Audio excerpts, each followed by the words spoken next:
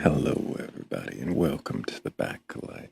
Make sure you're tapping the screen and sharing the live. We'll be getting started here very soon. Step right in. Through the sand and the static. One skull, one mic. One question that rattles the attic. Thrayle's lantern, bones bright as a star. If you're sure of your answers, you're already too far.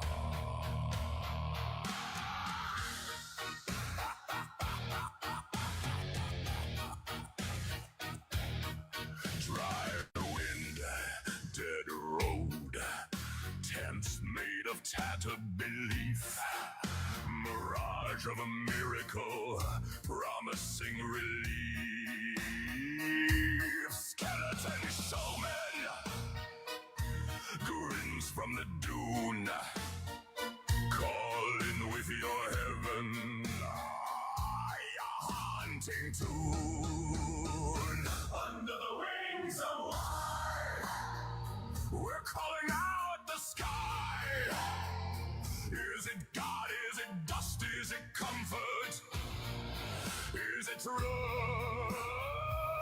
Every story, every sigh.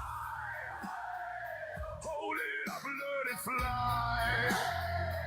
We question the question. Try under the wings of wine. Carnival candles flicker in the phone line hum. Tell me what you worship. Tell me why it comes. Is it fear of the ending? Or a friend in the storm? Is it something that saved you? Or just a ritual? Under the wings of wine, we're calling out the sky. Is it God? Is it dust? Is it comfort? Is it trust? Every story, every sigh. Hold it up, let it fly.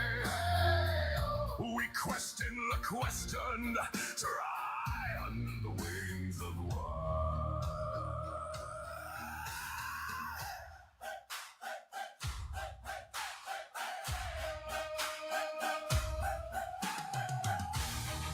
Wings of wine.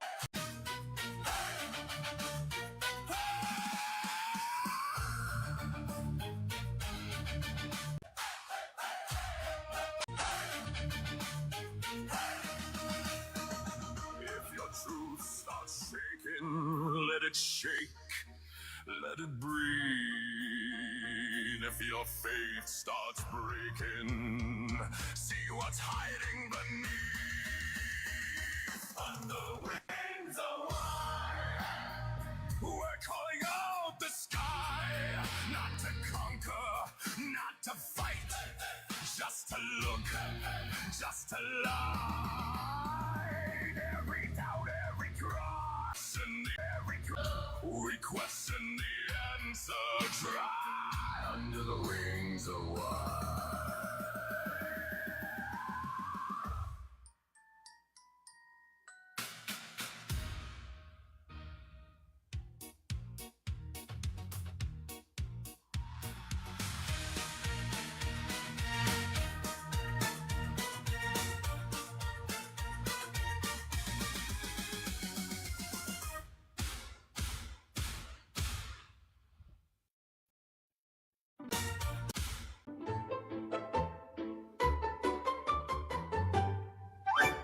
Welcome to the Batcolyte. Can you question your beliefs? Request on up. Do you have your belief? A God, a higher power, and you can question that belief. Request on up.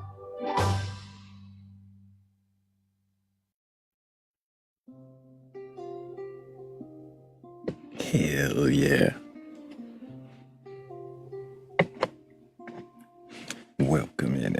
everybody. If you haven't already tapped the screen, shared the live, and done all of that, well, I appreciate you doing that. But if you did just come in and fall asleep, well, share, we appreciate you too. But we are here just to see if you can question your beliefs. I'm not looking for a debate. I'm not looking for arguments. I really am just here to see if you can question. And if you can, well, then I've got some questions for you.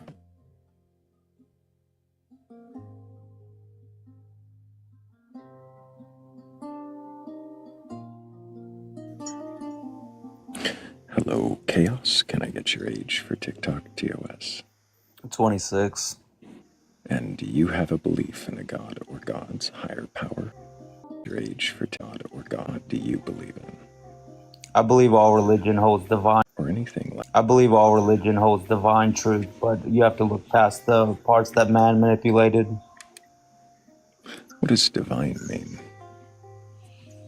A higher power that wants to play good and evil with the world, and through divine messages will let humanity know the righteous way to live life, and from where man has manipulated the word of religion to fit their own agenda. Is there a particular divine message that you feel has not been manipulated? Yes, from the Christian faith. So the Christian faith, which version of that hasn't been manipulated? Like I said, it's not like the entire book, but when the Hebrew Bible speaks about the Holy Trinity, I think the Holy Trinity is something real, but I don't think it was Jesus himself and himself. You think the Holy Trinity was real, but you don't think it was Jesus? Right, I think there is a Holy Trinity that's displayed right in front of us every day.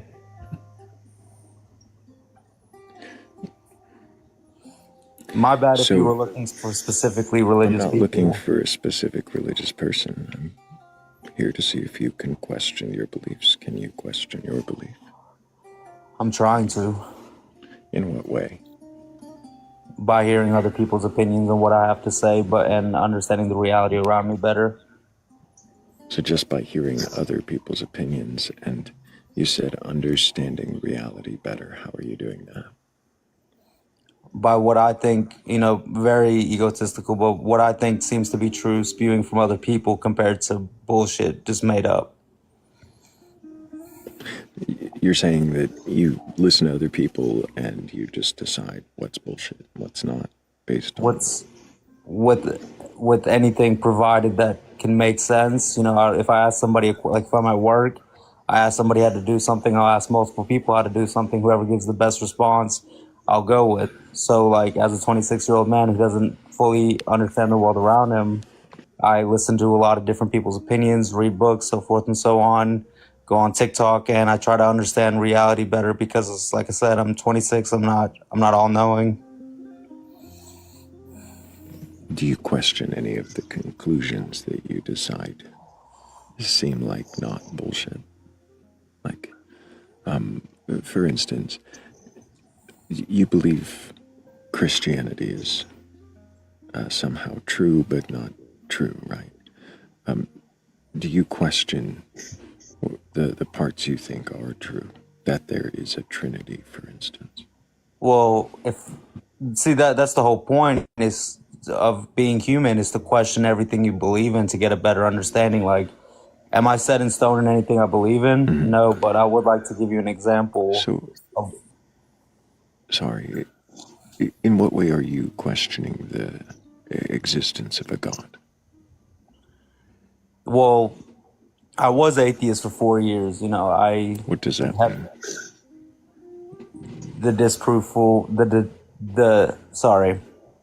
The understanding that there is no higher entity or a higher thing to worship, or for it to be looking out for us, or any of that.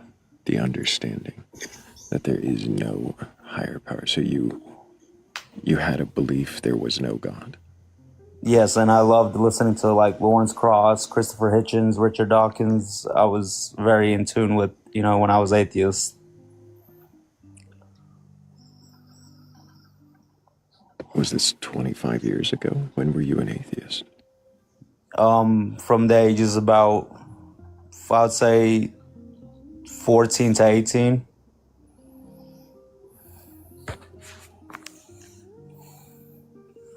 If I could, Thrayle, can I give you a little bit of background on myself?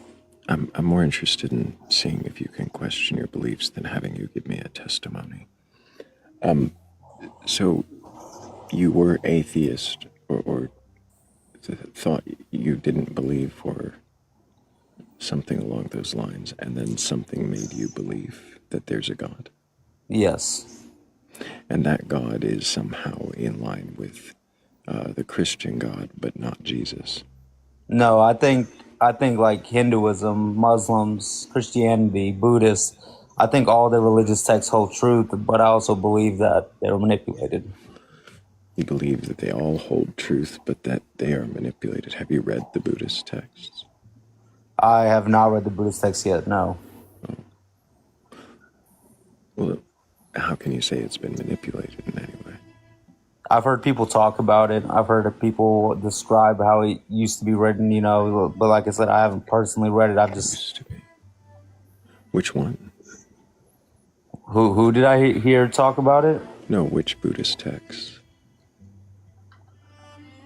Which Buddhist, I'm sorry, I might be a little confused, but what are you trying to say? Which What do you- Buddhist texts have been manipulated or changed?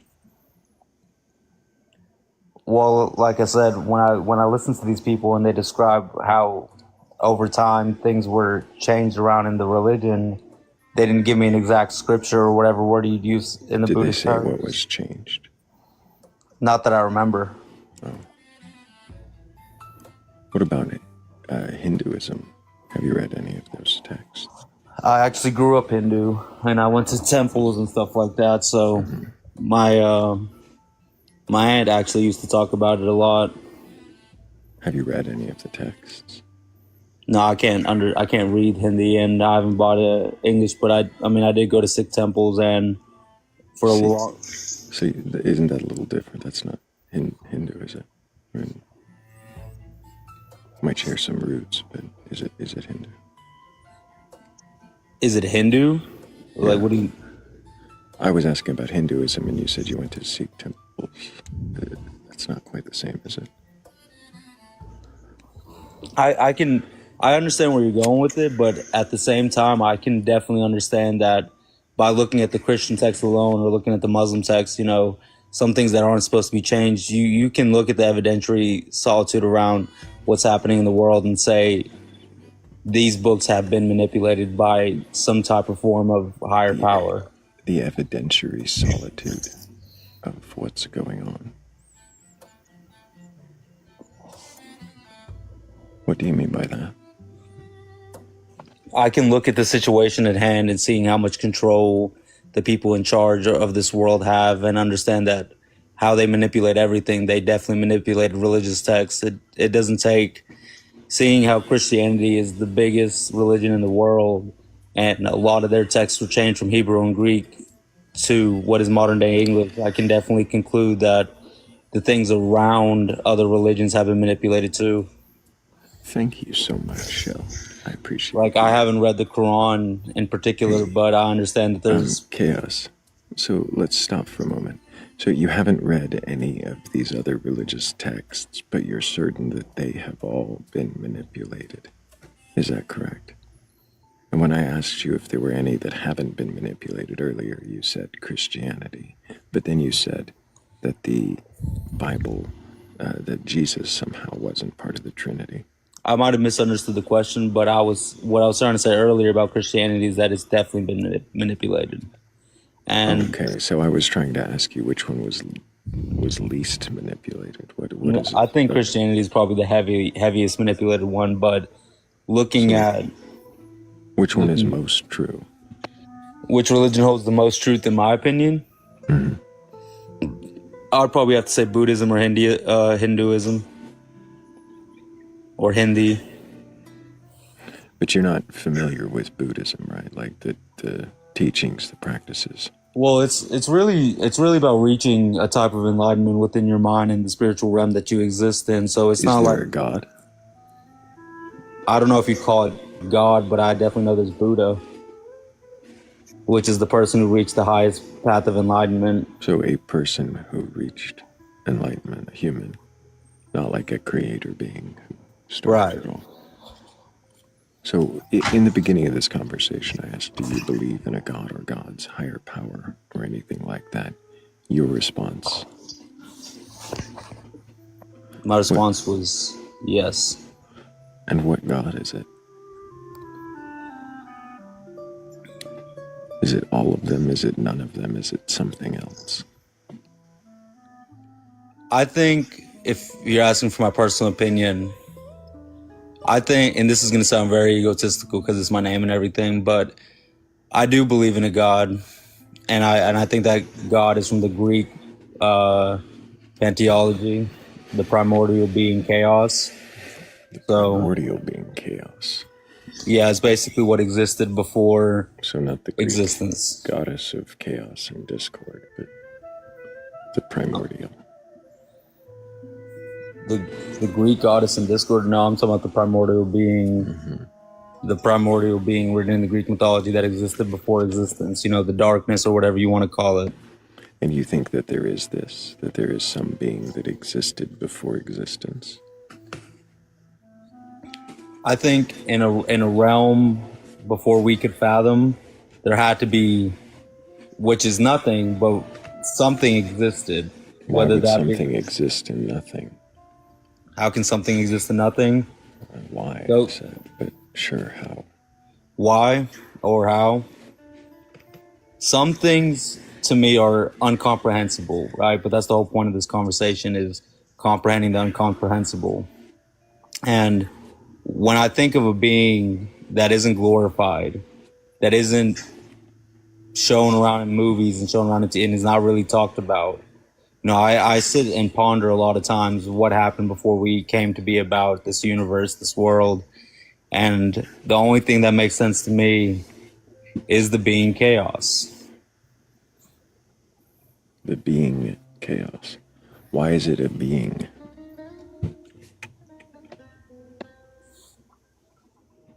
The reason I think it's a being is because before there was what we consider an omnipotent God, before we understood what hell was and heaven was, and all these different ideologies that have been developing in the world around us, I believe it's a being because it was out of the bounds of time and existence. It was something that was before our time, before this universe's time. So for something to, What does that mean, before this universe's time? well, whatever theory you want to give it, the Big Bang Theory, and let me go back a step. I did say I want to break down my beliefs to get a better understanding, and I appreciate all the questions and you trying to reach sense into my mind about what I'm saying. But like, I've never had the space or time to actually talk about what I believe in.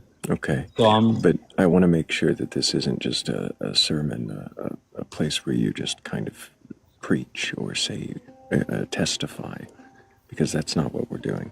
I am saying if you can examine and question your beliefs.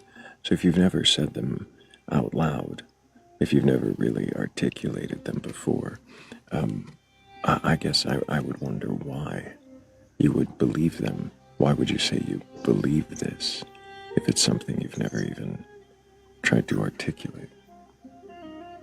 because I've articulated it in my brain, just not with other people. I've sat down and like, for instance, like the whole Holy Trinity, how it exists.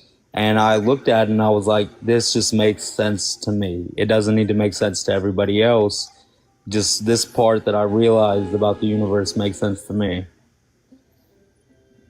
This part, that there was chaos before this universe, that's what makes sense. Well, making sense in all of this, hoopla across the world, all the indoctrination, all the different ideologies. When I look at chaos and I think about this primordial being that's was supposed to exist, in the Greek pantheon before any other thing existed, to me it just makes sense that before time, before universe, before God How was does made up. before time make sense? I'm not understanding. What is Well, time? What is time? Time is when something is born into existence and there's attraction behind it, right? That's what time is. Time is when something is born into existence and there's a what behind it. So, like, if There's a God was what born, behind it. time was born with it, alongside it. You if said that a makes word, sense. and there's a something. If time was born, I'm confused. This isn't explaining what time is or why you think that there can be something before. Like, it isn't before a word that references time. I think if I explain myself in this scenario a little bit better, it'd make more sense. Can I have a second to do that? To explain what? Why I believe we can bounce out of the sense of space and time. Why I believe there's a God. Okay, but while I do want to get to the why, I'm still hung up on the part where you say that it makes sense that there was chaos before time. I'm trying to understand why you would say that. Why would it make sense for there to be anything before time if before is a reference to time? Well, it all depends really what you look into and what you believe in. Like, if you believe in the multiverse theory, right? If you think we can travel throughout the universe using wormholes or whatever the case may be, whatever Star Trek shit is going on.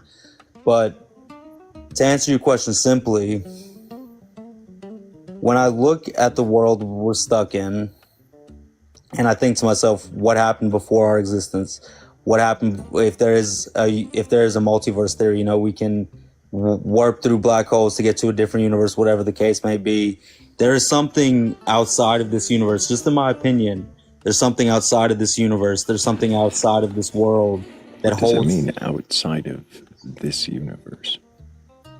Well, that's, to be honest with you, sir, that's something that's just unfathomable. And to So give you a then direct why answer would with you- it, Well, why would you think that there is something outside of the universe? What does that mean to be outside of the universe?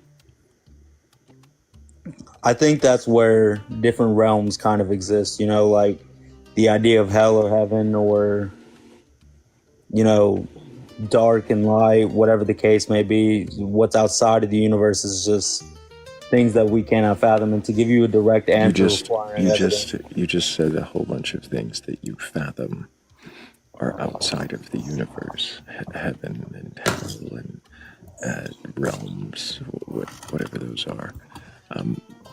Doesn't it seem like you're fathoming outside the universe? You're imagining a God is there. So isn't that you fathoming? I would say so, yes. So then why would you fathom something in a place you said we can't fathom? Like, why are you trying to assume there's something where you don't even know there is a where? You know, I sit down and ask that question a lot. Why we hyperfixate on the metaphysical instead of worrying about what happens in the world today. And I think that proves a great point towards myself, that to sit here and ponder about what is happening outside the universe, or if chaos is real or not real, it doesn't really matter, because there's problems within the universe that I can see that I need to fix.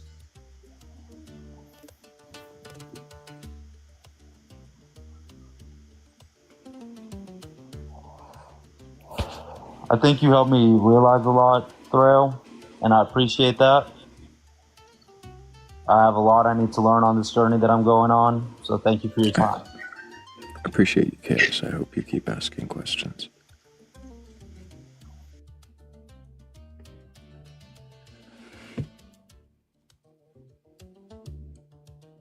Yeah, I think we can throw up some W's for Chaos. There was definitely questioning of his beliefs.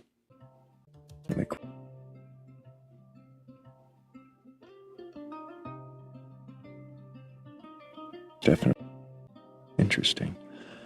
Well, if you have a belief in a god or God's higher power or anything like that, and you're curious enough or courageous enough to question your beliefs, then go ahead and request on up. I'm not I'm not here to debate you or argue.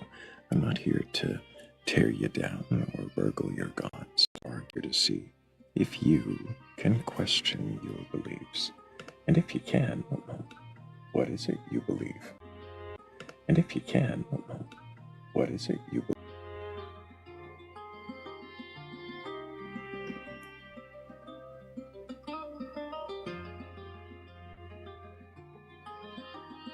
Let's see, I will take y'all in the order you requested, I think. Hello, Jasmine. Can I get your age for TikTok TOS? I will take Can you get my what? age. 40.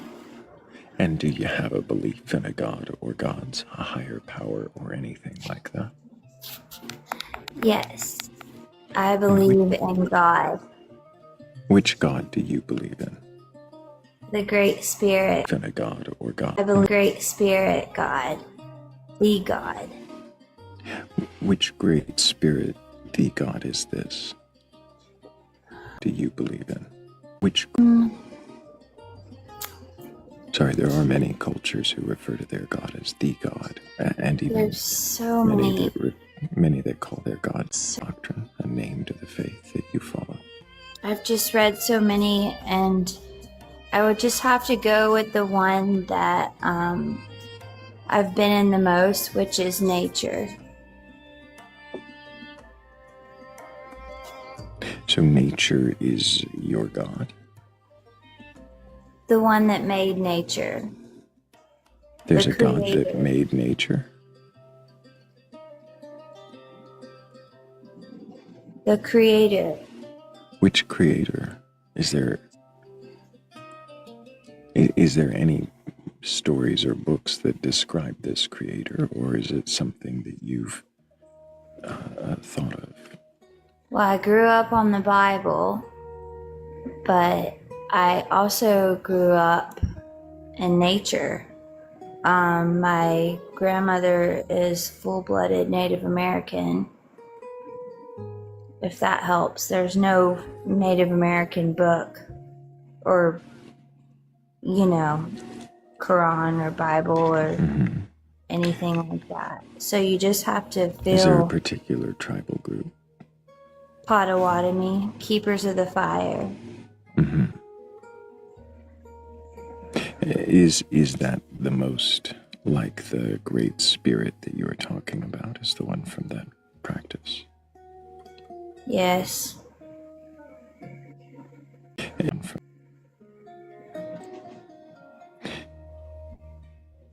do you believe that this Great Spirit is a creator of all things, or just certain things?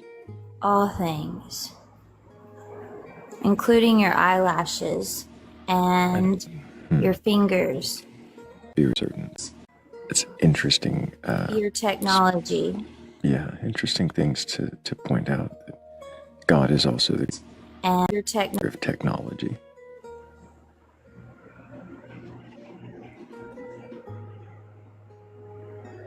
Eyelashes and fingernails, I understood, but it's also the creator of technology, is what you're saying.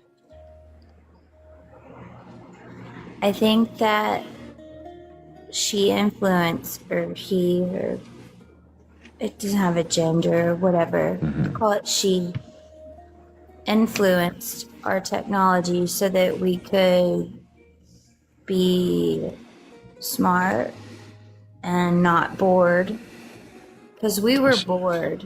So you're saying that the Great Spirit created us, and influenced our technology because we were bored. I believe that. Why do you believe that it created anything? It didn't want to be alone. Let me rephrase that question, because that's not what I'm asking. I'm not asking why you think it decided to create things. I'm asking why you believe it. She didn't want to be alone. She wanted a friend. You're not answering my question yet again, which tells me you're either not listening or choosing What's your question? not to. Not why did she do it, but why do you believe that it happened at all?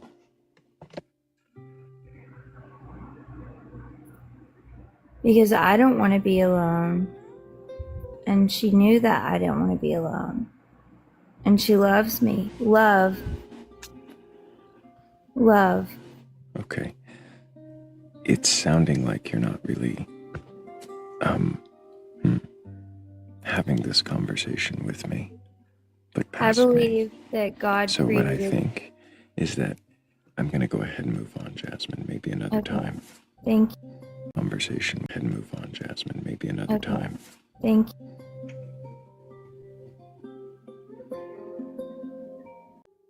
Move.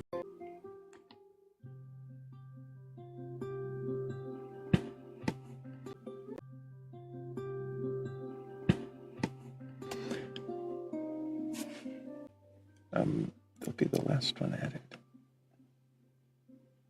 I think this was the next person in line, but I could be wrong.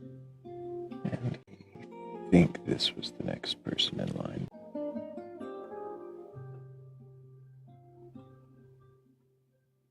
Be wrong.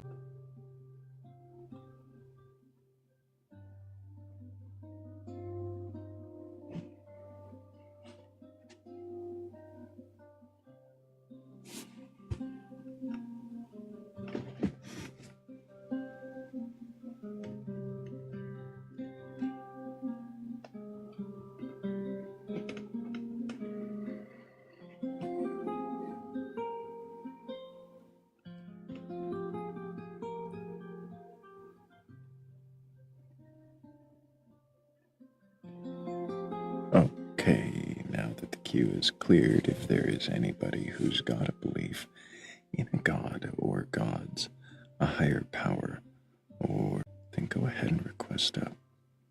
We're not here to debate you or argue. I'm not looking for some contentious conversation. I really am just interested in seeing if you can question your beliefs. And if you can, well then, what is it that you believe? And why do you believe it?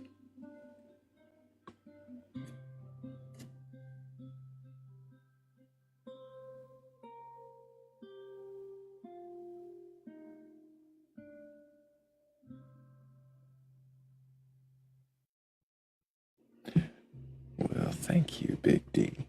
Appreciate you.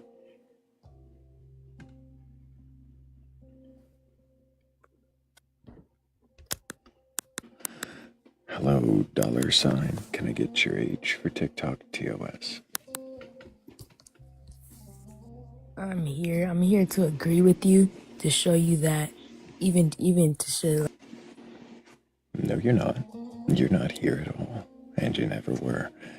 And if anybody has a belief in a god or God's higher power or anything like that, and you're actually capable of questioning your beliefs, and not lying to TikTok, then go ahead and request on up. Not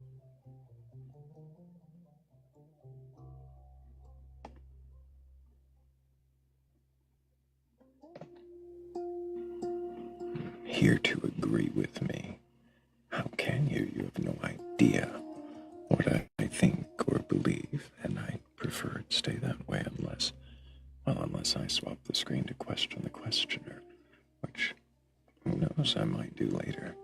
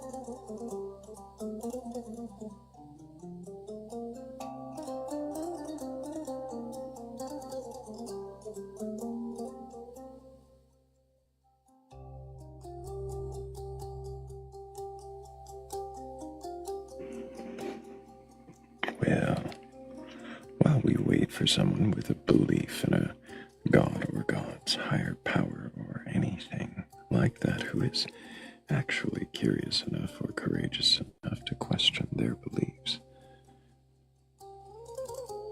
I just gotta make sure that I thank all of you guys. Thank you so much for tapping the screen up 15,000 times and sharing out the live 42 times. What a great number.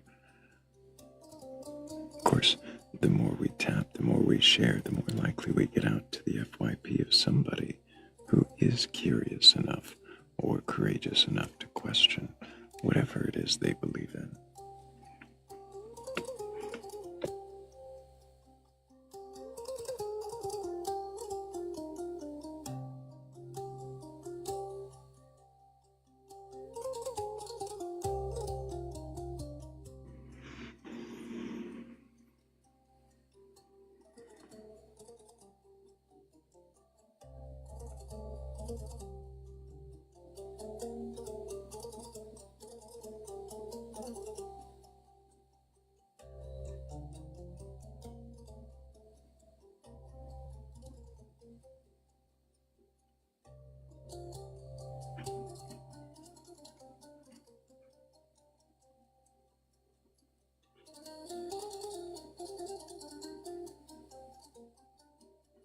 I think we'll have to, I think we'll have to play a couple of tracks from the community.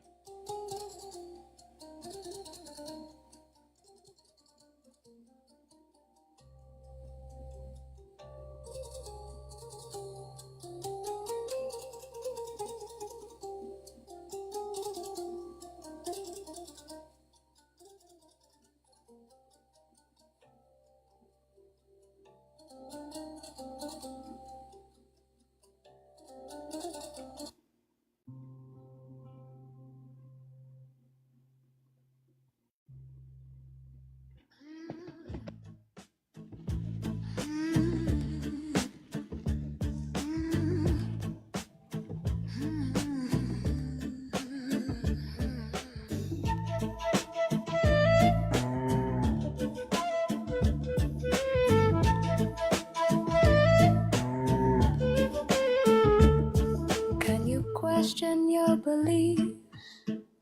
To question a belief is to knock on the door of the house you built in your sleep. Some walls are made of inheritance, some of fear dressed as certainty, some of stories repeated until they forgot they were stories. But curiosity is a quiet crowbar. It does not destroy the house, it opens a window. And suddenly, fresh weather enters the mind. Dust dances in golden light, and you remember you are not the house, you are the sky. It was built beneath. A belief questioned does not mean a belief betrayed. Only that your spirit has chosen growth over furniture. Ask gently, wonder wildly. Let mystery keep a chair at the table. For the bravest souls are not those who cling to answers, but those willing to fall in love with better questions.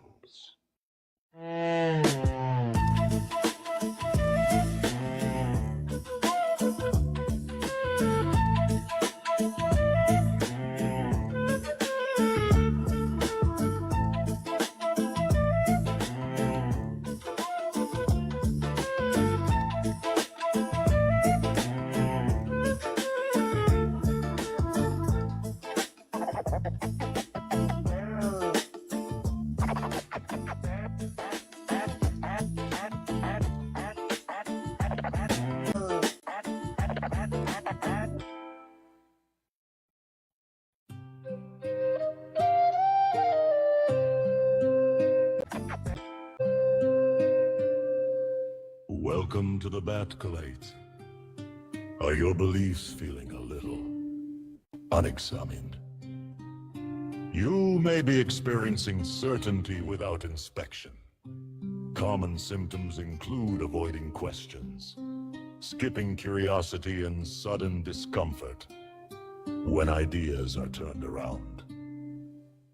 Ask your inner thinker if questioning your beliefs might be right for you.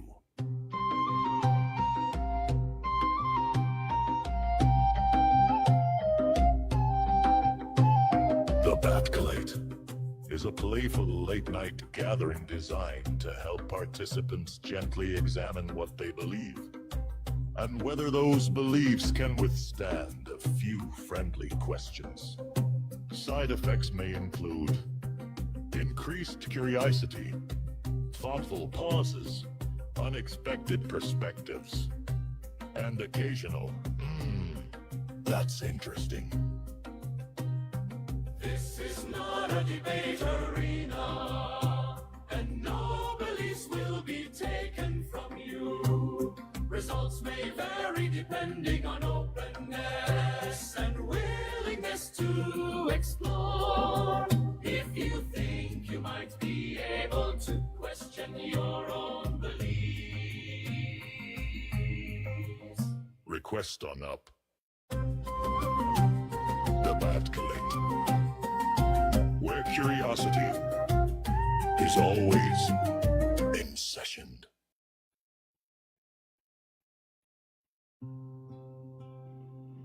Hell yeah.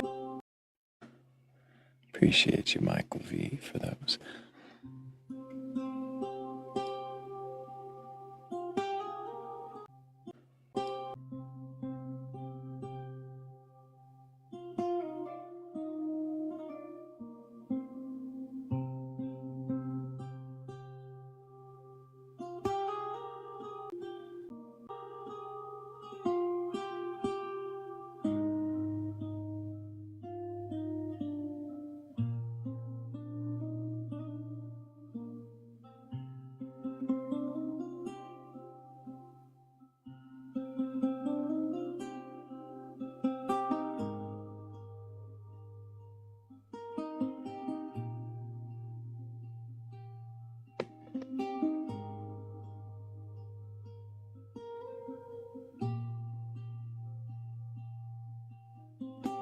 I do need to make sure before I bring up a new guest that I think Ezio, also Hazelnut, might be Ketchup, and Tech Omega.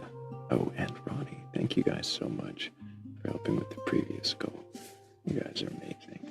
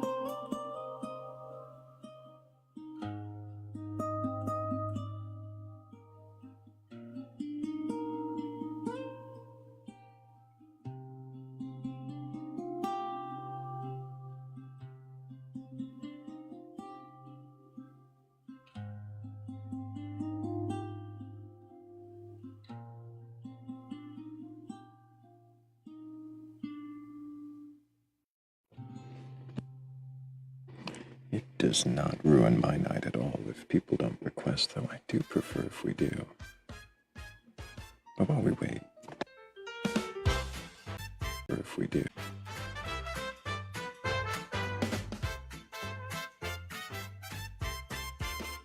Ladies and gentlemen, it's time. Do you have a belief in God's higher powers or anything like that that lights up your hours?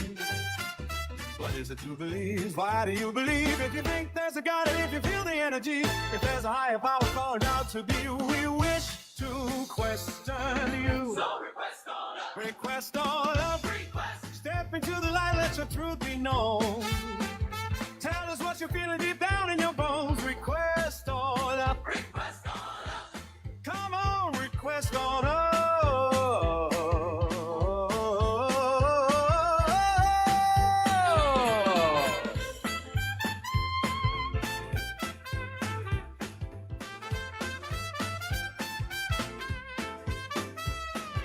Ladies and gentlemen, yes, do you have a belief in God's higher powers or anything like that that lights up your hours? What is it you believe? Why do you believe? If you think there's a God, if you feel the energy, if there's a higher power calling out to you, we wish to question you. So request on up. Request on up. Request. Step into the light, let your truth be known.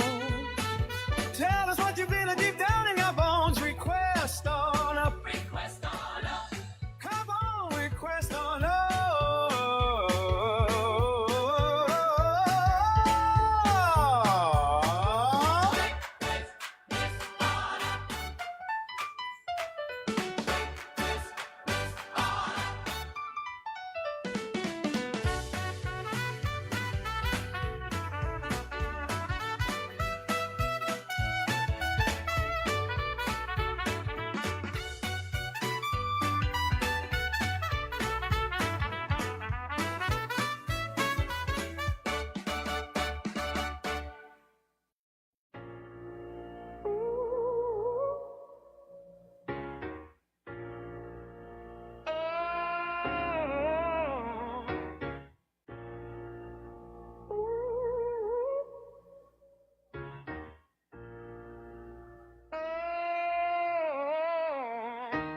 I walk in, scuff shoes, stiff jaw. They got clipboards, cold eye, writing down every flaw. Skeleton man on a tall wood chair, bones crossed like state your case. I can feel every stare in the room like spotlights on my face. He say, you sure that you know what you think you know? Or you just wearing what your daddy wore? I take breath, feel truth, hit my ribs, let the silence count to 4. If I believe it, I'ma believe when I speak. Stand up to the panel, let them pick it every piece. Question every question till the doubt falls through. Skeleton, man, I'm looking dead at you. If I believe it, I'ma hold it in the fire. If it burns, it was just another choir. But if it stands strong when you tear it into, skeleton, man, I'm still standing with the truth.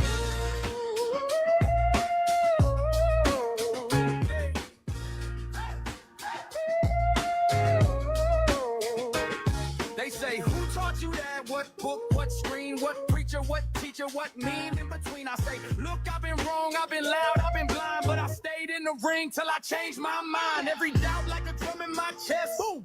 Every fear like sweat on my neck.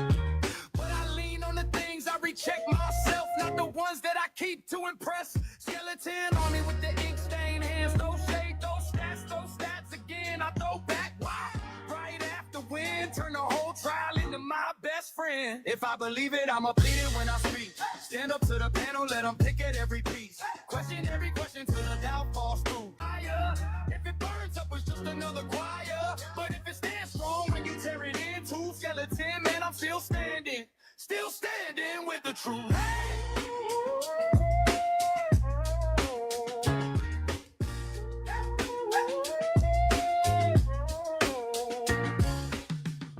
Ask me again.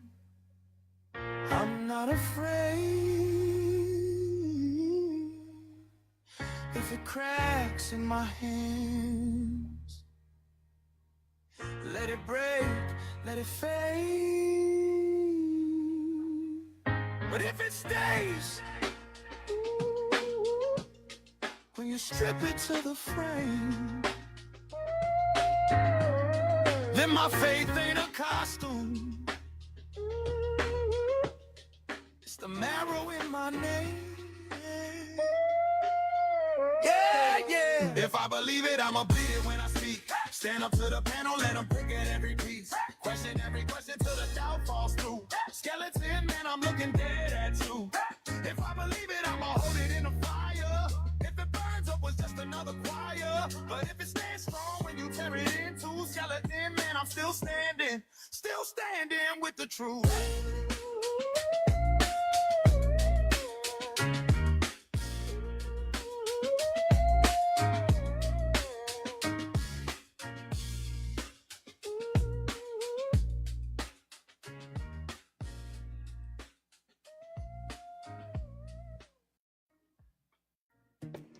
Hell yeah. Thank you so much to Bats and Heretical Apothecary for those tracks. You guys are awesome. Appreciate all of you. And it looks like we do have a request. I don't know if they're still there, but they didn't wait too long.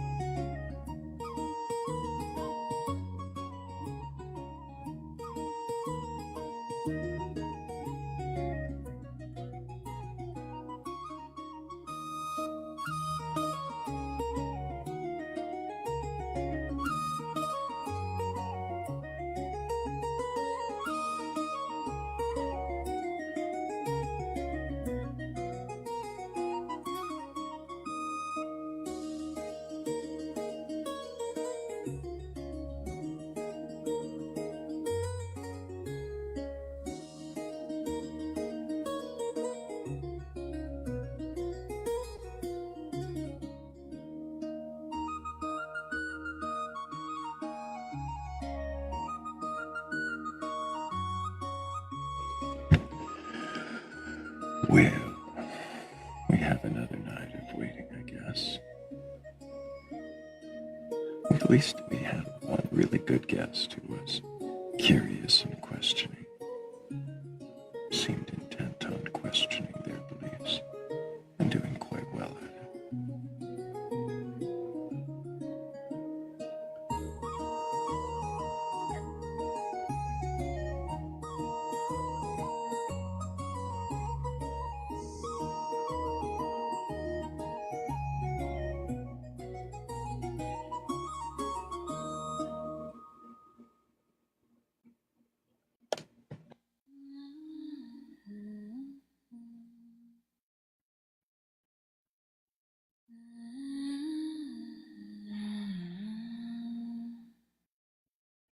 Pain flaked off the mirror horse, jawbone grin, chipped glass eyes. Black lace on a velvet pole, creaks in circles, choir, it cries. Moonlight on the weathered mane, ticket booth with no one there. Your breath fogs a tilted glass, cold brass rings the empty air. Round, round gallows carousel, dance with the shadows, darling. Oh, hand on a splintered handle, prayers on your tongue, but you keep on falling. Round gallows carousel, where every sweet dream sours. Right till the rust stains your wrist. Count the bones instead of the hours.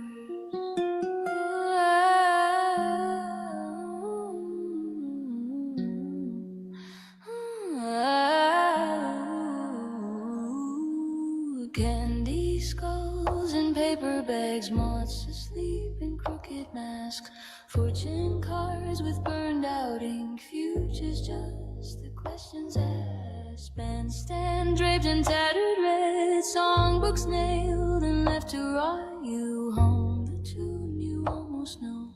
It's on your lips, then it's not. Who built this crooked heaven? Who wound the music tight? Who keeps the painted ponies pacing in the night? Hey, round, round, round, gallows carousel, dance with the shadows, darling. No, hand on a splintered handle, prayers on your tongue, but you keep on falling round, round. Gallows carousel, where every sweet dream sours, right till the rust stains your wrist. Count the bones instead of the hours. Instead of the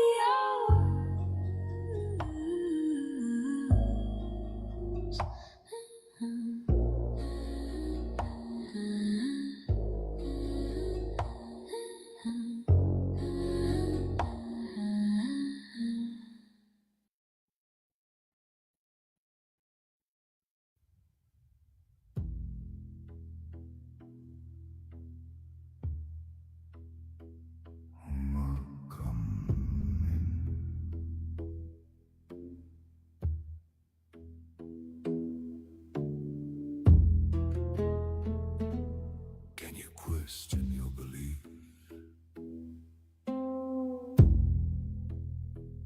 Do you have a belief in a God? A higher power? Or anything like that?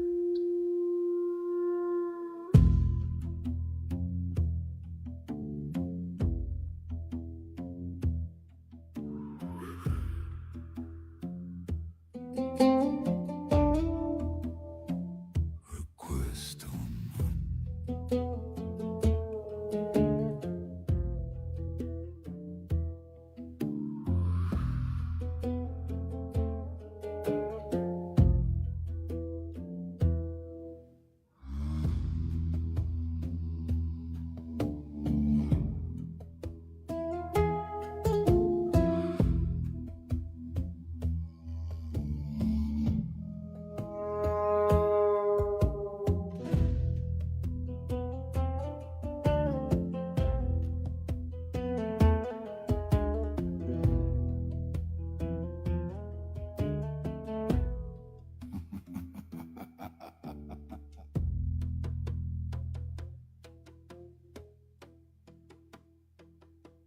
Welcome. Can you question your beliefs? Do you have a belief in a God, a higher power, or anything like that?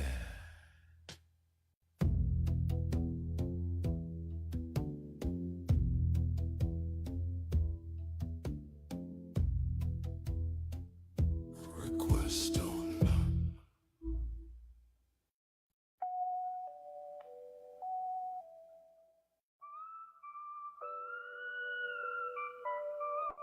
Yeah. Step in. Close the door behind you. Leave your shoes at the questions. Got a skeleton man in a hand-built shed. Chalk on the walls, old thoughts all shed. Skull grin wide, no shame, no dread. Says hang up your halo, hat your cred. Dust on the Bible, dust on the Quran. Dust on that vision board, tarot in your palm. He don't rip it from you, just taps your arm. Can it stand in the storm if I pull this yarn? He got shells full of why, drawers full of how, mugs full of quiet. You can sip right now. Tax on the board, threads map your vow. Red line to the thing that you won't write down. He asks when you pray who you talking to. If they switch that name, would you still feel truth? If the rules all change, would the love come through? If the crowd went home, would it still be you in the shed with the skeleton man? Lay your faith on the table if you can. Can you walk out naked in your mind like that? If the ground got shaken, would you still stand back in the shed with the skeleton man? He the brushes off dust from your plans. Can you set that basis down in your hands? Say I don't know. He say, look, I ain't here to snatch your light. I'm here to see if it shine when I cut the hype. Flip through chapters, rituals, rites. Ask, is this love or you scared of the night? You were born in a place where this God got praise. If you slid one border with it all just changed. Same sun, same lungs, same vein. So what made that voice in your head sound strange? He posed little questions like bones on a tray. Would you still choose this if no one stayed? If heaven was quiet, just dirt and decay. Is kindness enough for you cashing in faith? You can feel old answers start creaking. Loose like a floorboard bending under finally truth. He don't laugh, don't clap, just nod at the proof. Every belief that lives can't handle the bruise in the shed with the skeleton man. Lay your faith on the table if you can. Can you go naked in your mind like that? If the ground got shaken, would you still stand back in the shed with the skeleton man? He just brushes off dust from your plans. Can you set that basis down in your hand? Say I don't know and still not cracked. Say maybe there's a maker, maybe just man. Maybe both dancing in the same cold fact, but if fear is the engine, you gon' crash. Love is the language you can learn. Relax, so he sits, no robe, no robes on a chair, just a rib cage, drum, heartbeat of the air. You confess, I'm afraid there's nothing there. He replied, now we starting from a place that's bare in the shed with the skeleton man. Lay your faith on the table if you can. Can you walk out naked in your mind like that? If the ground got shaken, would you still stand back in the shed with the skeleton man? He just brushes off dust from your plans. Can you set that basis down in your hand? Say I don't know and still not crack.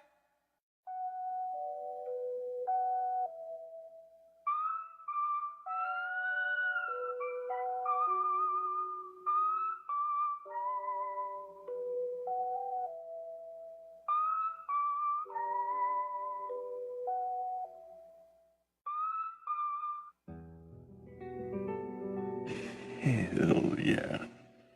Appreciate Yankee Bubs for that one. Really love that. And if you can question your beliefs, if you can lay it out and say, I don't know, whatnot, crack, well, then go ahead and request up. We're not here to debate. I'm not here to tear you down. I'm not here to burgle your God. The shed is full. And although there is always room for one more, I really am just here to see if you can question your beliefs. And if you can, well, go ahead and request on up.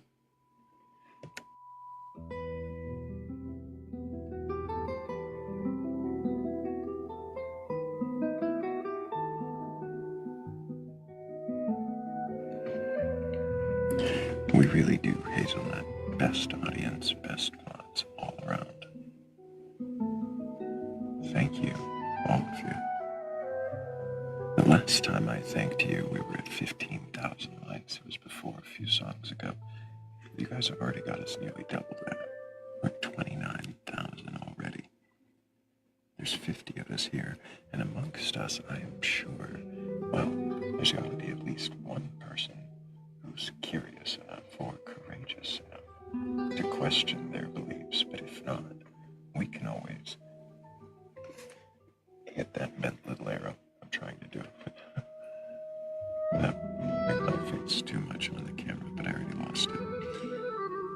If we hit the bent little arrow and hit the share or a repost or, I don't know, add to story, click any of those options there, and you should be able to coax maybe somebody else to come in this room and maybe question their beliefs. Of course, we can all do our part there.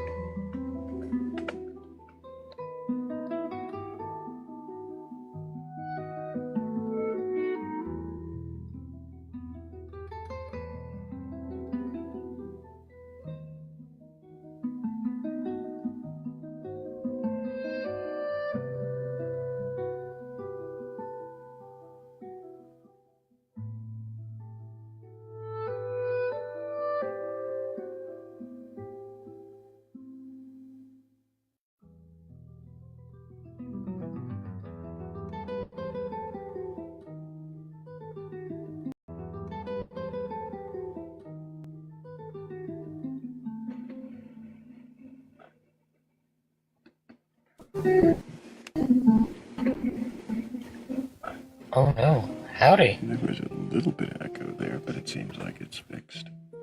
Hello, Hamdiferous.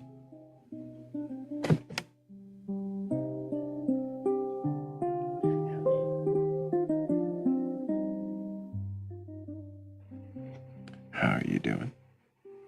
How goes it? It does. It I'm doing goes alright. forward.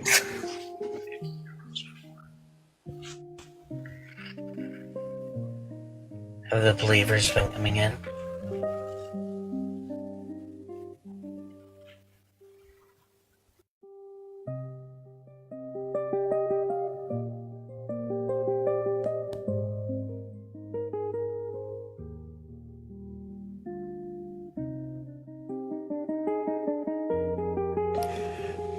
They have not. I've had one believer come up and question their beliefs.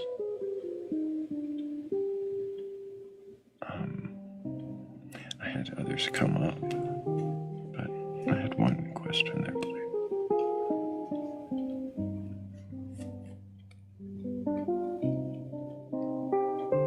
Hearing that I'm getting a bad echo, apparently. Give me just a sec.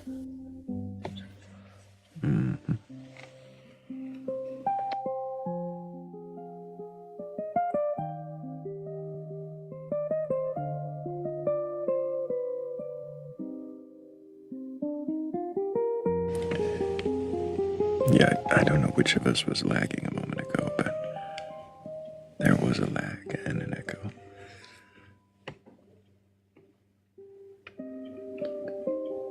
And Hazelnut says the mic sounds a little off. Is it better now? My audio is a bit weird, I think a smidge to quiet. me. We can see if I made it better. I have one more thing I can do, but I don't know if it's clearer. I can always do this. How's this for me? You sound the same, Hammy. Oh, My audio's weird, a smidge quiet, slightly robotic. Hazelnut says it's better now. I don't know what I did different. I mean, I know what I did now, but I don't usually have this setting on. But we can use this. It just sounds a little amplified in my ears, but I can fix that. That's probably better.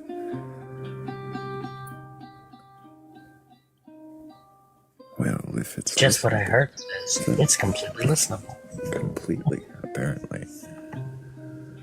Well, if it works for you, then it works for me. I had a fan going. Much A clearer. noise gate. Yeah, I had a noise gate on and a fan going. But even when I turned it off, they were still saying it sounded off, so we'll use this amp setting.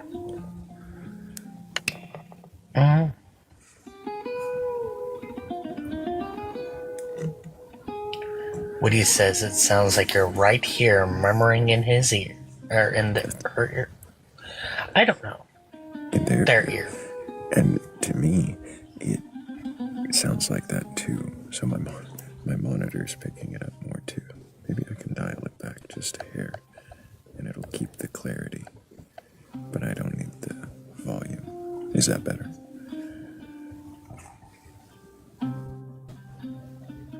No, Hazel. It sounds good to me still. Yeah, it's cooled off in the studio since I first came in here this evening. It was really hot.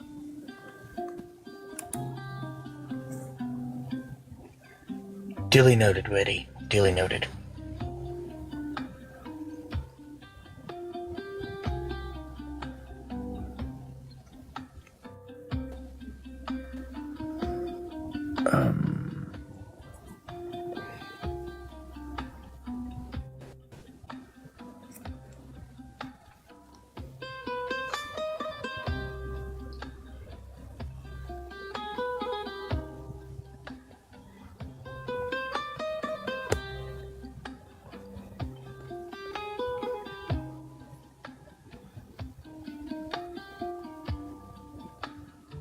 I was in Will Dot's life for a little bit. How'd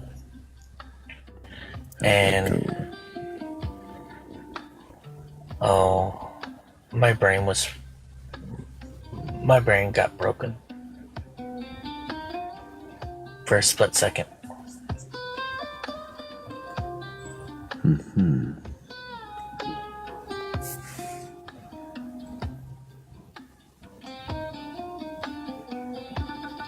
Yeah, the guy was talking about,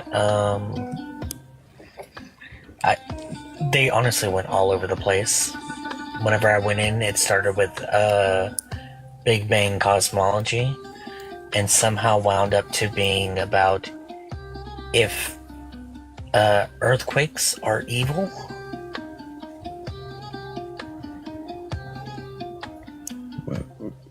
Why would an earthquake be evil? We didn't know. We asked. And then I got pulled up on panel. And it didn't. After I asked a couple of questions, it kind of went quiet for a while. Oh. Yeah, I was also on Everlasting's panel. And somebody was telling me that something was spiritually proven. I asked him, what does that mean? Yeah. And you know what he said to me? What's that? He said it's something that has been proven spiritually.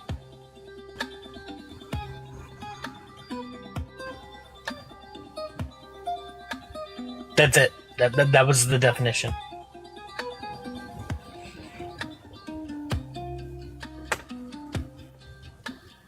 So spiritually proven means something is spiritually proven.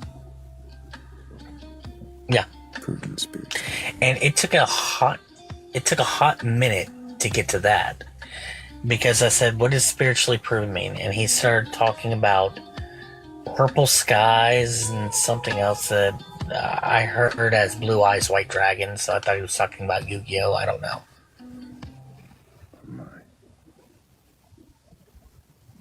Yeah, I was so lost, and so I was like, so that's what that means? And then he's like, kept going on about other things. I was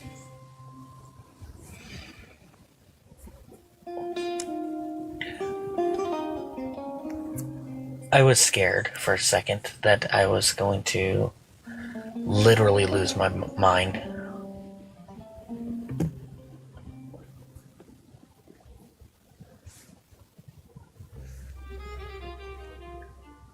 Well, I'm glad you didn't lose it all the way, Annie. Yeah, only partially. I know. How would I tell somebody if they're wrong or not without my mind?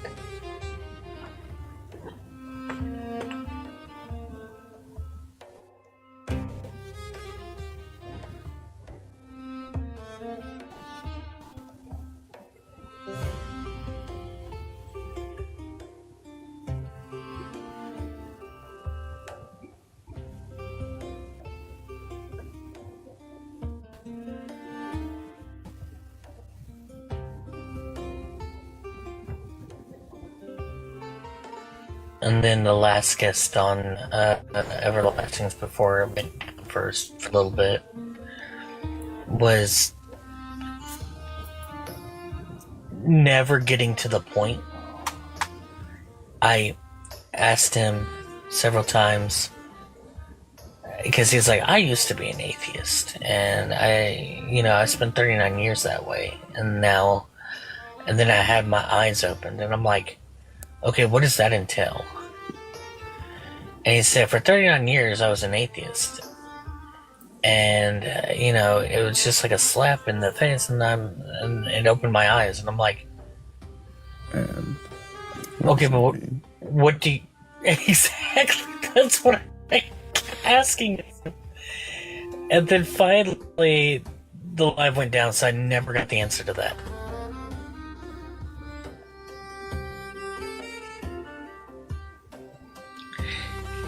He spent far too long building it up, and just giving me absolutely nothing.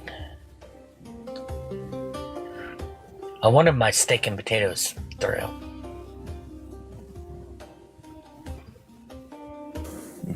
What are the steak and potatoes in that scenario? The actual, like, reason why how he went from atheist to Christian. Like, I wanted that steak, and that was the steak and the potatoes. And he just kept telling me, your food's on its way. Basically.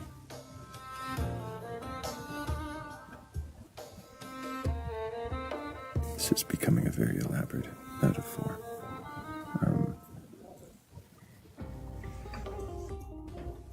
Did you at least get an appetizer? No. Well, I mean, I guess. He kept saying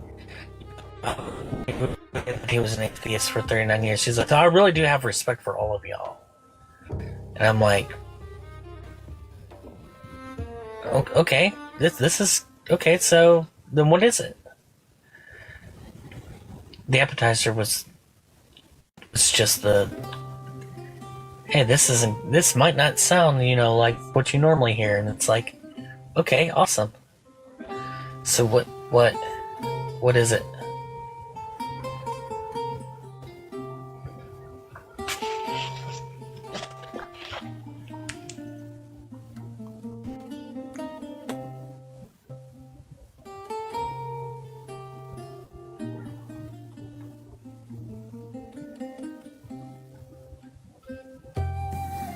But if you have a belief in a god or God's higher power or anything like that, request on up and we can discuss that.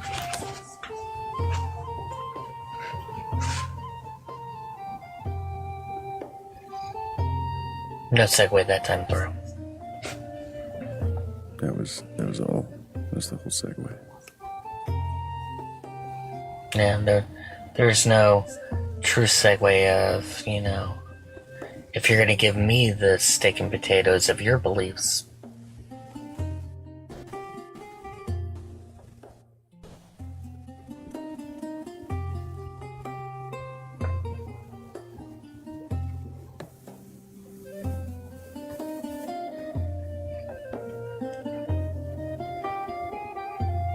Seems no matter how hard I try, I can't nod my head. I can only shake it in disapproval.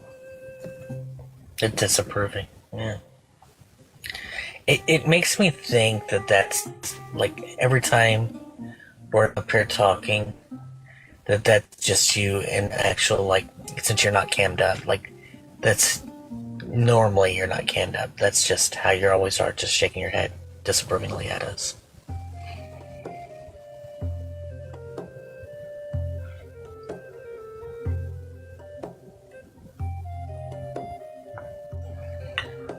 Rex believes.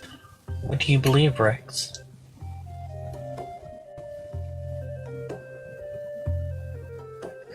If it's in a god, higher power, or anything like that, and you can question your belief, then request on up.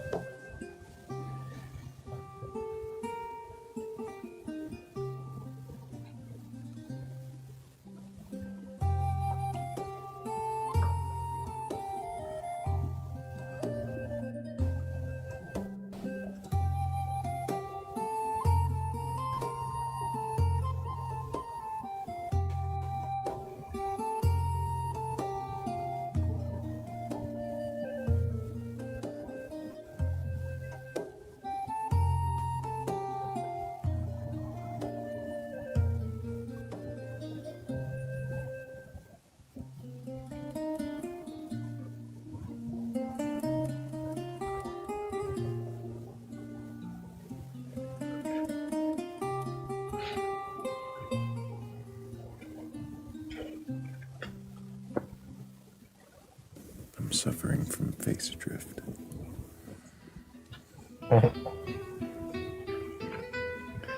Yeah.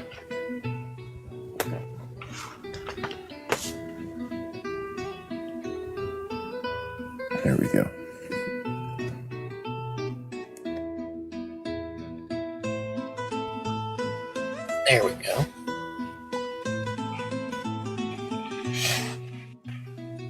Still too low.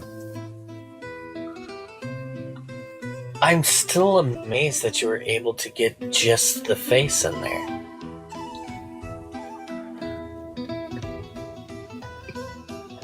What did you end up doing? Well, that's more of a Discord conversation. Behind the scenes.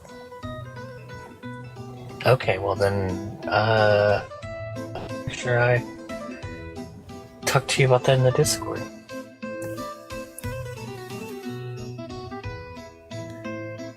I think I showed part of the setup before the live today.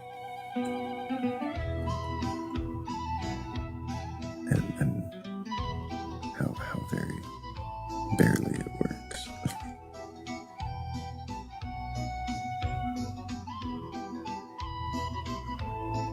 I improved the eyes, but they don't show up as well on camera, so I need to fix that.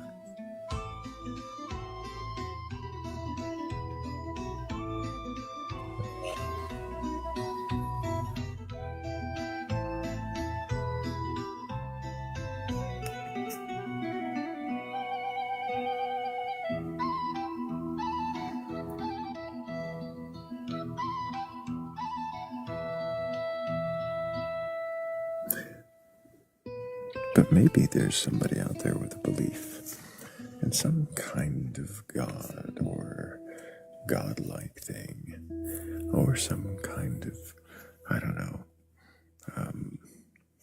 vampire, clown, mermaid, Sasquatch, or a lion man, Santa, dragon. I don't know. Maybe it's not so complicated. Maybe it's something really simple. But if it's something that you can question, then go ahead and request up. I'm not here to debate you or tear you down. I really just want to know if you can even question your beliefs.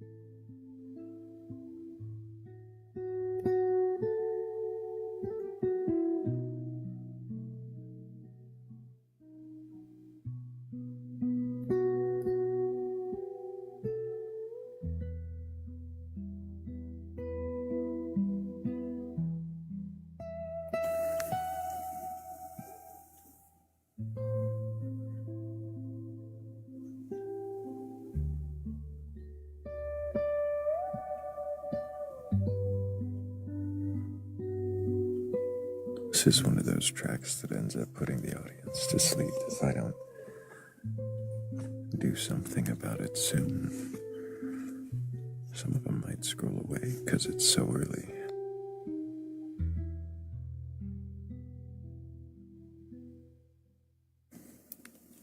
Maybe we need something to wake us up.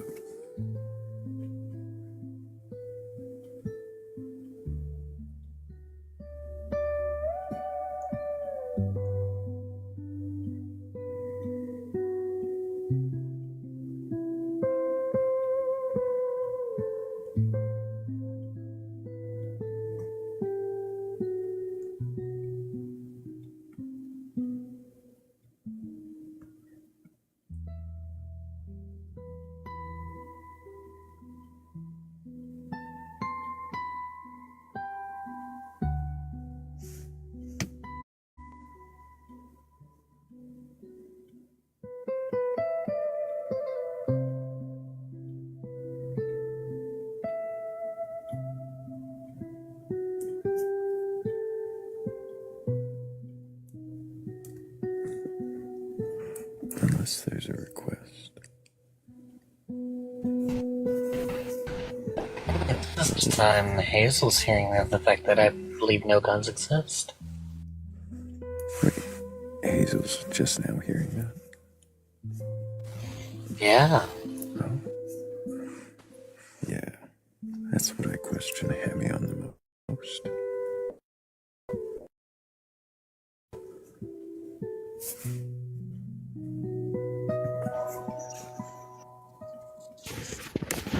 Hey guys. Hello, Warring Songs. Can I get your age for TikTok I TOS? mean, I'm above 18. How far above 18? Quite a bit. How much? Love that music. So how much?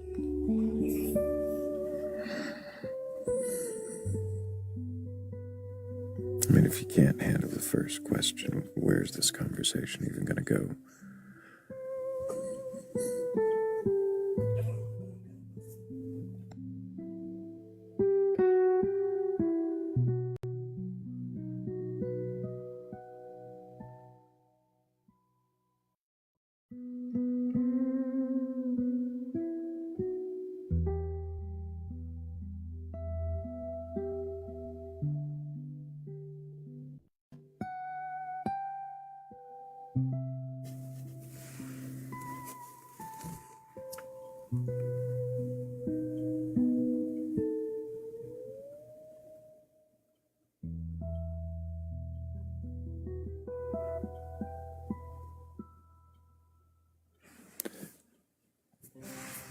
Okay, we can try again. Hello, Warring Songs. Can I get your age for TikTok TOS? Sure, I'm 43. And do you have a belief in a god or gods, higher power, or anything I do. like that? I do. And which god do you believe in? That's a good question. Probably Yahweh. Is that Yahweh from the Bible? Yeah, the YHWH. I like that. I identify most with that. Have you read the Bible? Oh, yes. From beginning to end? Well, not where I am now. No, I have not, in my understanding now. But I have read it in English from beginning to end multiple times. Probably 4 times from cover to cover. 4 times cover to cover. And have... Of course, on top of all the other random readings. And do you believe the stories from the Bible to be true and literal? Well, it depends. Depends, of course. So the 6-day creation, let's start there. 6 days. Well, okay. Genesis 1.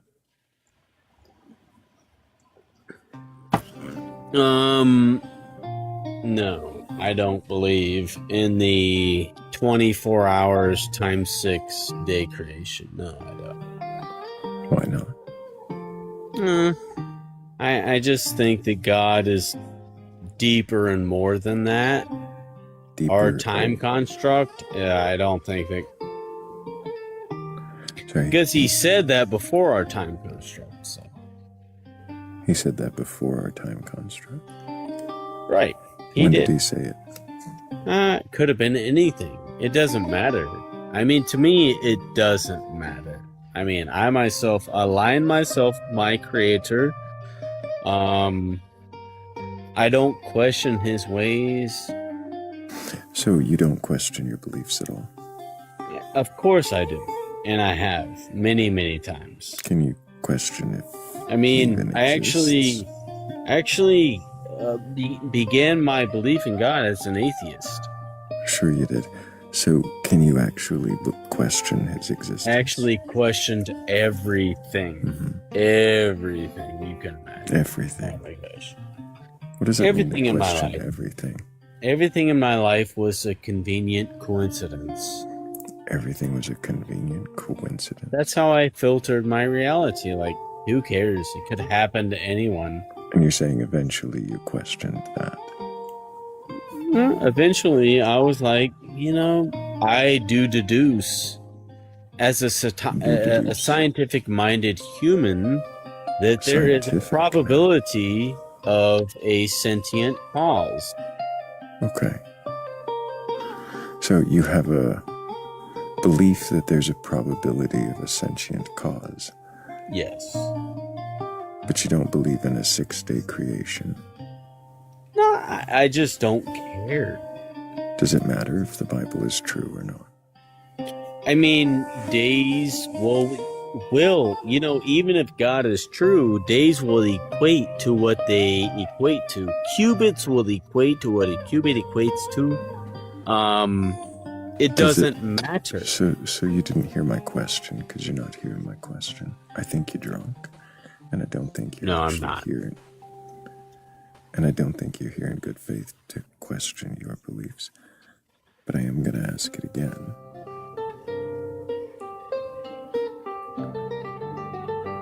So,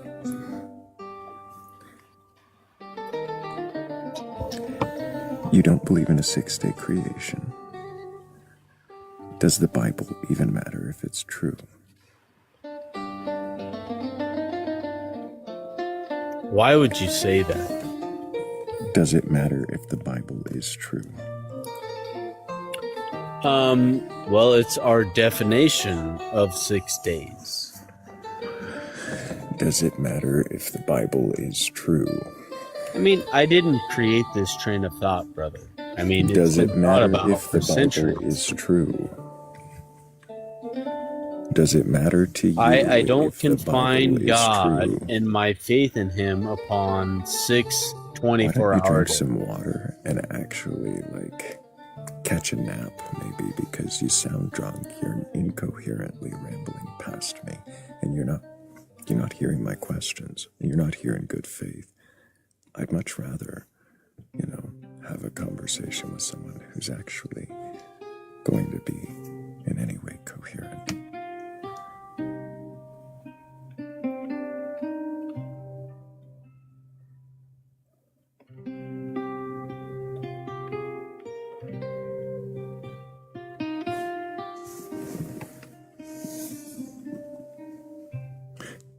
My fault for reframing the question on a 6-day thing. Jogged my memory of the question of where we were. Just wanted to know if it mattered if the Bible was true. That was it. Just if it mattered at all. It's a yes or a no. Does it matter if the Bible's true? Yes. Does it matter if the Bible's true? No. Because.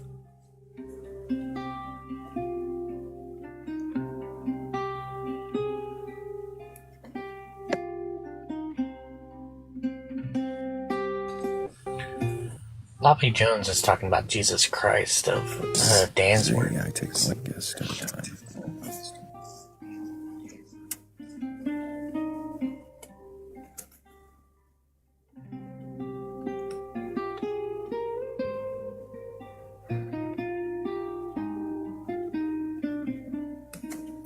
We had another one.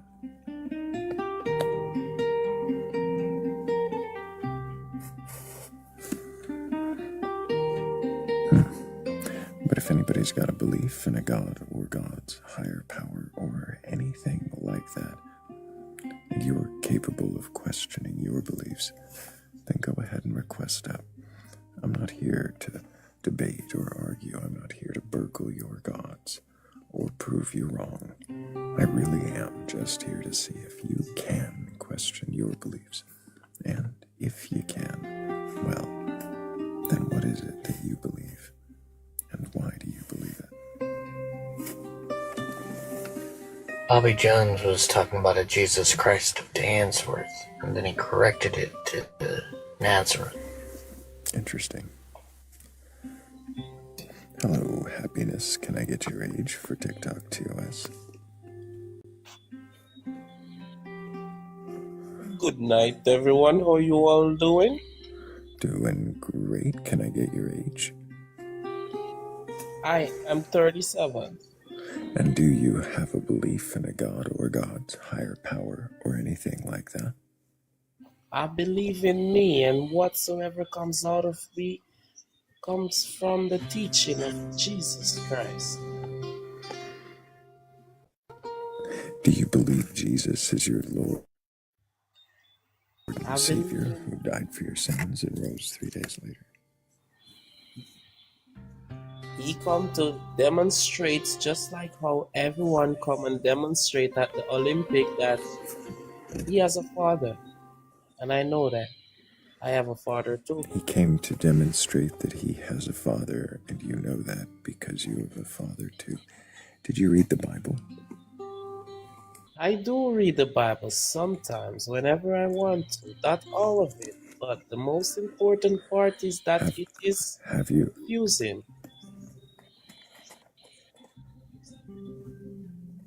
The most important part is that it is confusing, is what you said. So what I'm saying is that believe in me is the first thing that I can do. And I believe that So stop. I'm not asking you to preach at me. You said it's confusing. I was just clarifying. Did you mean that the Bible is confusing and that's the most important thing? because you can use it to do bad and you can use it to do good. So Do you believe that the Bible is the Word of God? the belief that I have in the Bible is that people have wrote it during the time of experience of what they feel and see during the years. Okay. Does it matter to you if the Bible is true or not? It's not hard to understand something so clear like Holy fuck, nobody's capable of answering this question tonight. Does it matter to you if the Bible is true or not? no, it don't matter that it is true or not. So if it were false, if the stories in it were fables, then that wouldn't change your belief. No, I would have been so happy that I have something to think about in the meantime I was growing.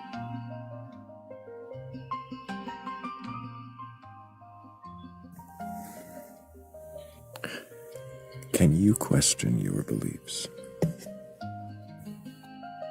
Why would I?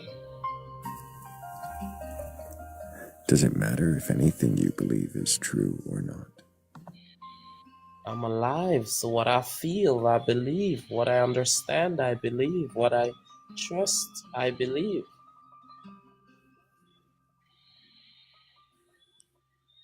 Does it matter if what you believe is true or not? Yes, it matters. I believe in me.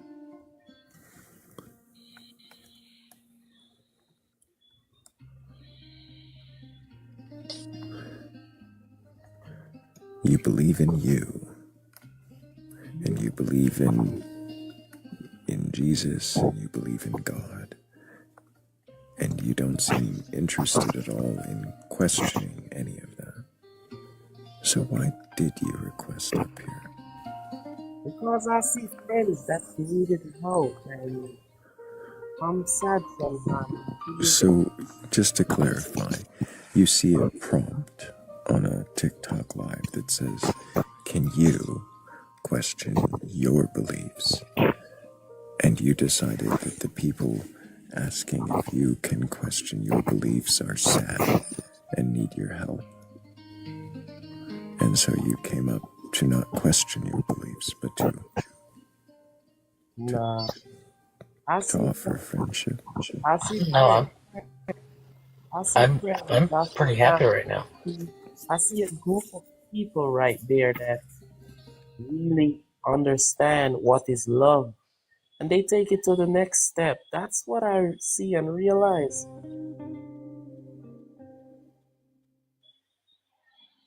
What are you talking about? Okay. We all born through a light. This little tiny light. But most of us don't understand what it is. Stop, happiness. I'm not asking you to sermonize at me. I'm asking what the sentences you just said before meant. And at this point, as I'm talking, you're messing with your microphone in a way that seems absolutely deliberate.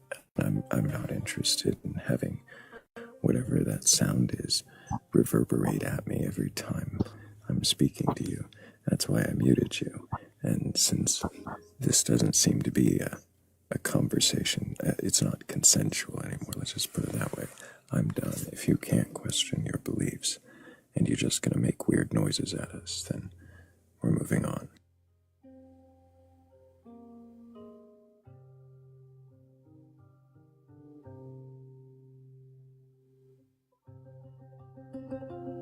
I don't know what that sound was, but it was really weird.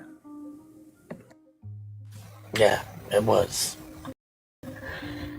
It picked up on every time you would like say "puh" words, so it was. I think it was my mic really echoing back. Like I'm hearing my mic echo. I think it might have been. Right now. Oh snap! Then I'll stay on mute whenever. A little bit of echo. Hello, Bobby Jones. Oh, Can there I you get are. your age for There you are. TikTok, Fuck yeah. Fuck you can. Anyways, Jesus Christ of Nazareth of Jesus Christ and one God. 1 Peter 3:15. Great. We have one Matthew God 6:5. Fuck off.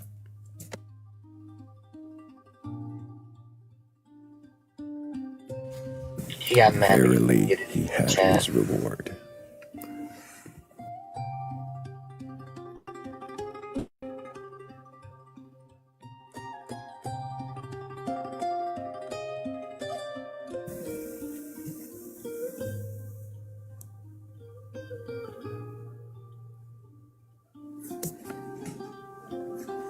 He got really mad that I muted him in chat for doing the same thing.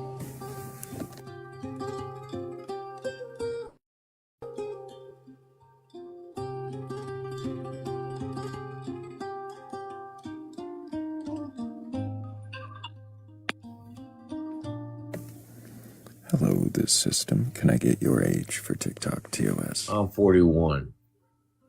And do you have a belief in a god or gods, higher power, or anything like that? Yeah, I believe in God. And which god do you believe in? The God that created the earth. 41. The God that created the earth and everything and created you.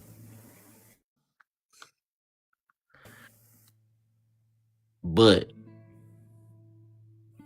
can you question your beliefs? Yes, because most So the system, stop for just a moment. Stop for just a moment. Go ahead. I'm not here for you to just, I'm not here for you to just kind of read and recite the prompt at us. We're asking your questions. So you're saying that you believe in the God who created everything. It sounded like you were about to say Christian something. Are you saying that you believe in the Christian God? That version of the God who created everything? Yes. And have you read your Bible from beginning to end? Yes.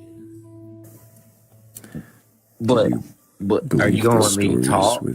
I'm asking you, are you capable of questioning your beliefs? That's why I'm gonna talk and say. So we're actually here to question your beliefs. If you can't question, You're gonna question my beliefs. I'm gonna question my own beliefs. You ready for this? No. Oh, do it on your own life. I mean, I'm actually happy that you're going to question your own beliefs, but I'm tired of people trying to assert themselves over top of me in a really fucking disgusting display of testosterone and lack of self-control.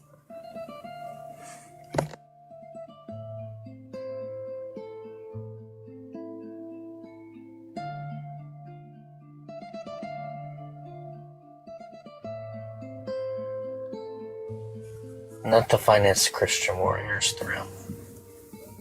I don't think any of them. I'm not going to make that statement. Never mind.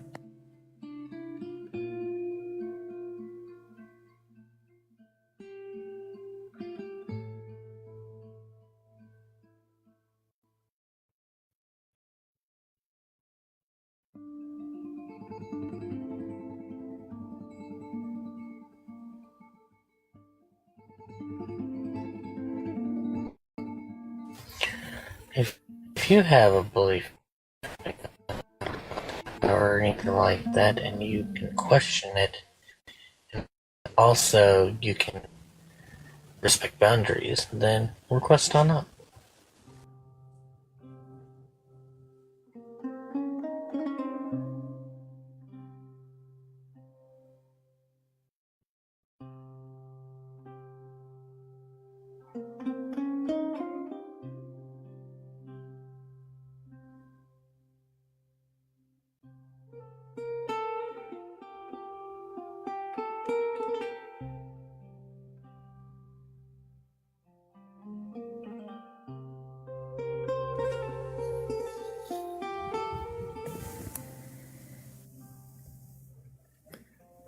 It's like two turntables I've got. One is the cue and one is the music. Now, if only I had a microphone. Yeah, but we know Thrayle doesn't use microphones.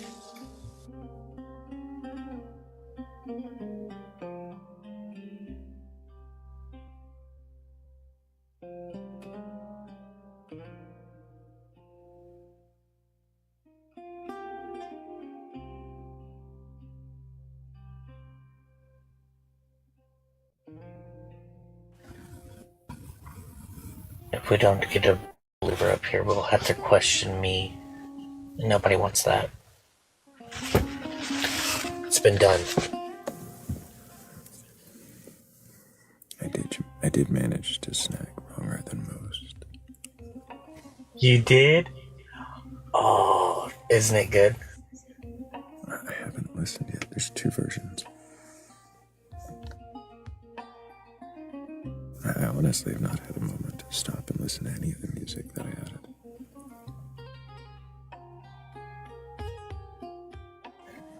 I think after that slew of believers, Wronger Than Most should be played fairly recently, or fairly soon, whenever you decide to do music break.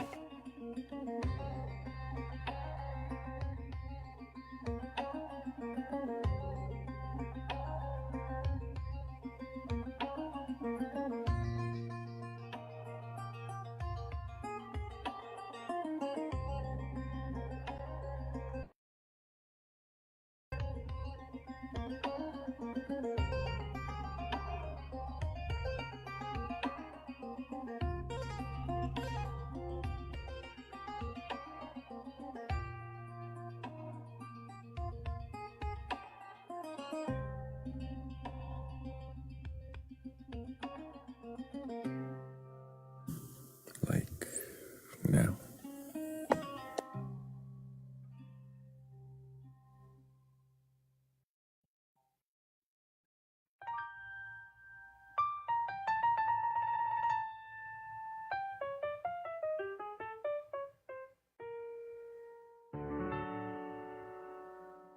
Step right up to the certainty booth. 2 bits buys you the truth. Fresh opinions hot off the press, guaranteed bulletproof. A man with a megaphone shouts, everybody else is blind. But the mirror in his pocket has a different state of mind. I ain't selling answers, I'm just chasing ghosts, trying to see which fool tonight is wronger the most. Why you wrong? Why am I too? Why does the truth play peekaboo? Everybody swears they know. Everybody makes a toast. But if we're all a little crooked, someone's wronger the most. Professor in a paper crown says the world's a perfect sphere, till a sailor with a broken map starts whispering in his ear.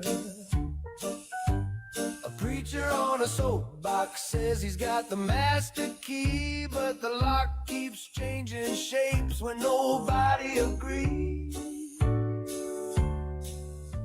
Now I ain't throwing stones from some ivory post. I'm just counting all the ways I might be wrong or the most. Why are you wrong? Why am I too? Why does the truth keep changing shoes? Everybody bets their soul. Everybody loves their ghost. But if we're all guessing blind, someone's wronger the most. Now listen close, ladies and gents. Here's a trick in the machine. If everyone's wrong all the time, then somebody somewhere must be right, it would seem. But the one yelling loudest about what they know and quote is usually the gal or fella who is wronger the most. Why are you wrong? Why am I wrong too? Maybe the question is all we can hope to prove. Raise a glass to broken maps and the theories we hold. 'Cause the moment you feel certain, you're wronger the most. So step right up and take your dose, and remember Dowd runs a show. And the loudest one in the circus is often wronger the most.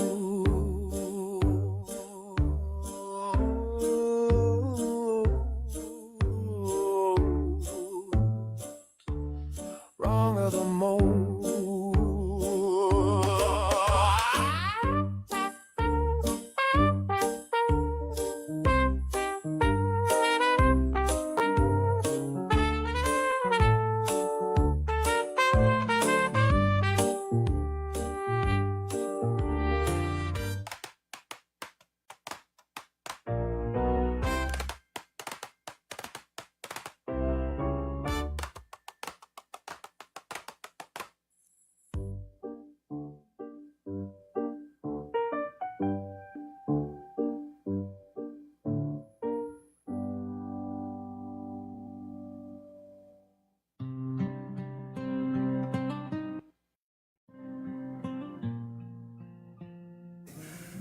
That was fantastic. Thank you, Casey, Right? for that one. Fuck yeah.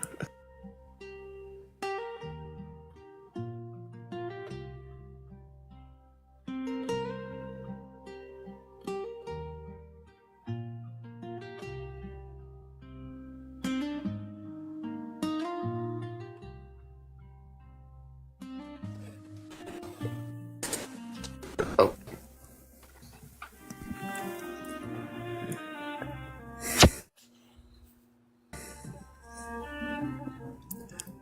Hello, can I get your age for TikTok TOS?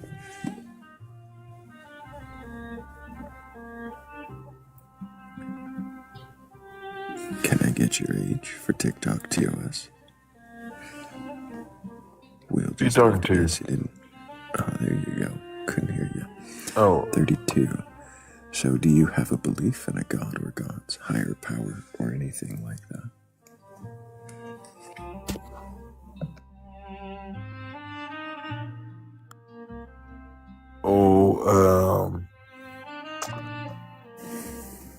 I'll tell you something tonight. You know, there was a wrong way driver on the interstate. I guess you didn't hear my question.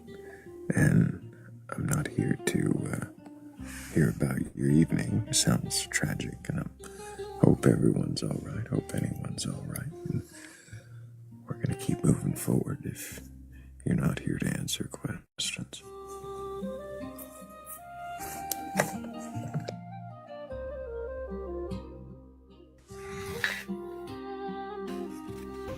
yeah. No. I think he would have had it longer than most.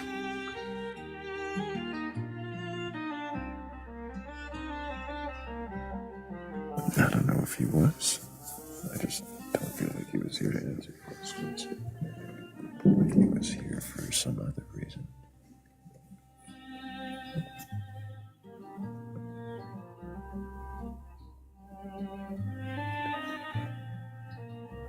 It was Robo-Hammy. I'm glad, Blake, because I know I had a little bit of a lag issue during one of those songs.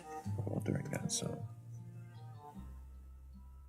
So I wondered if it was me. But it turns out it's all Hammy. Maybe I'll restart my phone and try again. That might help. We're going to play another song while we wait for somebody with a belief in a god or gods, higher power, or anything like that, who's curious enough or courageous enough to question their beliefs.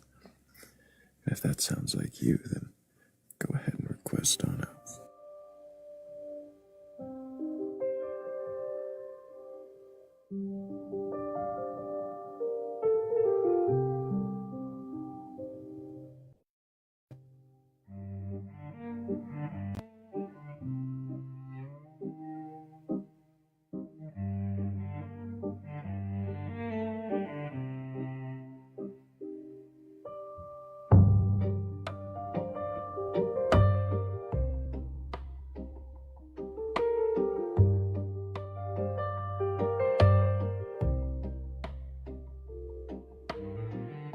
Sit with me in the dark a while.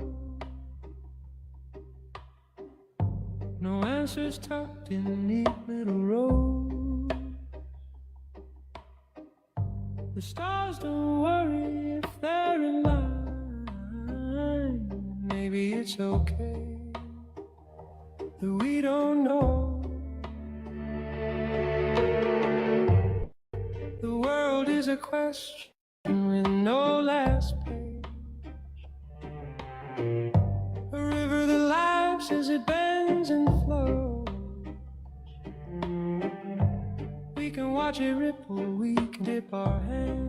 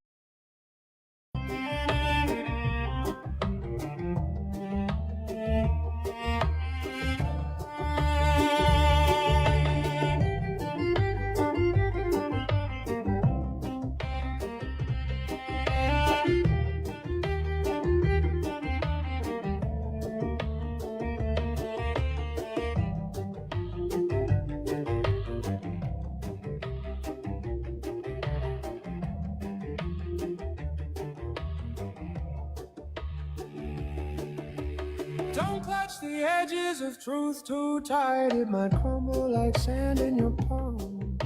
There's freedom in wonder and freedom in doubt, a quiet kind of peace in the calm.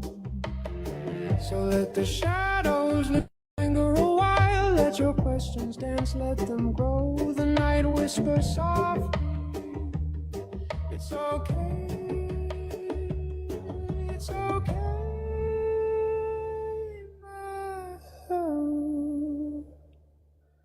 Do not know.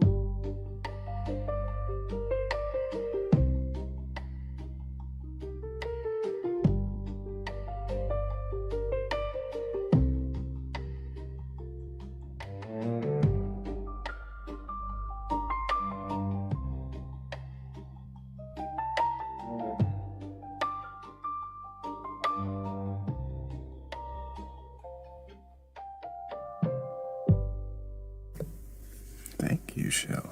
Of course, thank you, Michael V, for that one. It's a great song.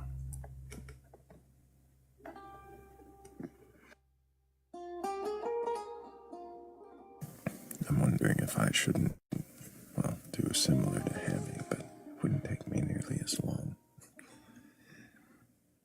I noticed there was a little lag in there.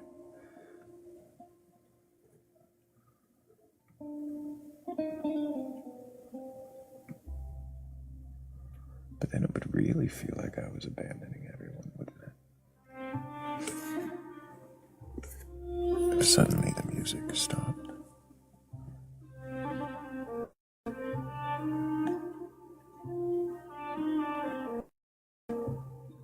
No, it seems to be working okay for the time being. And if there is anybody who has a belief in a god or gods, higher power, or anything like that, and is capable of questioning that belief, then go ahead and request on it.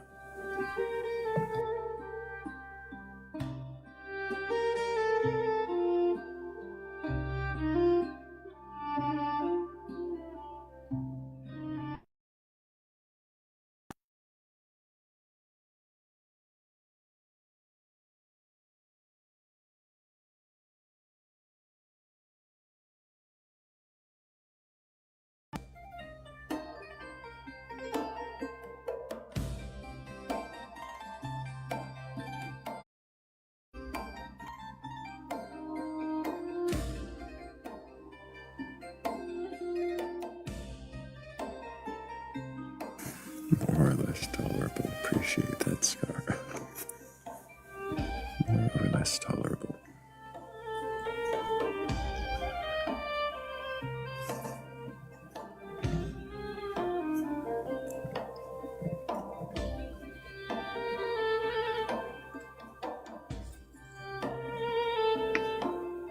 I am glad that we can be more or less tolerable. And I know, Scarwolf. I'm just playing with it. I almost made it into a segue, but you're right. I don't want to seem like I took that the wrong way.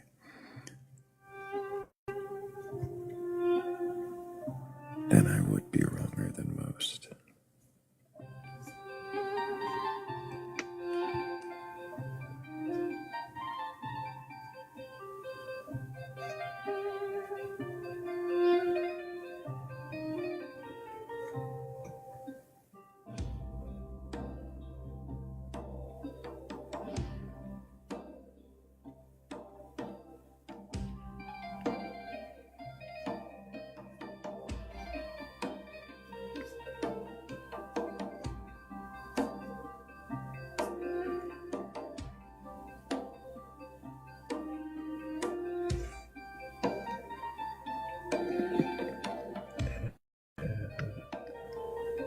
There's somebody requesting.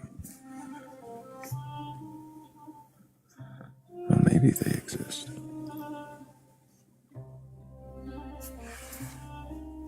It's a Hammy.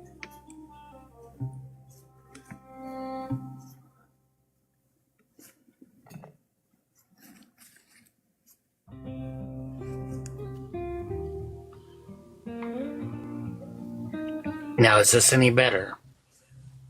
I don't know. My lag is more evident.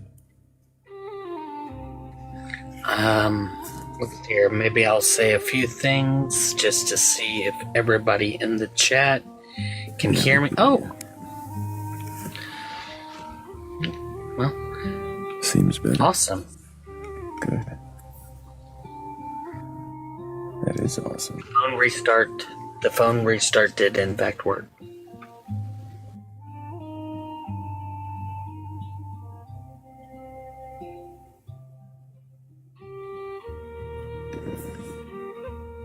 That is good to know. Is that another request?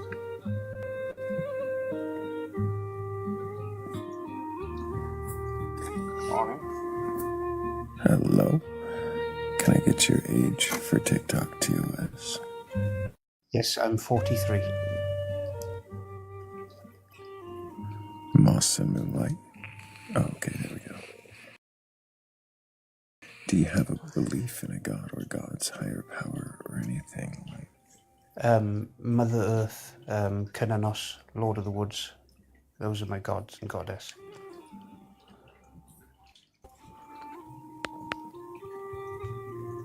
And in what way do you believe these gods exist? I see them every day. Mother Earth is there. There's no denying her presence. You know, we You say and there's everything. no denying her. Sorry, I apologize. You say there's no denying her presence, but are you saying that you're attributing anything you see in nature to be Mother Earth? Well, when you look at nature, everything that's female, as in born female, gives birth to life. It's the only way to be born as a human, as an animal, as a plant. Everything is male and female, as scientists have labeled it. Everything that can recreate life has a womb of sorts. You know, even a seed. About that? Yeah, 100%. Everything that can recreate life has a womb of some sort. Is this true of all, even microorganisms? Microorganisms, I don't really know. I haven't looked into it. I have to admit there, I'm a bit blank on that one. So that's ignorance on my behalf. So then there might be living things that... Is it possible there are living things that do not have wombs? There is, but it still takes two cells to come together to reproduce. You know, what's the word I'm looking for? Well, yes, because of the cell division. What cell division about takes more than one. But what about single-celled organisms? Well, single-celled organisms, they come from somewhere. I cannot say that I understand it, but from what I can see with my naked eye, you know, without microscopes and stuff like that, is what I understand. Okay. Yeah, so single-celled organisms, like, they reproduce asexually. Okay. I didn't know that. But I do know that humans can't. But I do know that humans can't. Sure. But humans counting, like... But humans can't. No, I said humans if there can't. are some things... Oh, humans can't, yeah. But if humans can't produce asexually. Does that mean that there's still a womb? Well, I suppose it depends on your view. You could class the Earth itself as a womb of sorts, you know, because everything that grows on this planet is on this planet, but I don't think I'm getting across. I'm being very loose with my terminology. Everything on this planet is born from this planet of some way, shape, or form. Oh, okay, there we go. I was about to say no. Yeah. I was more referring to Thrayle's positioning, but yeah. So everything that... Can you repeat what you said just now? Everything that lives on this planet is born from this planet. There's nothing that comes from outer space currently that creates... Sure? Everything that currently that creates life on this Earth. Are you sure, Moss? I'm pretty sure. Are you familiar with theories of microorganisms making their way here on asteroids? I'm familiar with the theories, but there's no proof. And the like.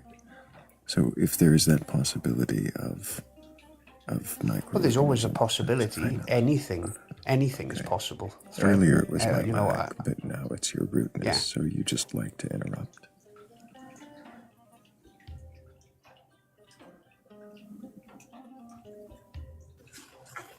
I apologize if I came across as rude. I didn't mean to. Wow, that was wild, Hammy.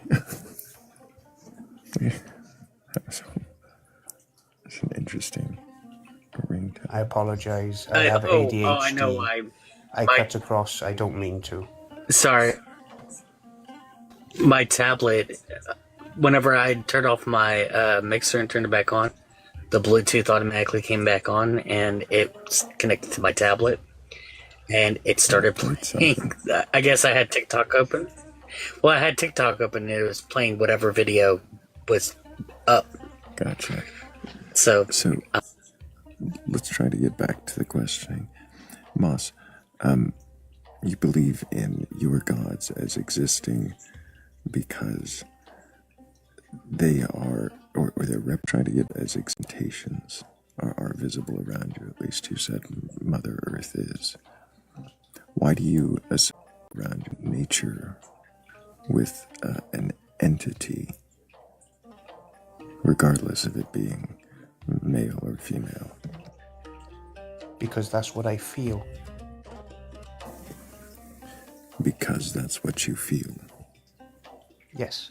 So is the only reason that you associate nature with entity is your feeling? Yes.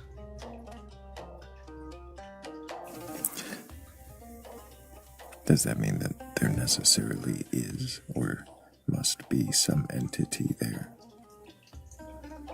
To me and my personal beliefs, yes, but to anybody else, that's entirely up to them because beliefs are personal. Can you question your belief? Yes. In if I'm what wrong, way? I'm wrong. That's if I'm wrong, I'm wrong. In what way are you actually actively questioning your belief that the Earth is an entity? Let me take that back, because I feel like I strawmanned you. Apologies. I feel like I kind of missummarized your position. I mean, your God, Mother Earth, is it the actual planet? Yes. Or is it... Okay, so I didn't mischaracterize. I understand. So then I apologize for my interruption. So what is it that makes you think that the Earth is an entity? Well, we are entities and we are on this Earth, and this Earth lives and breathes the same as we do.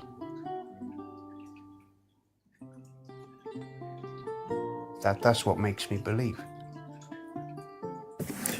Because we are entities on the Earth, then therefore it must be an entity?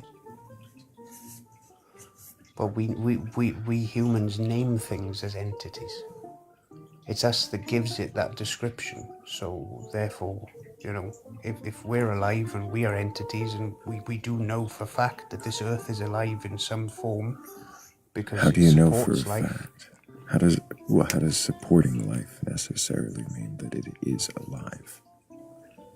Well, the trees, they breathe, they give us oxygen. Are they the Earth? Planets spin.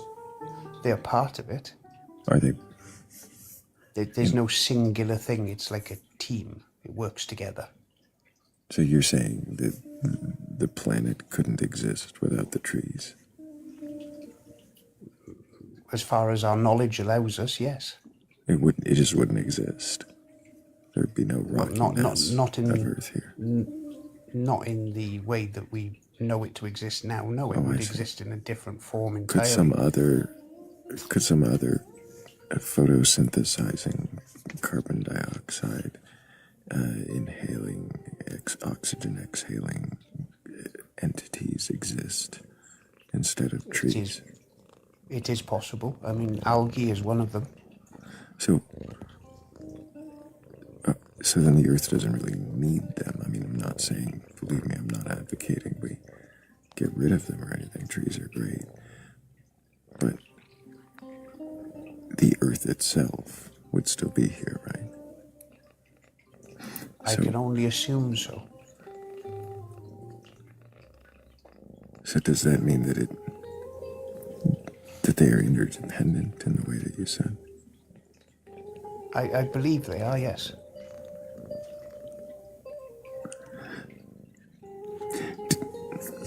Does your assumption of things being interdependent somehow equate that there's godlike sentience to this this is perceived organism? I think we name them as godlike ascensionisms to give them a name, but not in the sense of Abrahamic religions, an invisible entity that controls all. But there is definitely a power that we do not understand. There's definitely something there that we Do don't you think there understand. is And an I think intelligence? how do you mean an intelligence, like an all-powerful being? If that's the case, then no. I didn't say all-powerful, I just said intelligence at all. No, I'm asking how you mean intelligence. Could you please give me an example to work from? When I'm saying intelligence, I would be referencing thinking with agency, Thinking with problem agency. solving ability, like similar, in any way similar to capacities that we understand to be intelligence. That's a bit of a difficult one. In the way that we think, no. But the planet, from what we know of its history, has definitely solved problems. I mean, dinosaurs were one of them. Solved problems? In what way were dinosaurs a problem? Well, from what we know, from what history and science had, Dinosaurs are taught us, just like humans will come to have their time, they had their time, they were doing more damage to the planet than what we know. But nobody was around then, so we can't say for 100% then sure. why would you assume they were doing any damage to the planet? Where did that come from at all? Well, science. What part of science says dinosaurs were doing damage to the planet? I remember being taught in school. I mean, I'm 43, so you'll have to forgive me. I haven't been to school since 16, but apparently the world was becoming overpopulated with them. I was taught in the 90s. Things have come on a long way since then.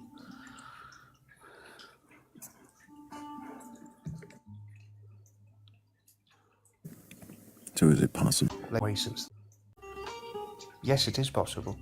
Like I said, no human that thinks the way we think now was there back then to be able to say otherwise. Is it possible we could probably, is it any, let me think of how to phrase this. Is there any possibility that we could measure circumstances back then based on the ways that we geologically date things? I suppose. And if we were to find that there wasn't, damage to the planet by this organism, what would that say to Earth solving the dinosaur problem? Is that really what it did? By getting potentially, according to I guess not. one theory, struck by some outer space object? I could only assume not.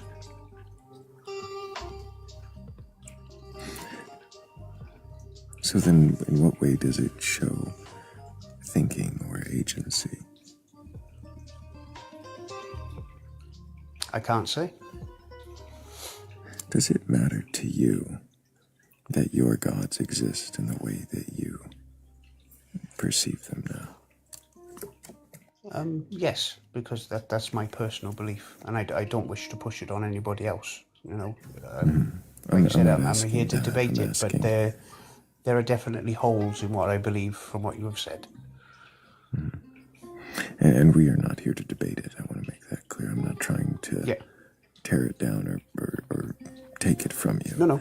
I really am just trying to let you examine it through the questions. I appreciate that. Hammy, do you have any questions from us?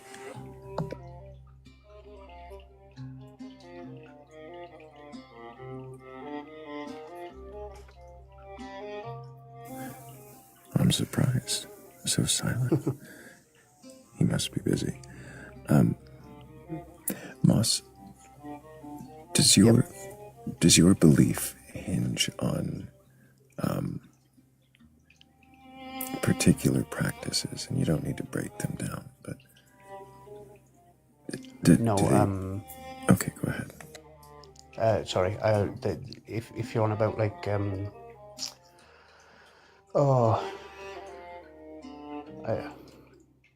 sorry, my brain has gone dead. Druidic rituals or No, Celtic? no. My belief is very much felt. When I plant something in my garden, when I see the sunrise, stuff like that, it's very much felt, not practiced, not written, not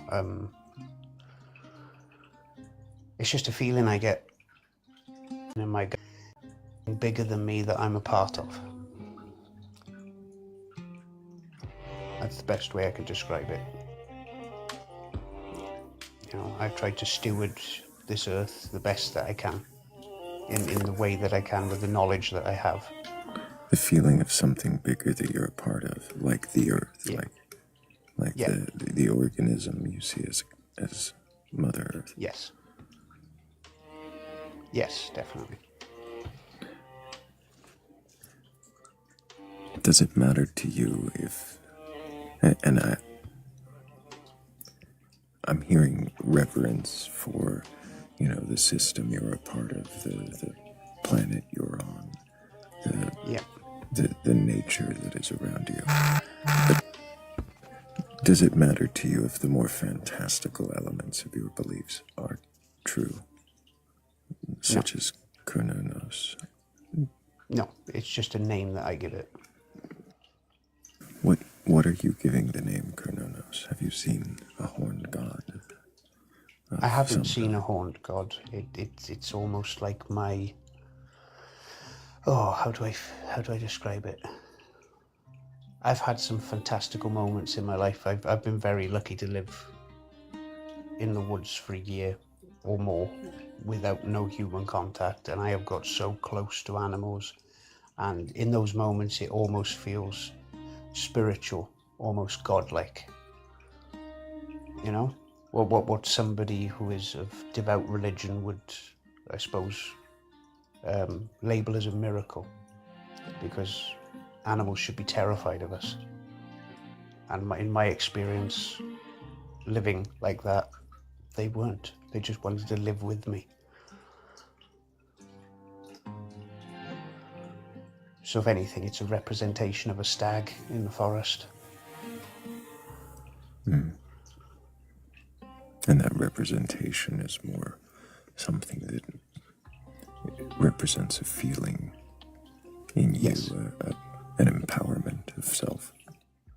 Yes.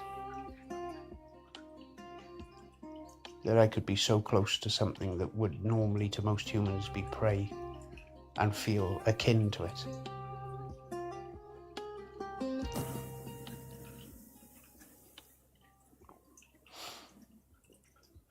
So the more fantastical side of it, like there's some sort of magical energy allowing it to happen, that's not important. It's the actual moment itself.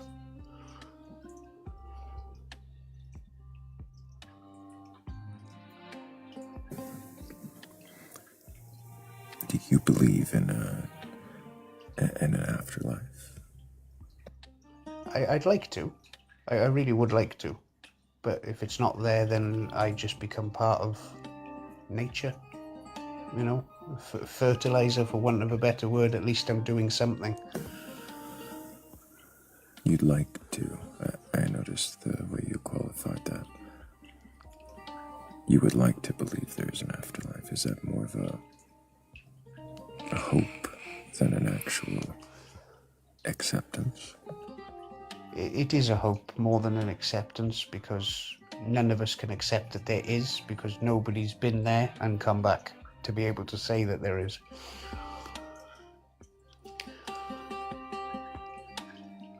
So if my afterlife is helping a tree or something to grow by my destruction, then that's what the afterlife is. If someone did claim to have been there and back, and that it was something,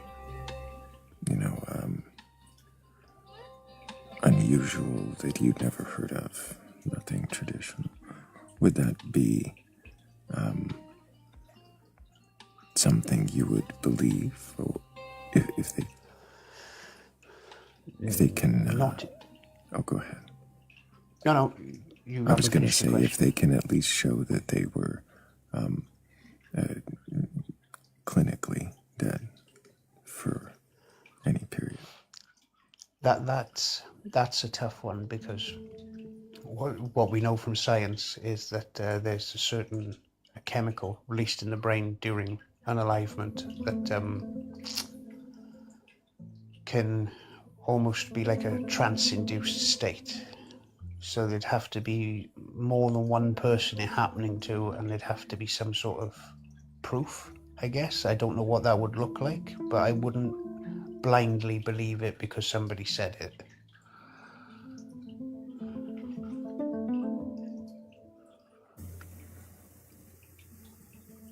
Sorry, I'm a complex creature. No, that's okay. So you're saying that you would find, or at least first try to rule out scientific explanations? Yes.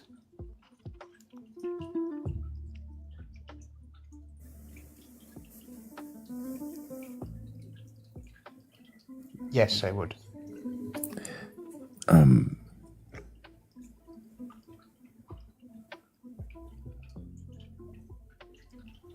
If you were to find some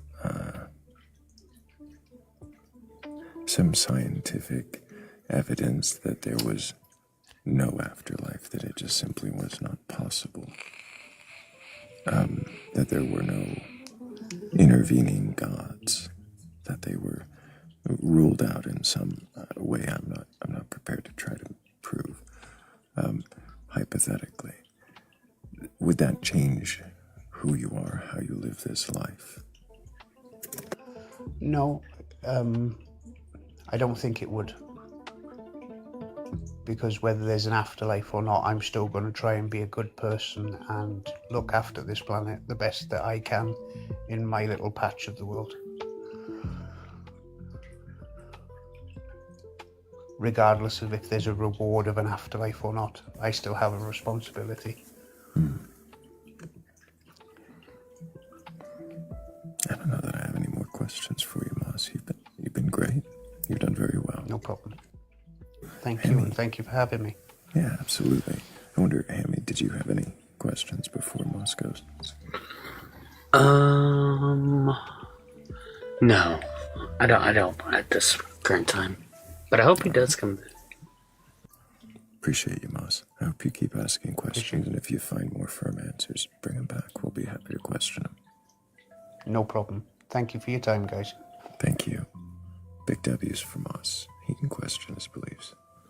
That was fantastic. Mm-hmm. Especially after the last few that we've had. Fantastic. But even without them, it was still fantastic. Hell yeah.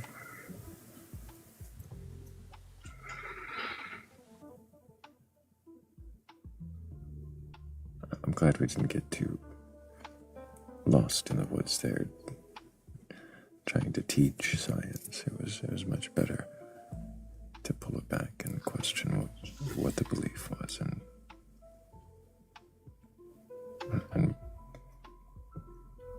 how considered, how held, how questioned. Yeah, once I saw like myself in the very beginning, I was trying to get into teaching part. I stepped back and was like, well, since this is the, case, or if this is the case, can we say this? So that way we can go back to the questioning.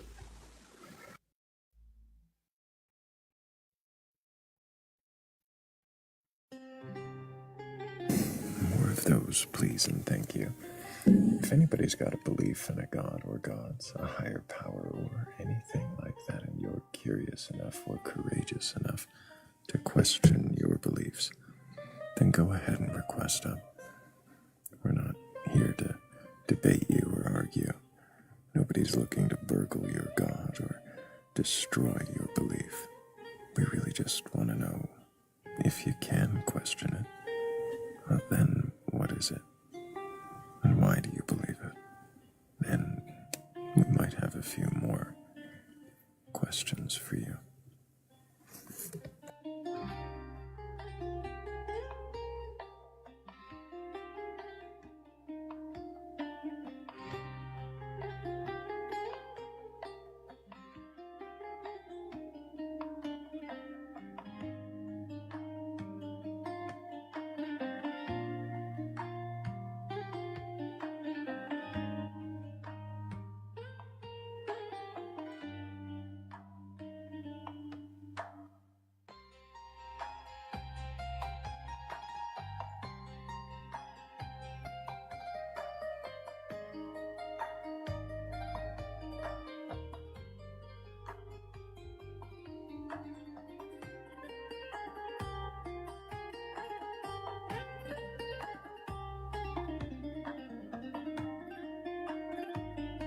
The face drift is real. I might have to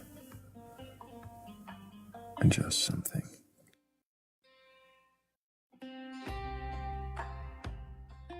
There we go.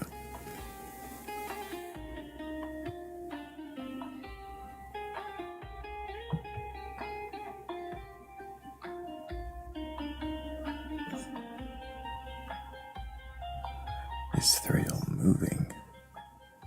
Why would that happen?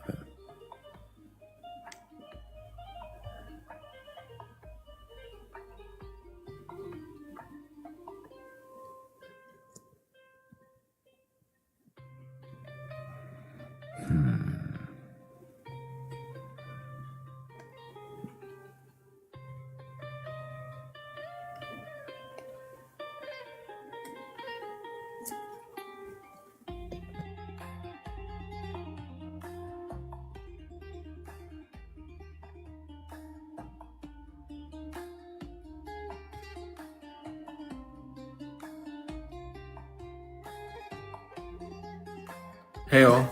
Hello, Freak Scene. How are you doing? I'm good. How are you? Doing all right. Good night. Have you been questioning your non-belief lately? Yeah. Yes. In what way?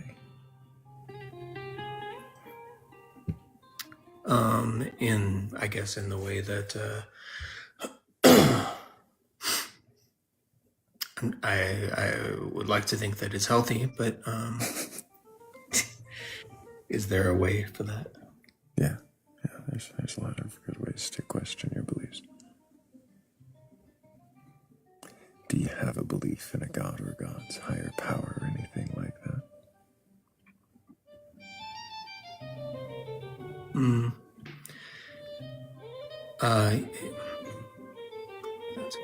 Yes, but I used to more than I do now.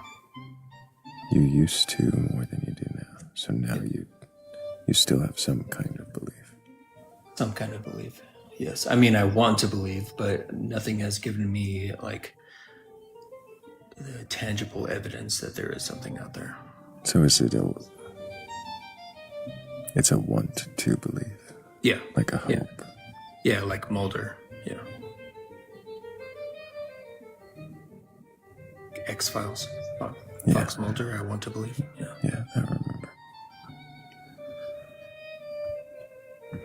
So you want to believe, but nothing has given you evidence. What is it you want to believe? I mean, I would like to believe that there is something else out there that would give us hope for a better future or a better life outside of like what we're living right now.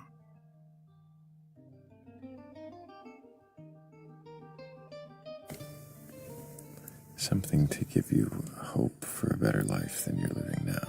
Mm-hmm. Why would there be another life I mean, yeah, there doesn't, not definitely has to be, but it would be nice. That's what hope is like defined by, right? Like that you believe that there might be something out there, or that you want to believe that something better is out there.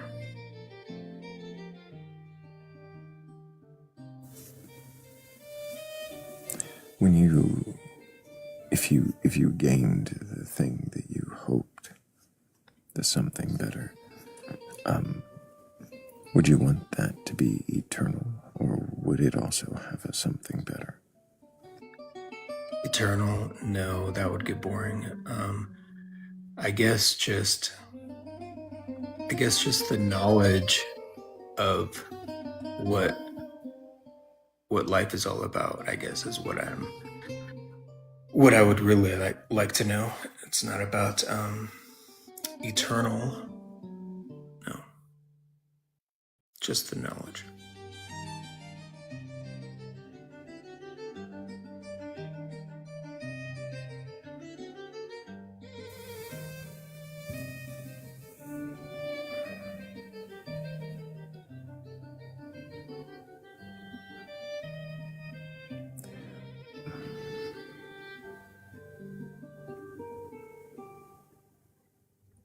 What knowledge are you hoping to gain? Just like what happens, I guess. I mean, the age-old question, like what happens when we die? Like, wouldn't it be nice to know? I mean, I'd like to know that. And what happens, I guess. What else is going on out there?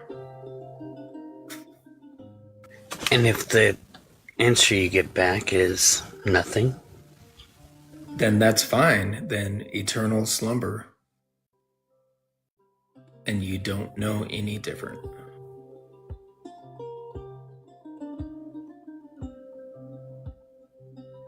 Fine, different.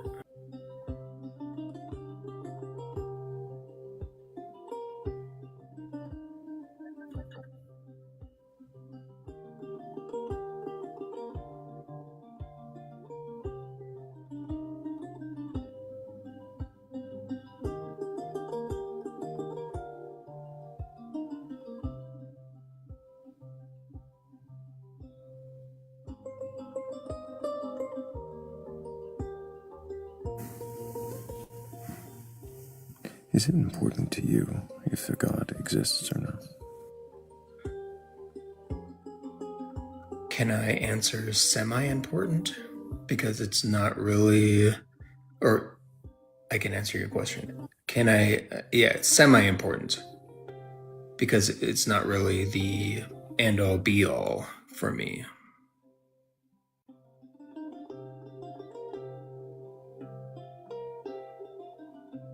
so if you found out that no God existed, like, you would be fine with that? Absolutely. Answer? Yeah, it would be an answer. I mean, I just want answers. Like, what is happening out there? Like, yeah, no God is an answer. Same the way that I don't know is an answer.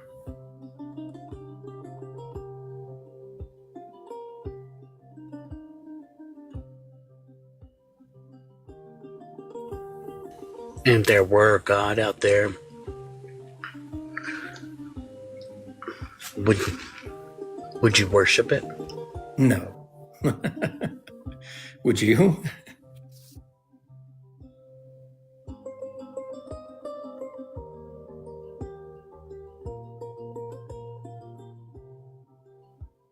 I know, I'm not trying to question the questioners. I'm just like, no, I mean, my immediate reaction would be, no, I wouldn't worship it. But like, can I say that in like a total ultimatum that I wouldn't?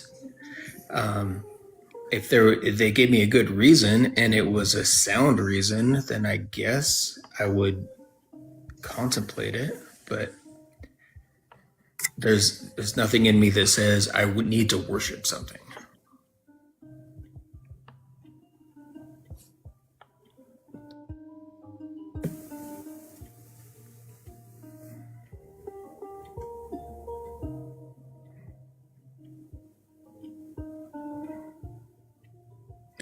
Did you come to question or be questioned? Oh, I'm sorry. Be questioned. Just wanted to clarify.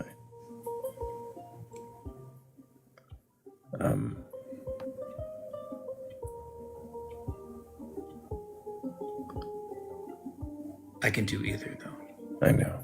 That's why I asked.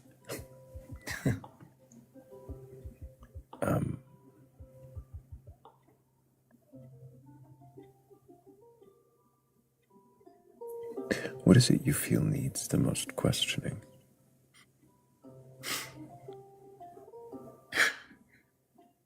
We've questioned. Oh, sorry, go ahead. Oh, no.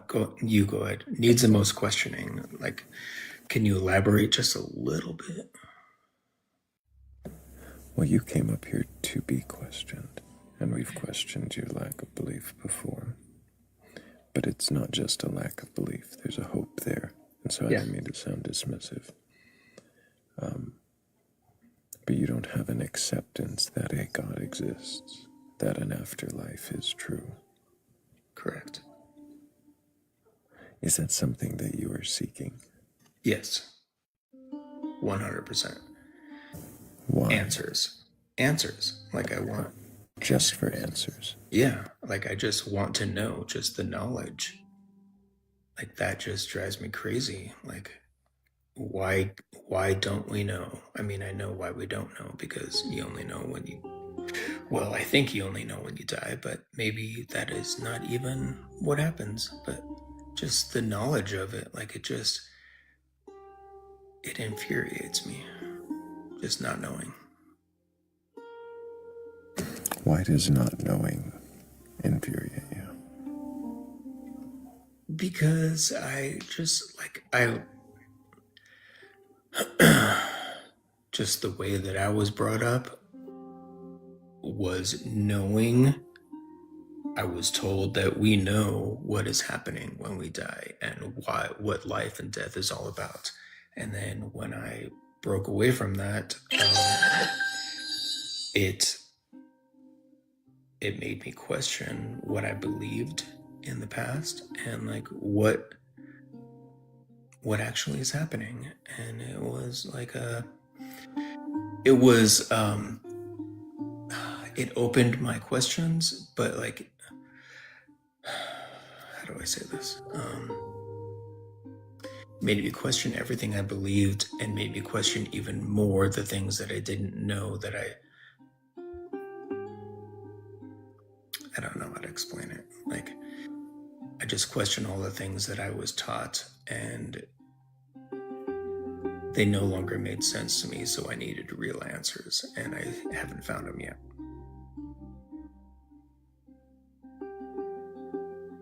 Believing is usually a choice. Do you expect that you will get those real answers? Do I expect I'll get them? No. No, I want them, but you don't always get what you want. Do you think the reason you're not getting answers could be in the questions you're asking? Possibly. Yeah, I would love to hear your insight on that, or what you're thinking on that line of questioning.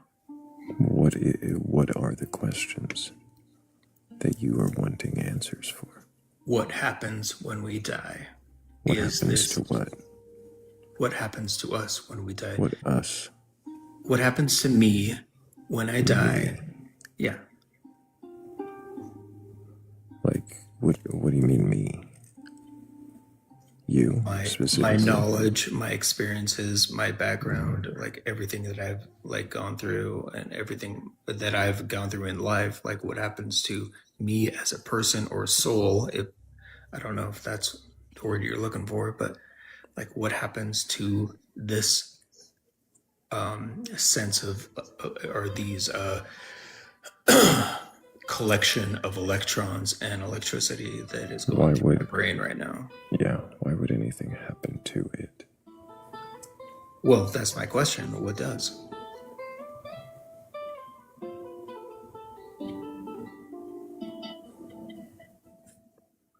Why would it? I mean, it doesn't. I mean, it doesn't have to, I guess, and that is an answer. If blackness is what happens, then that's an answer. Well, when you're saying what happens to it, right? What happens to the you, the electrical impulses in your brain that you Right. are identifying as, Right. then, like, what is it you expect would happen? What could happen? Why should anything happen to it? Well, I guess, yeah. I mean, that's also what I'm saying is that nothing. I'm not saying nothing should happen. Like if like total darkness is the answer, or if that's what happens, then that's what happens. But like it's not about what.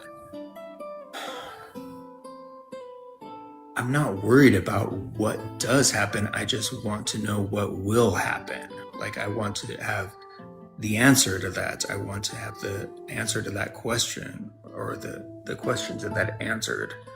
Like it's not about, I'm not afraid of it. I just want to know. What good will the knowing do? I can sleep. Why does not knowing stop you sleeping? The constant questioning of, am I a good husband, a good father? Like it extends beyond myself. Like, am I doing what's right for the people that I love in order for them to have a better whatever out there? Like it would like expand my knowledge and help me be a better person now. Does what happens on a planet 15 billion light years from here, does that keep you up at night? Well, it will now.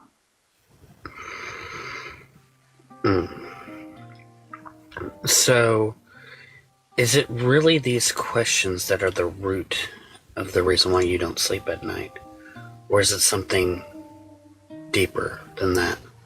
I mean, I was kind of being exaggerative that I don't sleep at night. But, I mean, these are things that I think about is all I'm trying to say. Not trying to be dramatic here. Right. Well, still, I think the question is still kind of valid here. I'm do you sorry. think? Go ahead. Yeah. Do you think that that it may not be these particular questions that are keeping you up at night, and is actually something deeper than that? Oh yeah, 100% it is. So instead of trying to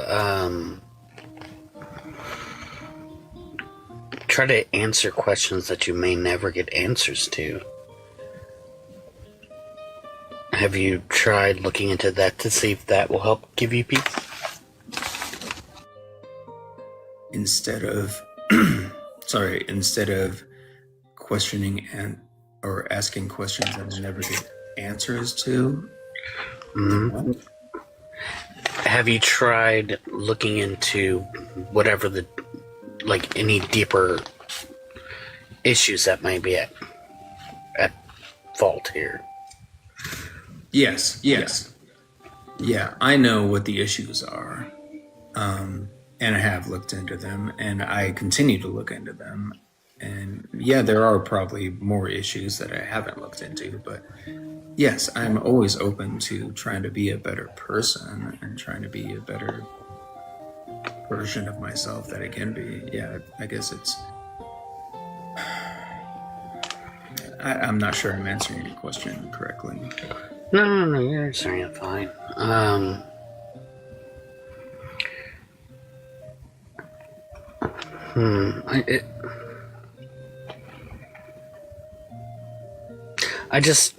I'm not like any kind of professional here, right? I'm just an idiot on the internet. But me too. I've seen on this very panel, like whenever we question somebody, that they think that the issue lies in a certain area, but then when asked questions, it always ends up to being somewhere deeper than that. And I'm wondering if we spent more time on those issues that are deeper lying than the surface levels of, what's going to happen to me. I'm wondering if that might be helpful. But now I'm just kind of pondering instead of actually asking questions. So I'm going to shut up for a second and see if I can't formulate a better question. All good.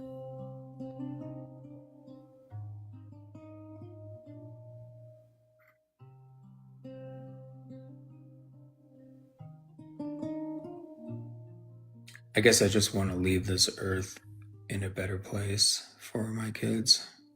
And it would be amazing if I knew I was leaving this earth and was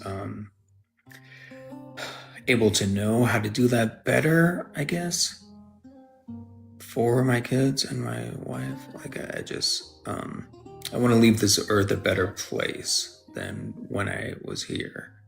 And I don't think God is the answer, but I don't know what else there is. That sounds like, I don't know,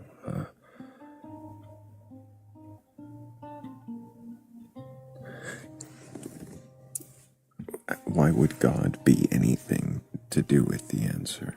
He wouldn't. Yeah, I don't know why I said that. I said that it was a throwaway comment. I didn't mean anything by God.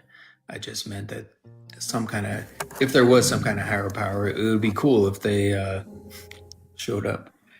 And if not, then we're on our own. Showed up and did what? And did what? Yeah. Made this earth a better place for us and our loved ones. But if not, then cool, fuck off. They can. But it would be great if all the good things in the Bible, if you will, like came about. But I don't see that happening. Good according to who? The Bible according to who? Yeah. No, the good according to who? Oh, the good according to who? I think Hammy's got a question. Oh, yeah. I do. I keep hearing you talk about, leaving this earth better than for your loved ones than when you had it. Uh-huh. And I'm wondering if all this questioning that keeps you awake at night, if it has more to do with the loved ones in your life rather than yourself. Like, absolutely. You're not necessarily... well then... If it's about your loved ones, then...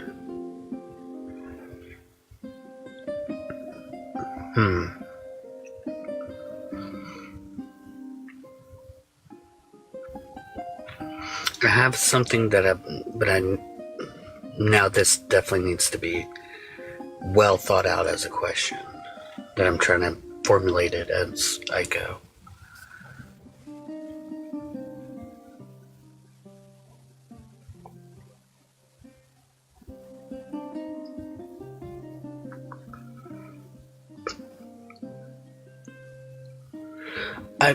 Could you be just overthinking this and when you could be spending the time like planning things to do with your loved ones?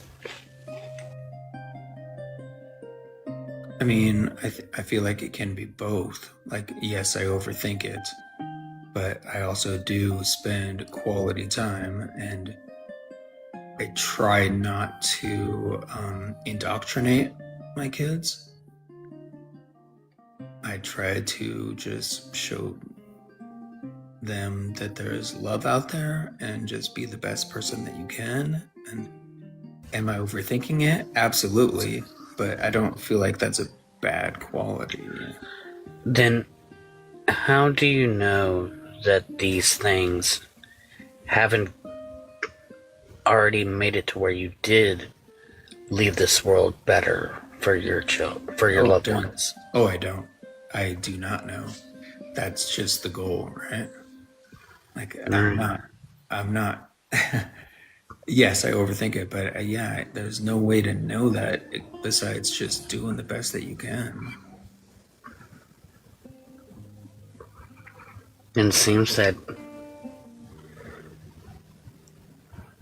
would it be fair to say that then it just, you have a problem with shutting your brain down? That would be an understatement, yeah. Understatement. Trust me, as somebody who also has troubles doing that, I fully get it.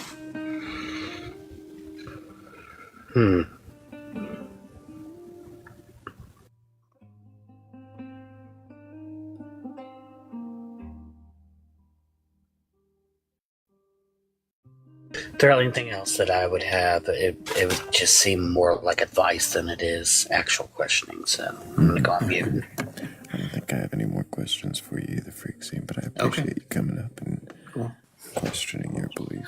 Belief and hope for belief. And it's definitely not due to the fact that you were a bad guest. This was phenomenal. Oh, yeah, thank you. Appreciate it. Hope you keep asking questions. We'll talk again soon, I'm sure. Sounds good. And W's for Freak Scene. It's been a hot minute since I've seen Freak Scene up on panel. The last time he was on, well, he wasn't on panel, actually. His dad, I think. We interviewed his father. How did that go? Interestingly, I think we left him with some good questions.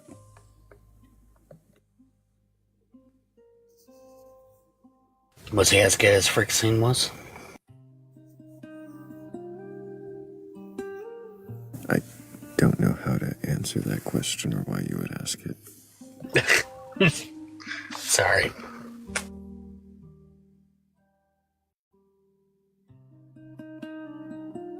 Good morning, Crows. How are you? Yeah, I'm good. I made the decision though. Hmm? My decision is this. For as long as I spend in here today, I'm going to make it my absolute mission to terrorise you. To terrorize me? Mm-hmm. Why is that? Why not? Well, what did I do that deserves terrorizing? Oh, you existed. That was it.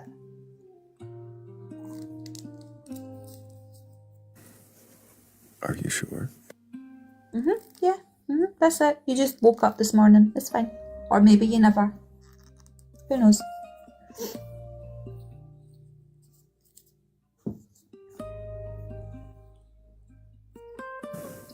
If whether or not I exist is in question, then wouldn't your motive for terrorizing me also be in question? I mean, it could be, yeah, but the decision's already been made, so you can wordsmith this all you want, but I've laid my intentions clear, and... Was there a meeting, or, like, could I file a petition? I mean, you could try. This is seeming very, very much like all complaints can be filed in this special receptacle. That's what it seems like right now. Is that where my petition will go? You can send your petition to the complaints department. However, I don't think there's anybody home today. I don't think there's anybody in office, you know? Monday. They're all at home. Office hours ended like literally a minute before you call in or send in the thing. Exactly. Hammy gets it.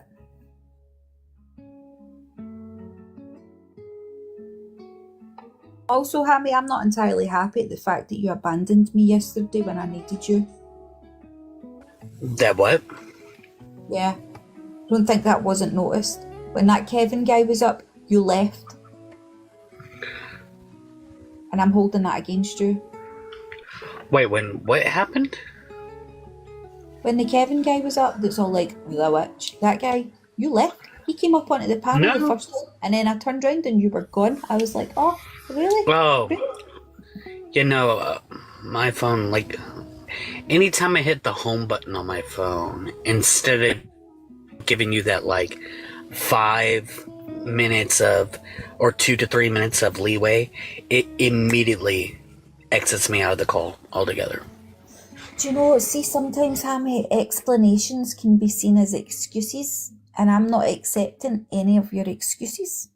I'm just not willing. See, the thing is explanations... Before this gets too far into a back and forth debate kind of thing, I'm not sure what it is. I'm going to make sure that I interrupt it and say thank you to Heather's Descent, to Might Be Catch Up, to Glam Scum Poetry. Also try Sarah Vera, Freak Scene, Dancing and Duality, Paniac, and Everlasting Godstopper. Thank you guys so much for helping with the goal. You guys are amazing.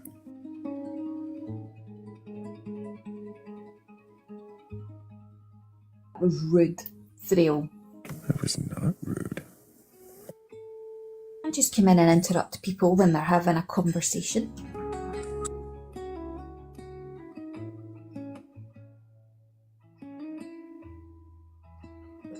Hammy, I think we should put Thrayle in a naughty corner, to be quite honest with you, because I think that was rather rude. How do you think that's going to work out? I mean, I could physically move his box around, but the thing is the very second I do, the chances of me being kicked off the panel increase drastically, and certain mod privileges get taken away drastically. So I try not to abuse that power.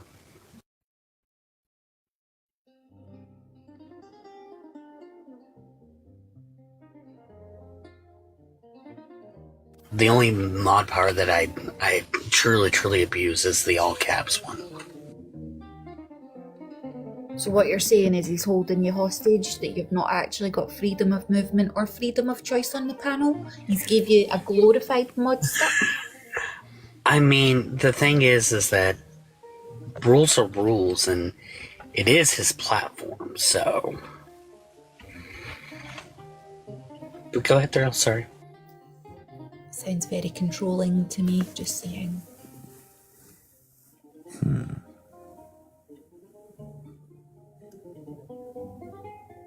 Is it working? Is it working?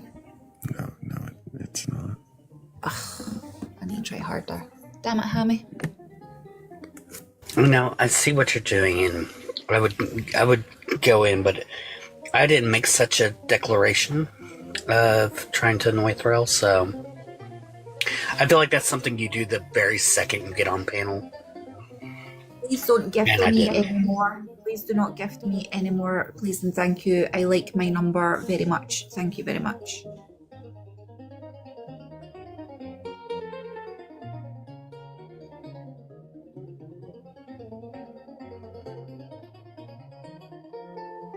Was that immature?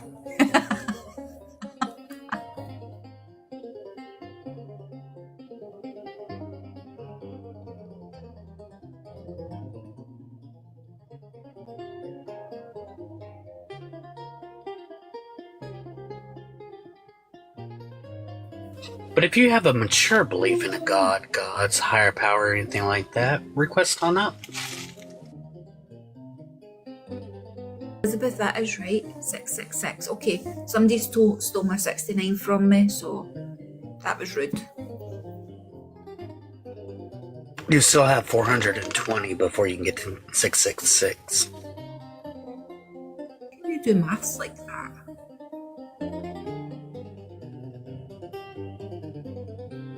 And they say I'm the witch. They say I'm the witch. And you're doing mathematics like that? Wait, math's like 420 comes before 666 is math. Right, so 420 add 70 is what? 490? Oh, I see what he's done. I see. Shut up.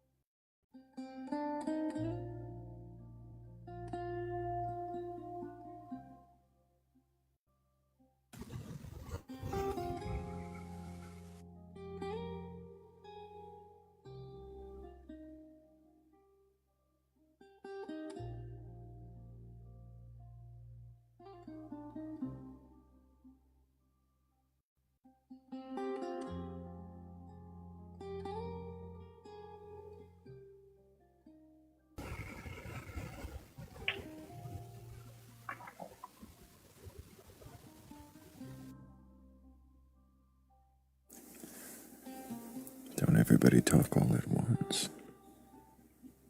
I feel like it might be time for more music. It's a little too early to play Wings of Hawaii again. Crows didn't hear wronger than the most. There is another version of that.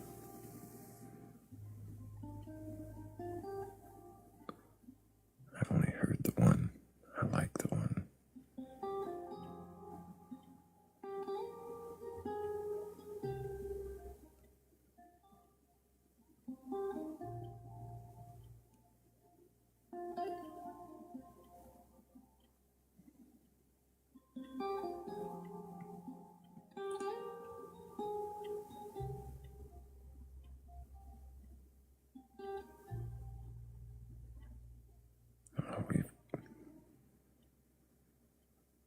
Barely made it into the playlist. Oh. I thought we were further in.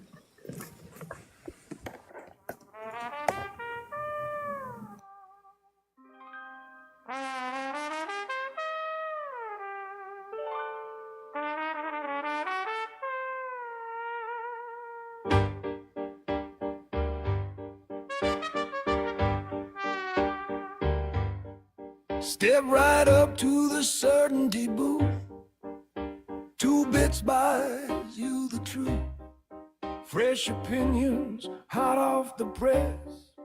Guaranteed bulletproof. A man with a megaphone shouts. Everybody else is blind. But the mirror in his pocket has a different state of mind. Now I ain't selling answers, I'm just chasing ghosts, trying to see which average fool tonight is wronger the most. Why are you wrong? Why am I too? Why does the truth play peekaboo? Everybody swears they know, everybody makes a toast, but if we're all a little crooked, someone's wronger the most.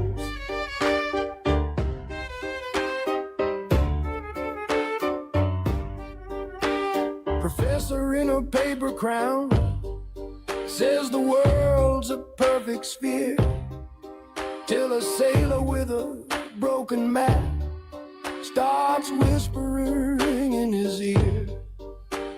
A preacher on a soapbox says he's got the master key, but the lock keeps changing shapes when nobody agrees. Now I ain't throwing stones from some ivory post. I'm just counting all the ways I might be wrong the most. Why are you wrong? Why am I king? Does the truth keep changing shoes? Everybody bets their soul, everybody loves their ghost, but if we're all guessing blind, someone's wrong the most. Now listen close, ladies and gents, here's the trick in the machine. If everyone's wrong all the time, then somebody somewhere must be right, it would seem. But the one yelling loudest about what they know and quote is usually the gal or fella who is wronger the most. Why are you wrong? Why am I wrong too? Maybe the question is all we can hope to prove. Raise a glass to broken maps and the theories we host, 'cause the moment you feel certain you're wronger the most. So step right up and take your dose, and remember Dow runs the show, and the loudest one in the circus is often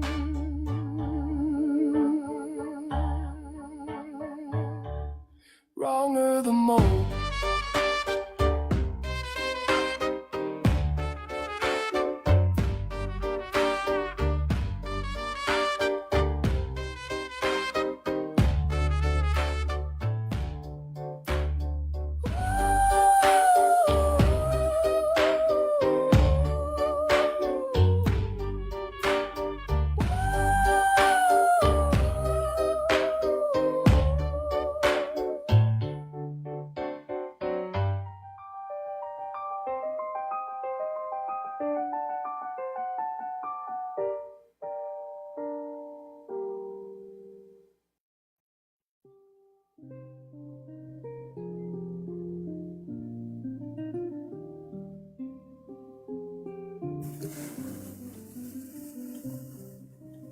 I don't know which version I like better.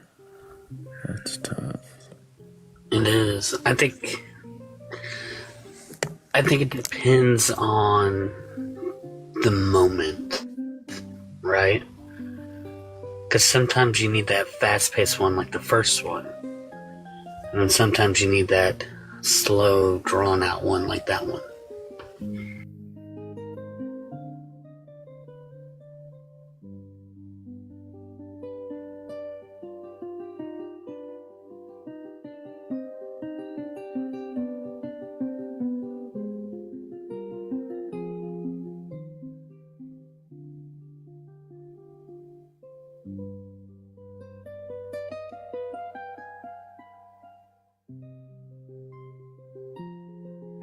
Yeah, that's a tough call.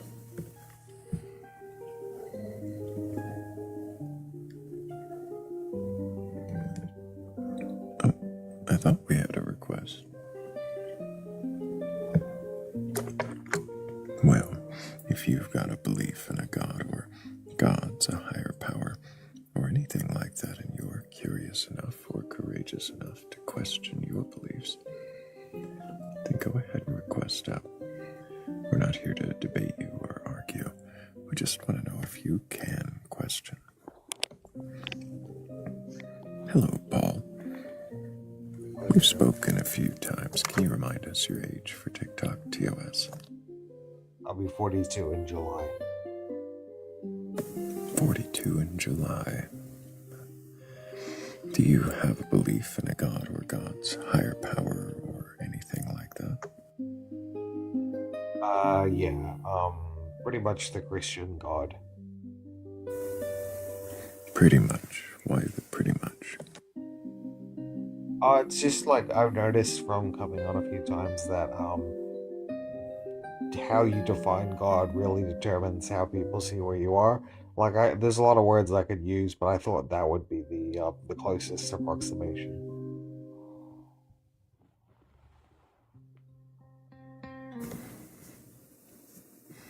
So your God is at least closely approximated by a Christian one, something like that.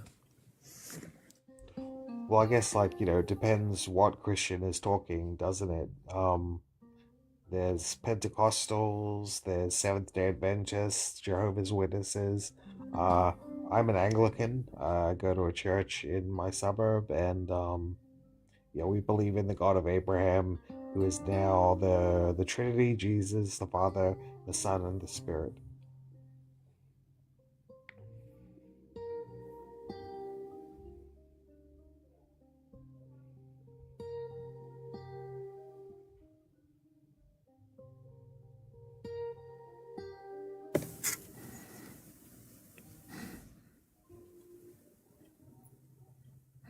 You believe that Jesus died for your sins and resurrected 3 days later. Yeah, definitely.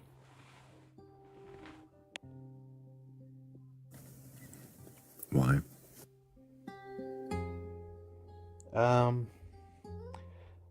There are 4 Gospels. There's other sort of texts outside of the Bible that point to it. But also, I suppose, as I was talking with Legion, it's probably also got to do with that I want to believe it. It felt right when I first heard about it. I like the afterlife that's promised. I like the morals. They seem to fit with my own sense of right and wrong mostly. So, yeah. You say you like the afterlife that's promised. What is the afterlife that's promised? In one of Paul's letters, he talks about it being a bodily resurrection, so it's not going to be us like spirits on the clouds playing harps. They won't be bodies that are succumbing to decay, but and there'll be no sin either. But like, I've got a body now, so I can kind of see what it will be like.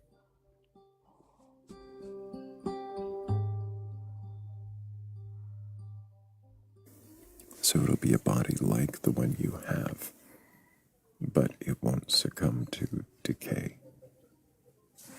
Yeah. And you said this is according to Paul's letter. Yeah, in one of Paul's letters, I don't remember which one. Okay. Which one? Maybe, would it be Corinthians? I don't know.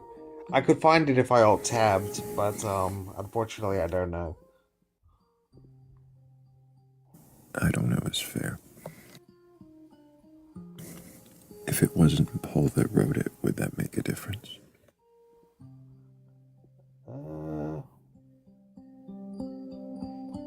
I know what you're talking about. There's like, I actually knew a guy who was studying at one of the universities in Sydney, and he was saying that Pauline authorship is disputed for a lot of the Gospels. Honestly, when I read the letters, it doesn't really matter that it's Paul. Once they've been like passed around churches, accepted as canon, it's like with Hebrews. We don't know who wrote Hebrews, but we still read it. So it doesn't matter who wrote it. You still take it as truth, as though it is gospel. Yeah. Even if it was added later by someone who was trying to convince others. When I look at the letters in the New Testament, they're usually written to churches that are having certain problems, and they're trying to address those problems. So it doesn't seem like the sole purpose of the letter is to persuade the reader. A lot of it is like, I hear you're doing this, you need to stop doing that, you need to stop following these people, stuff like that.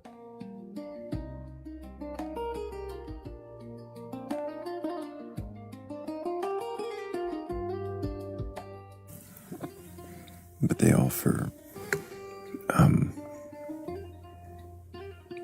more than just... I'm sorry, hang on. Are you saying they only offer direct advice to those churches, and that's all they're good for? No, I'm definitely not saying that. That's the primary purpose, but as they've been preserved and passed down, we glean all kinds of information from them.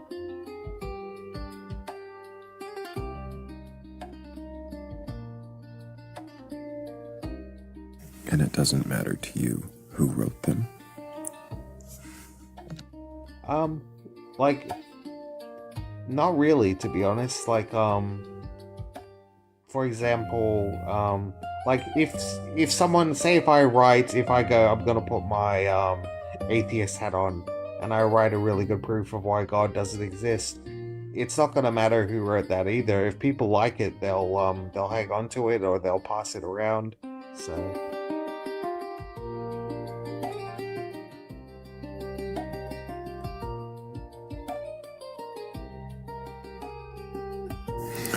So you're saying these letters could be anonymous, they could be forgeries pretending to be from Paul, or things later added to flesh out a story. And it wouldn't matter because they're somehow verifiable or logically sound.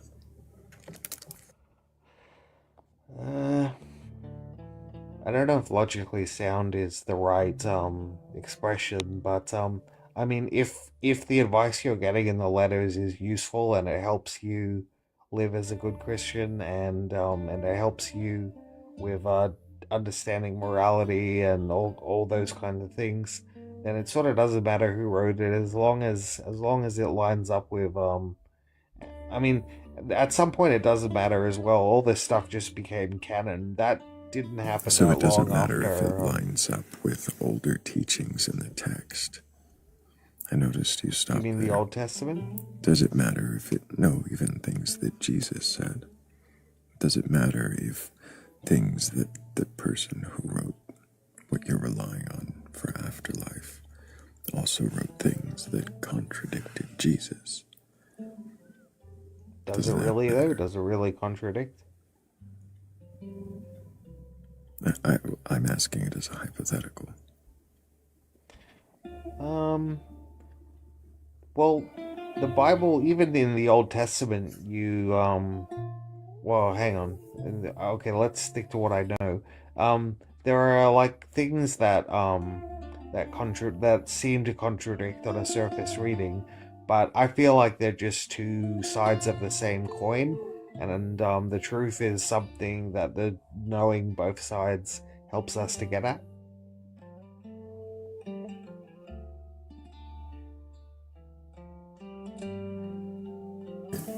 Would you say that's your stance on all seeming contradictions in the Bible?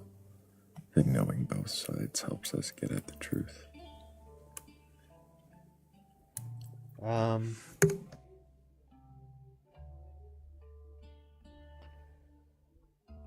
I'm just trying to. If I could think of a contradiction, it would be really good. The only one I can think of is in the Old Testament it says, "Hear, O Israel, the Lord our God, the Lord is one." And in the New Testament, Jesus pretty much claims to be God, although not like just out and out, but he kind of hints at it a lot. And John says he's God in the first chapter. So that, and then and then there's like things in the letters that say that the Holy Spirit is God. So you've got these three separate entities that are all God, but but the Old Testament says God is one. So that's where you get the Trinity from. It's just an attempt to solve an unsolvable problem.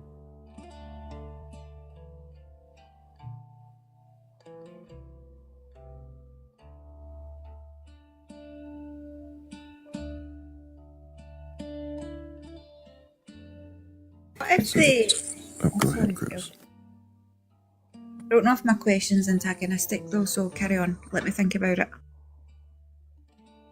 So the only contradiction that you were able to apply that to was the one that you don't even see as a contradiction because it justifies the Trinity. I mean, the Trinity isn't the sort of thing you justify. It's just like a patch put on a wound. So I guess Is that what I guess you're I'm saying agreeing is- with you. Yeah. I have it now, Thrayle. I have Go it. ahead, Chris. Are there other things that the Trinity could be representing other than what you've been told? If you stick to the Bible, I don't think so, but I know that there are like triune gods in other religions, like in Egypt. Do you think there might be a correlation between them and the Trinity? The Trinity didn't show up until pretty late. Like, I don't know how old would some of those other religions be? I don't know. So, is there a correlation? It's hard to say.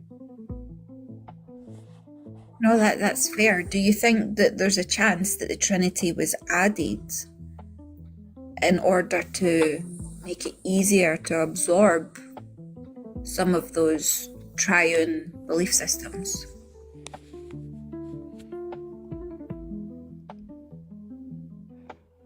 I don't think it was gonna make anything easier. And like the word Trinity isn't even in the Bible.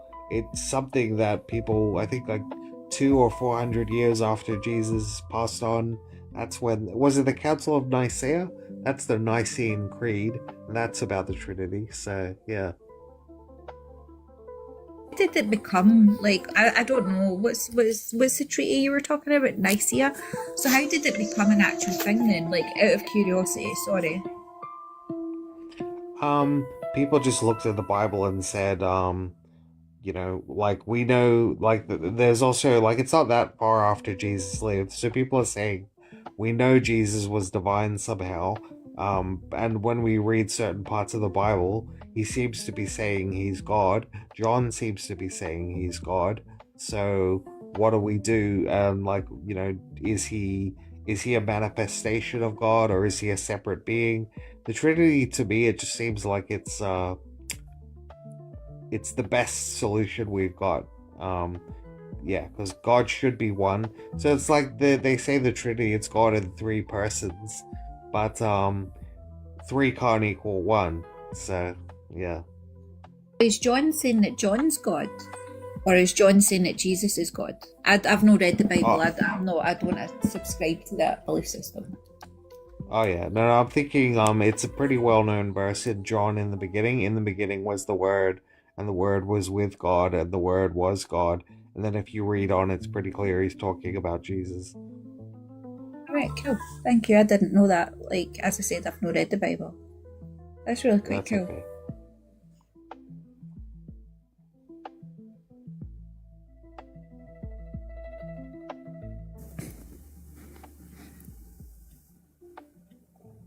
It's a learning day.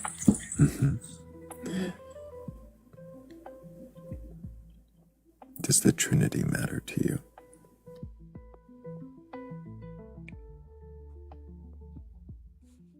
Well, I've wondered about this because, like, I've heard people at my church say, "Oh, Coptic Christians aren't Christians, Jehovah's Witnesses aren't Christians." I think all Christians are, they believe Jesus was an important leader, divine figure, but I don't know if God's going to say, "Oh, you didn't believe that Jesus was equal with God, and therefore I'm gonna have to send you to hell." So I don't know how, like, I know it's important. I don't know exactly how it's important, but it's been passed down this long. So, yeah. The age of something say how important it is. Yeah, it's like if it's stood the test of time, if it's been helpful to people throughout the years and they've propagated it, then yes. Wouldn't that mean that the Hindu texts would be more true than the Bible? I'm sure there are a lot of Hindus who believe in their scriptures because of how old they are, so it works both ways, yeah.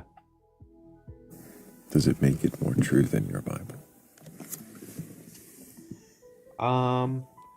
I don't know a great deal about other religions other than, like, I know in Hinduism, like, for me, I was talking with Legion earlier, it's like Pascal's wager. It's like if you like if it works for you, if it makes you happy, and if it improves the quality of life of yourself and other people around you, and it works for you, then that's a good reason to believe it in the loss of proof. Those are a lot of stipulations. If it improves the quality of life for you and those around you, according to what metric?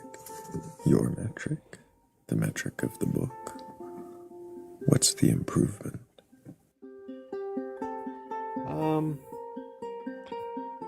Well, Jesus said to love your neighbor as yourself, so caring for other people as if you were caring for yourself, that's a good code to follow.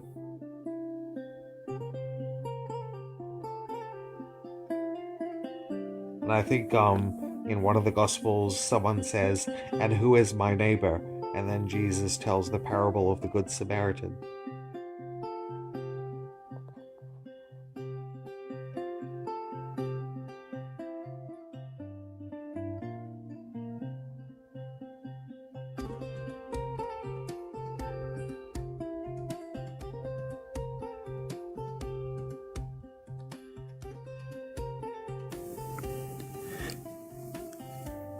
Does it?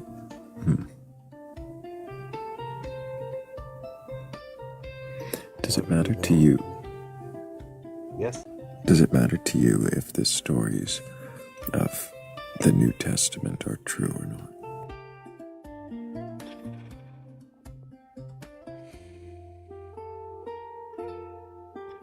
It does. I think if it were all just a fiction that people had invented and there was no trace of truth about it at all, I think that would matter to me, yes.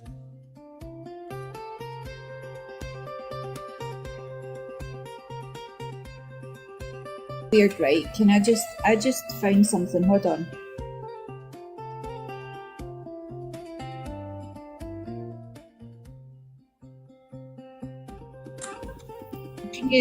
Thrayle, can you look at Luke? Hold on. Luke 14:26. Please. To help me understand this, because I might be reading it out of context.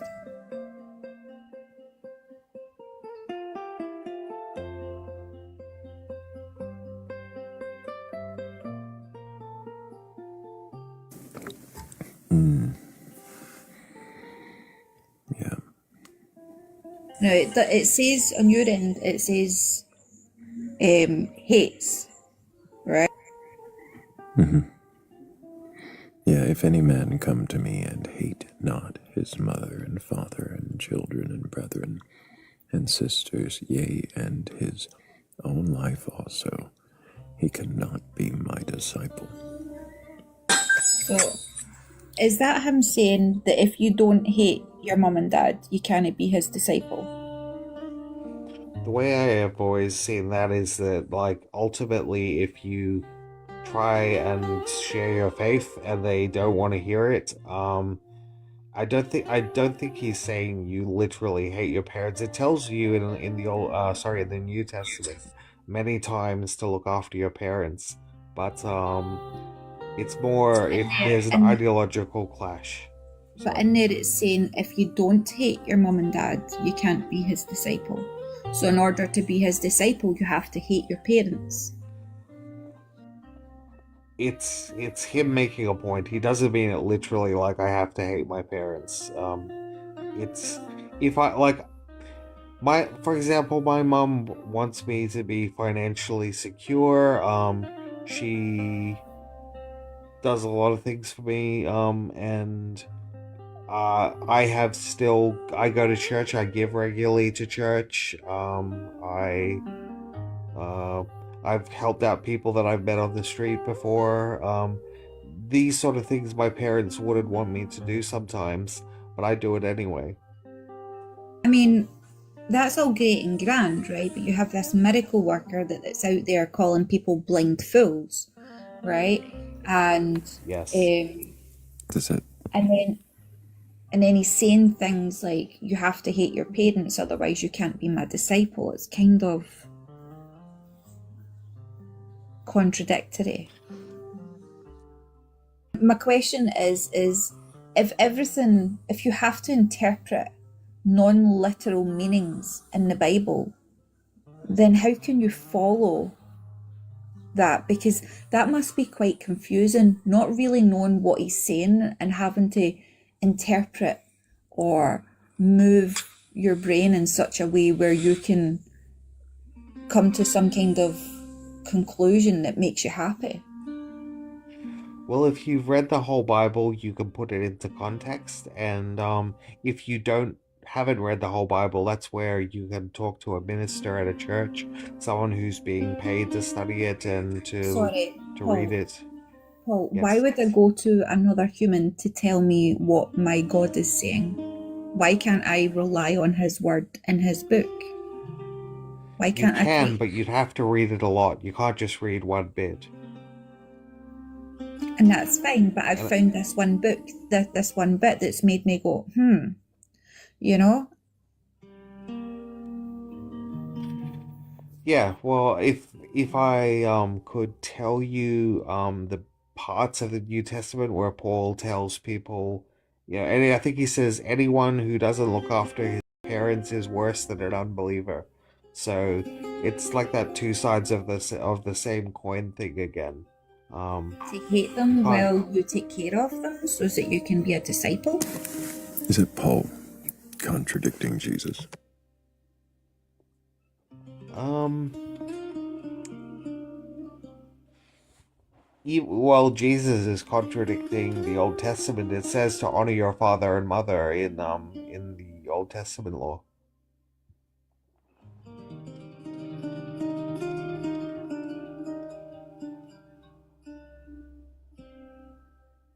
So because Jesus contradicted the Old Testament, then Paul went in and fixed it for him.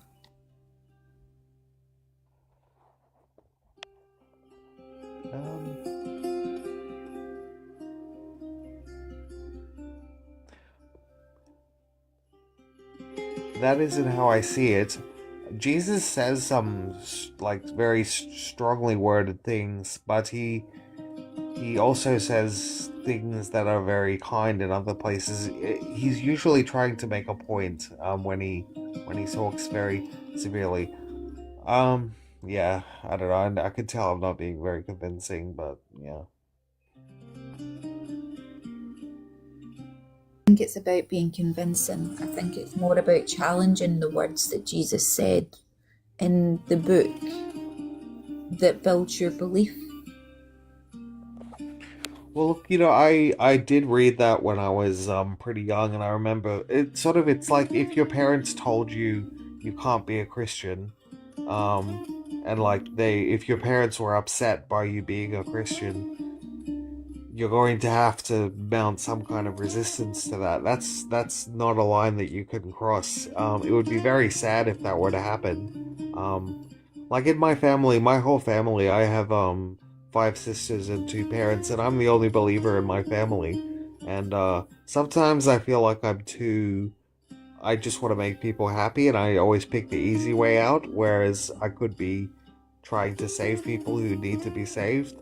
So I haven't had to think about that sort of, anyone who does not leave behind father or mother is not worthy of me. I haven't thought of that yet, but it could happen one day, I suppose. So, taking everything that you've just said, right, I'm going to assume that you don't hate your parents. No, absolutely not. So then how can you be a disciple of Jesus? If, like, God wants all people to be saved, if I can just be honest with them about how important I think it is that they return to church. My parents, we used to be religious. They're not religious anymore. If I could be honest and tell them that and not be afraid of them treating me differently, that's what I think it is. It's like being prepared to do something that people might not like straight away. Um, yeah, that's what I see it as. Because like otherwise, it's easy to tell people what they want to hear. I'm pretty good at that actually, but to be honest with people is a lot harder.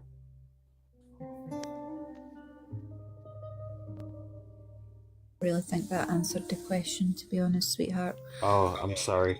No, Can you it's ask it okay. one more time and I'll try? No. It's a hard question to answer because it causes you conflict because it's reality versus expectation.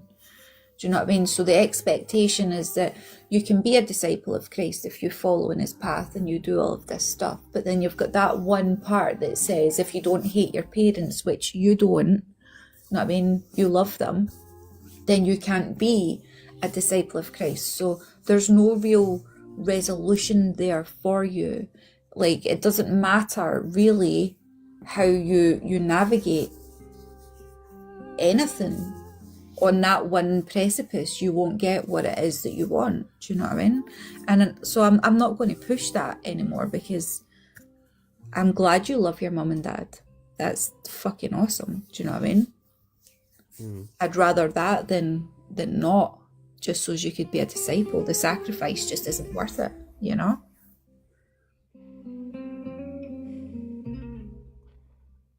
Yeah. Yeah, there were times where I thought I might have to come to some sort of a clash, but it hasn't happened.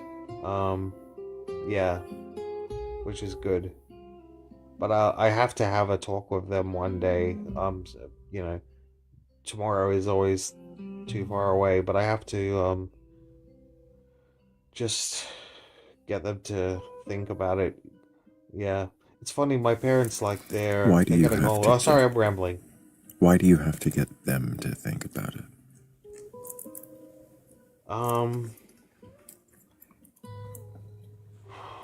Well, I don't know. Like, I sometimes wonder if people who don't accept Jesus, but they're really good people and they live good lives, will God still judge them? I don't know. But just in case, and because I don't really know the answer to that question, if it really is a matter of belief in Jesus is what saves, then I'd love to see my whole family saved.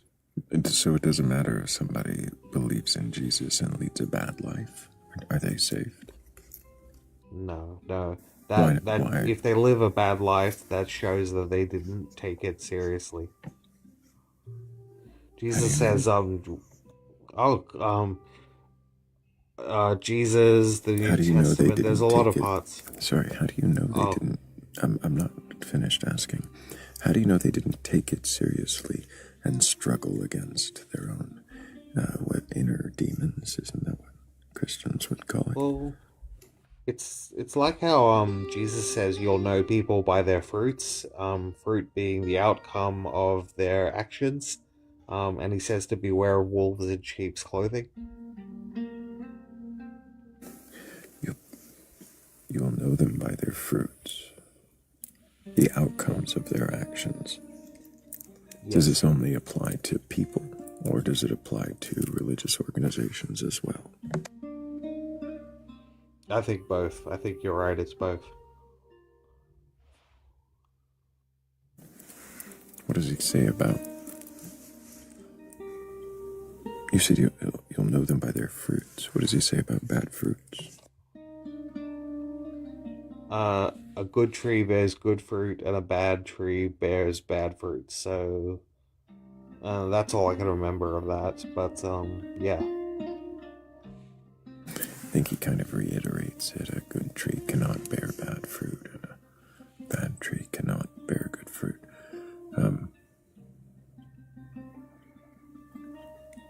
So if a religious organization bears bad fruit, what about if a doctrine bears bad fruit?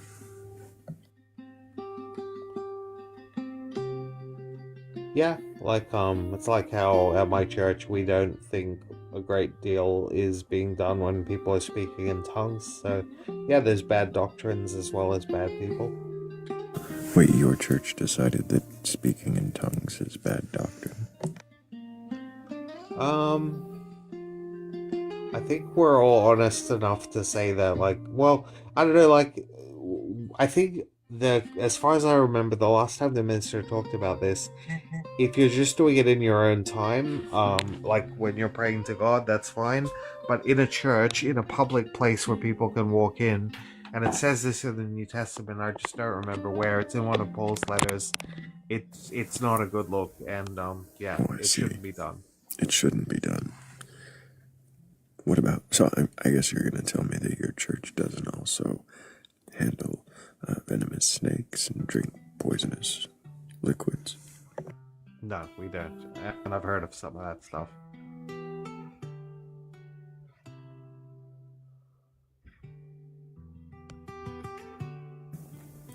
How do you decide what's bad doctrine? I guess look at the outcome of the doctrine, like what is it accomplishing, what is it enabling, what is it disabling. So does that mean the end of Mark? Is that just not real? Is that just fake? There's different endings of Mark. I can't remember how many. I think there's like almost 4 or 5 of them, and the most likely to be true one is the one that has the least amount of details in it. People reckon that a monk who was like copying the page from, because like back then they couldn't print, so you had to be a scribe and write it out, and they reckon that one of the copyists embellished a little bit to make it line up with the other gospels. Seen all over the UK Isles in regards to monks recording. Specifically in Ireland, the monks would be rewriting and scribing, and in those transcripts, or manuscripts rather, they literally talk about the night before that they had, where they were drunk as skunks and how they're really, really hungover. But that's sacred text. Do you know what I'm saying? Yeah, it's not a good look.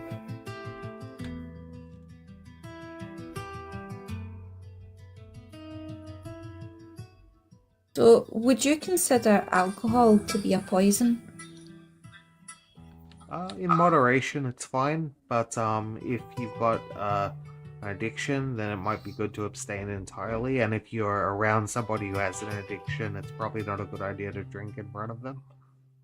Do you know that alcohol is actually a poison, right? But it's so many things, like, you know, they say sesame oil gives you cancer. People are still using sesame oil. But alcohol is a poison. Right. Yeah. So if your like church... usually... Sorry.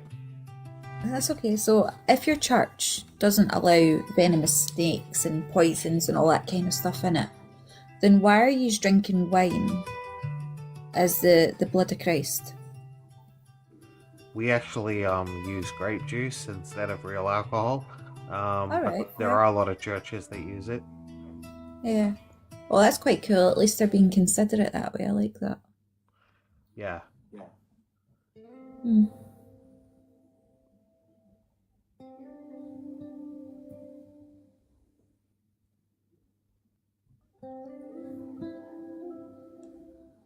I still can't get past Luke. That's the truth.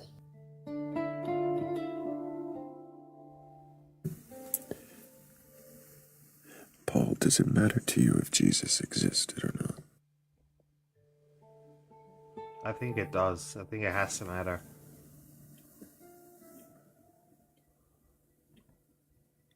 Do you have any way I mean, to assure yourself that he did? I see 4 Gospels and maybe about 5 other references outside of the Bible as being pretty good evidence. Wait, what 5 references? Josephus, Marabas Serapion, Graffiti. I know some of these they just talk about Christians. There's one, was it Tacitus, I think, who talks about Christians. Celsus writes that Jesus went to Egypt and learned Graffiti, sorcery. you mean the donkey head on a crucified Yeah, that's figure? got to be Jesus. Like, it's a Roman worshipping a crucified god with a donkey's head. They're making fun of him. When is it from? Oh, it's not very old. I think it might be like around 70 AD. 70? Are you sure? That's what. Sorry, I meant to say it's not that far removed from Jesus' time. I heard it was like 70 AD or something. Yeah. Oh, do you practice necromancy? No, I don't practice necromancy. Are you sure? I feel like I'm about to be shown that I do. Yeah, I think you might be. So, you talk to God in your own private time, right? I try to. To be honest, I could do it more. Right. So, in the base form of necromancy, it's communing with the dead. Right. That's what it is. It's talking to the dead.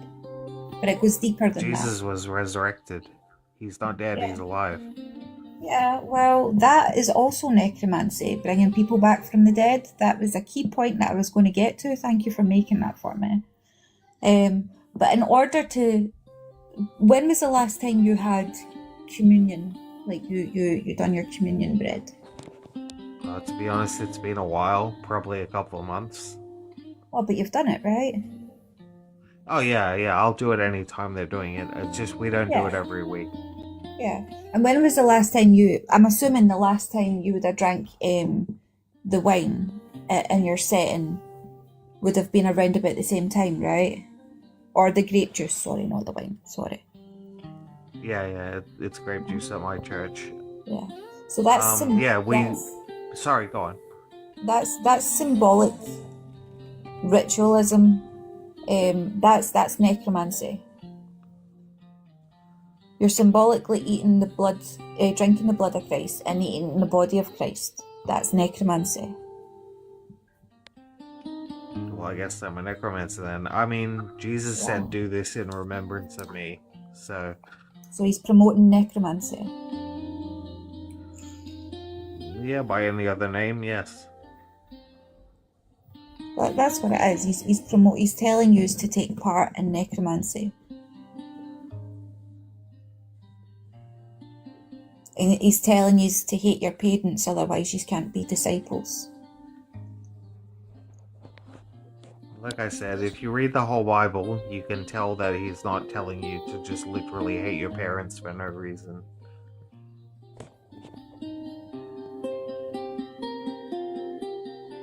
How do you reconcile all of this?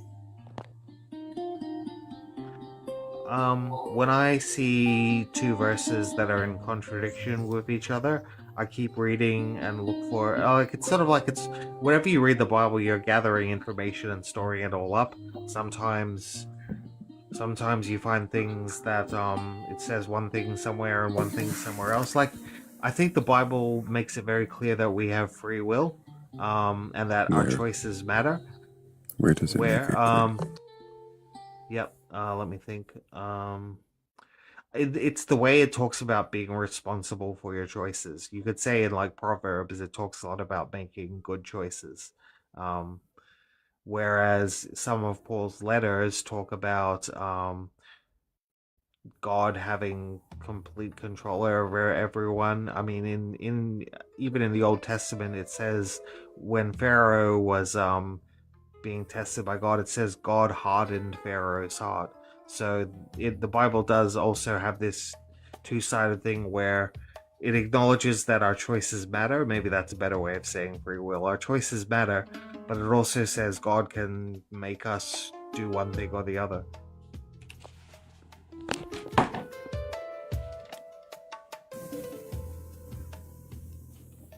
And so, oh, go ahead. No, on you go, Thrayle, on you go. Bats has a question. Yeah, so what you're saying is that God exhibits free will, and then you went ahead and named times in the Bible where he didn't. Are you so certain that God exhibits free will? That God gives us free will, do you mean? Yes.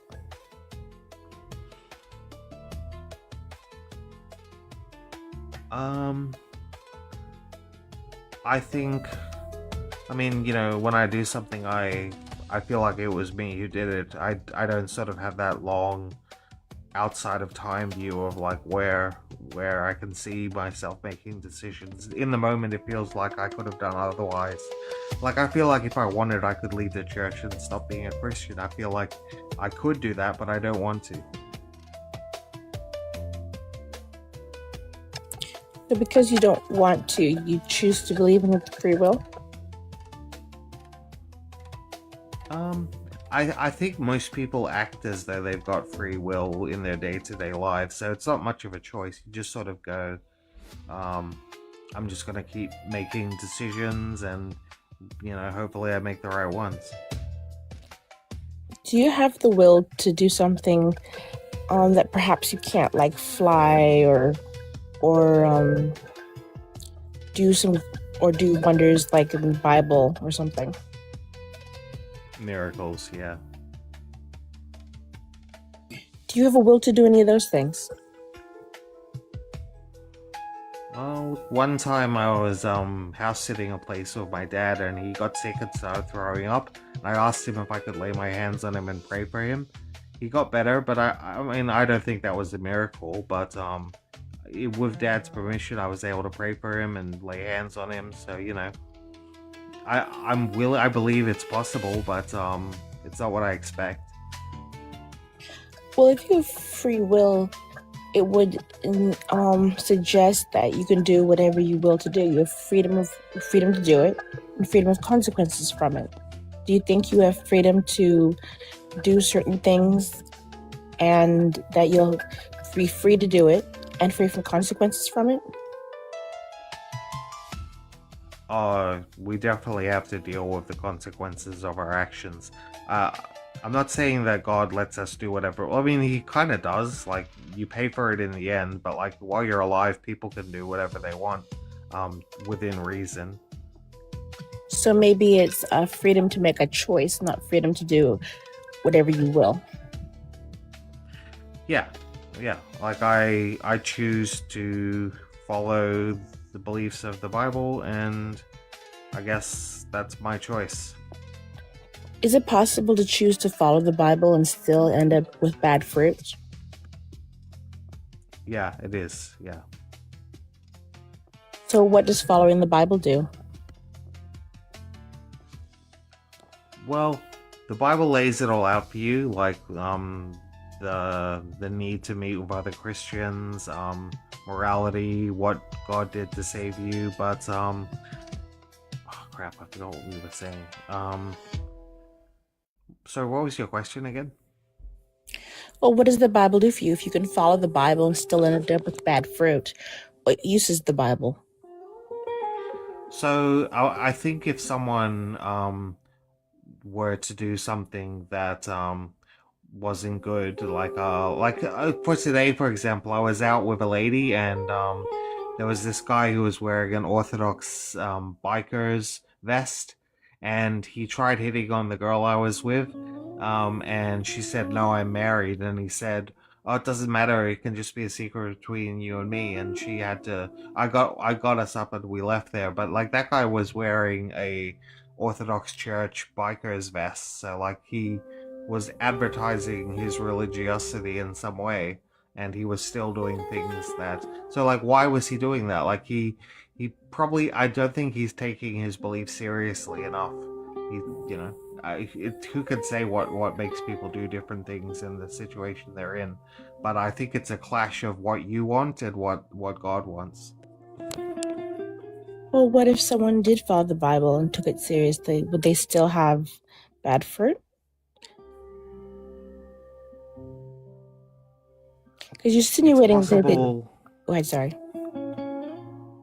Oh, it's possible that you can be misguided. Like it took like time for people to realize that women have equal rights and that they have the right to vote and the right to do what they want.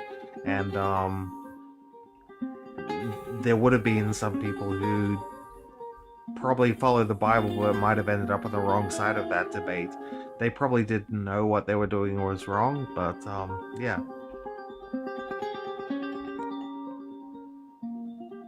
I'm sorry, I'm not sure how that answers the question, but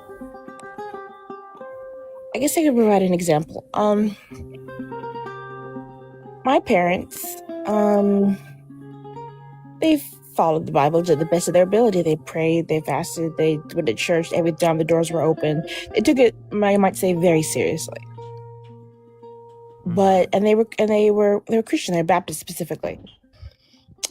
And the Bible says that I have to honor my mother and my father. But honestly, I think I don't want to honor them. If I had a choice, my father would be in prison right now.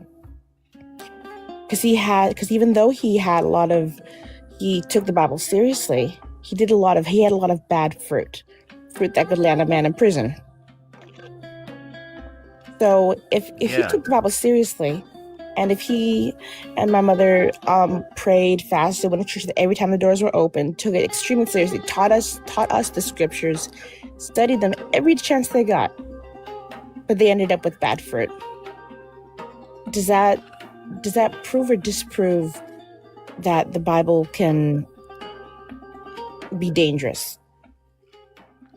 I don't know if it proves that the Bible can be dangerous. Like, it sounds like your dad fits the description of a wolf in sheep's clothing.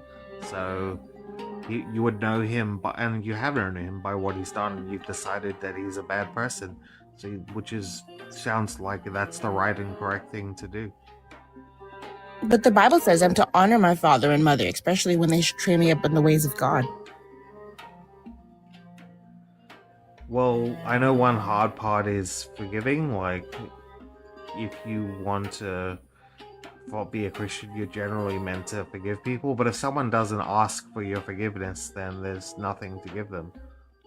Wait, you don't think you think that if someone doesn't ask for forgiveness as Christians, you're supposed to not forgive them? This is actually a topic of debate. My old girlfriend was into this. If someone hasn't acknowledged that what they've done is wrong and they're not asking you for forgiveness, because my girlfriend also, she didn't get along with her parents, although probably it sounds like yours was a lot worse. But yeah, like, it's how can you forgive someone who doesn't know that they need to be forgiven, I guess, is the question. Did the Romans who crucified Jesus ask for forgiveness? According to the Bible, I'm not saying at any point in their life. I'm saying according to the Bible, when they crucified Jesus, did they ask him for forgiveness? No, they just crucified him. And what did Jesus do? What did he say to God? Father, forgive them, for they know not what they do. Yeah, so Jesus forgave them without them asking. And in the Bible, he said that if we should forgive people 70 times 7, as to quote a large number, that, as to say, is keep on forgiving. So is your belief that you shouldn't forgive people who don't ask for forgiveness biblical?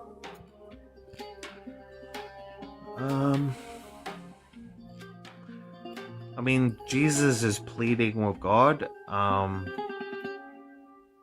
mean, if someone's done something like that, it's like seriously bad. Even if they're asking for forgiveness, you should probably put some considerable distance between yourself and that person.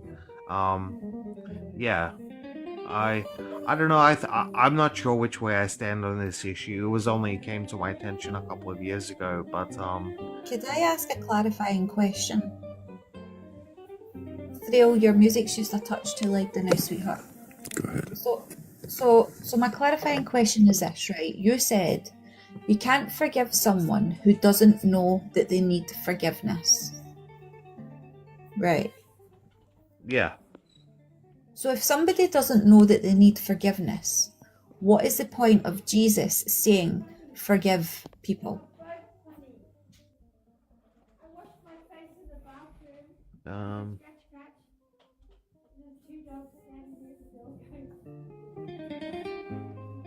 I don't know. I wonder. Maybe that's the first step is to like. Maybe I'm wrong. Maybe it's like the first step is to forgive, and then from there things change. I don't know.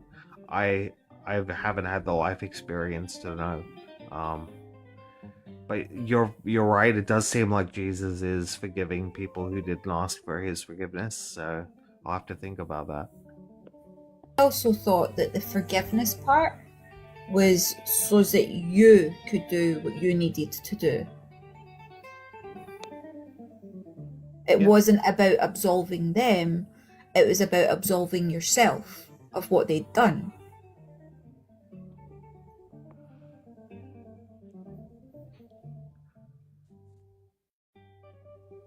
Well, I know that I've heard that psychologically it's good to forgive people. Maybe it's something like that.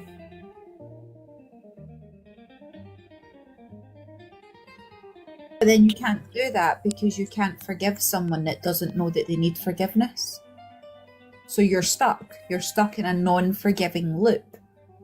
It brings you back to that's another thing that's going to prevent you from being a disciple.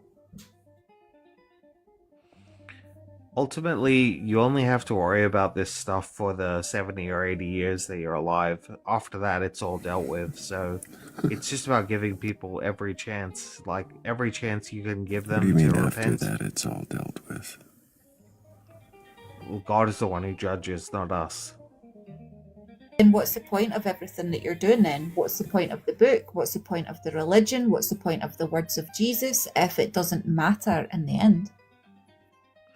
It does matter because if someone believes in struggle. Jesus, they have to Paul, repent. Paul, pick a struggle. It either matters or it doesn't, because it seems like it only doesn't matter when you can't answer the question, and it only matters when you think you can answer the question. So pick a struggle. Alright, I'm gonna say forgiving matters. It's something that we should do, and that by doing that, we're giving people a chance to reconcile with God before they die, because that's a terrible fate. And yeah, it's us taking the first step. There we go. But that doesn't matter because you're going to unalive and then God makes a judgment anyway. God is not just waiting for the judgment. Right now, he wants everyone to be saved. And he's actively, through many various ways, some including the people in the church, he's trying to get all people to be saved. Sounds like that your God is so inconsistent in what it is that he's saying that you could live word for word by the Bible. You get to him and he's like, well, do you know what? I didn't appreciate your participation, so you're not getting a trophy. Off to hell you go. I believe there's a passage in the Bible that talks about that, where those who thought they believed in God came to him and he said, depart from me. And they said, Lord, Lord, forgive us. And they said, God, depart from me. You never knew me. Even though they followed the Bible, he apparently said that they never knew him the entire time. Hey, I didn't know that. Wow. Yeah, depart from me, you evildoers. I never knew you. Really quickly, I'm gonna speed past y'all just to thank Shell, Donna B. Yellow, Mrs. JJ, and Jade Smith. Thank you guys so much for helping with the goal. You guys are amazing. Appreciate all of you.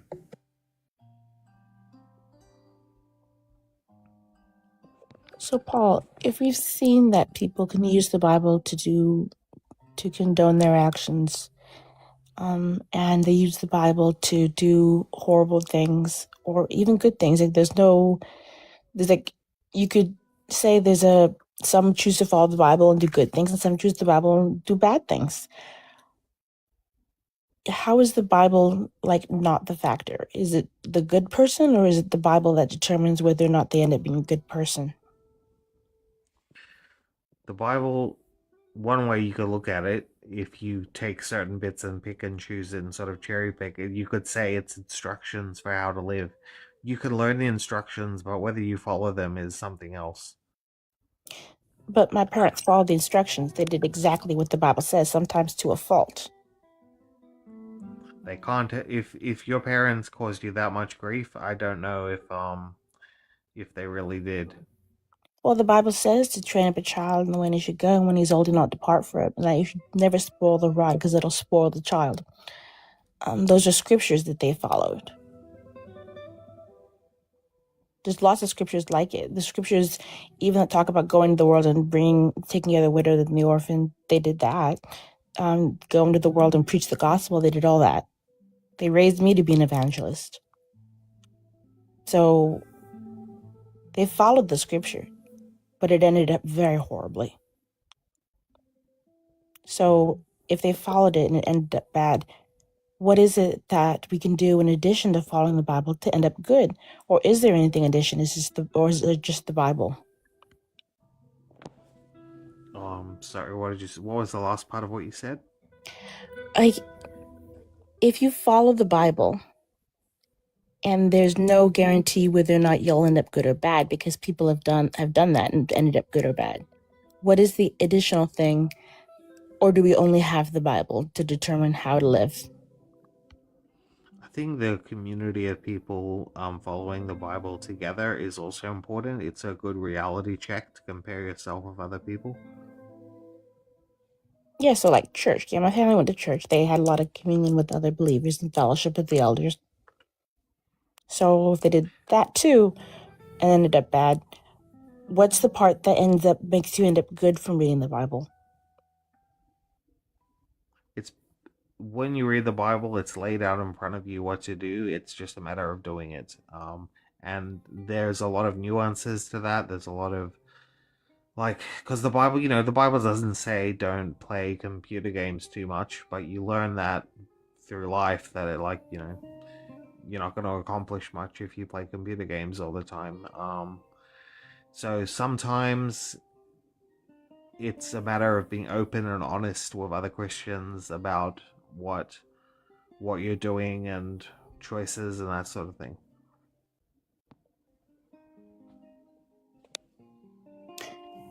If the Bible says something and we're just supposed to do it, how come you haven't received all the fruits of the Spirit? Are you familiar with all of them?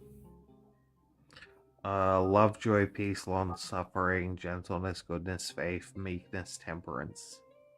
Yes, but also signs of the Spirit would be casting out demons, healing the sick, speaking in tongues. Are those not things that the God says He will give to His disciples and His followers? Yeah, that's a tough one because So witchcraft. Got it.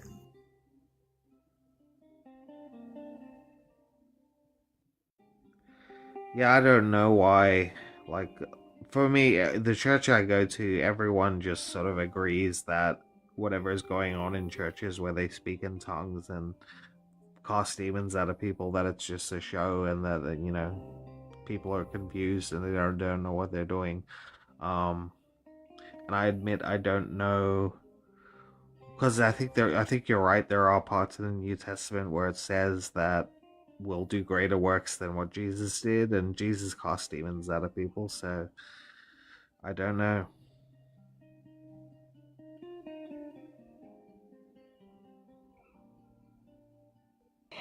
If the Bible says something and that something hasn't come to pass or isn't true or hasn't been proven throughout Christian history, why would you believe it automatically, or why would you assume that it's true?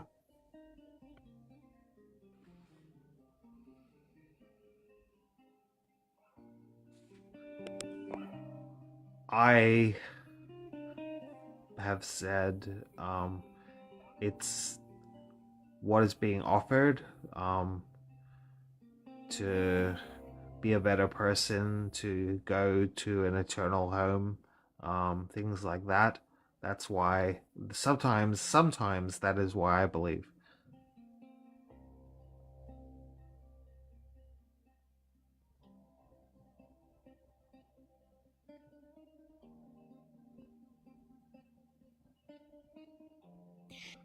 Do you want your beliefs to be true, Paul? Yeah, I do. I mean, if I'm wrong, I'm not gonna die unhappy, but it would certainly be more meaningful if they were true, and I do think they are true. But so I guess it's not so much a want; I just assume they're true. When you say that you believe something's true, is it because you assume it, or is it because you've tested it and found it to be true with evidence?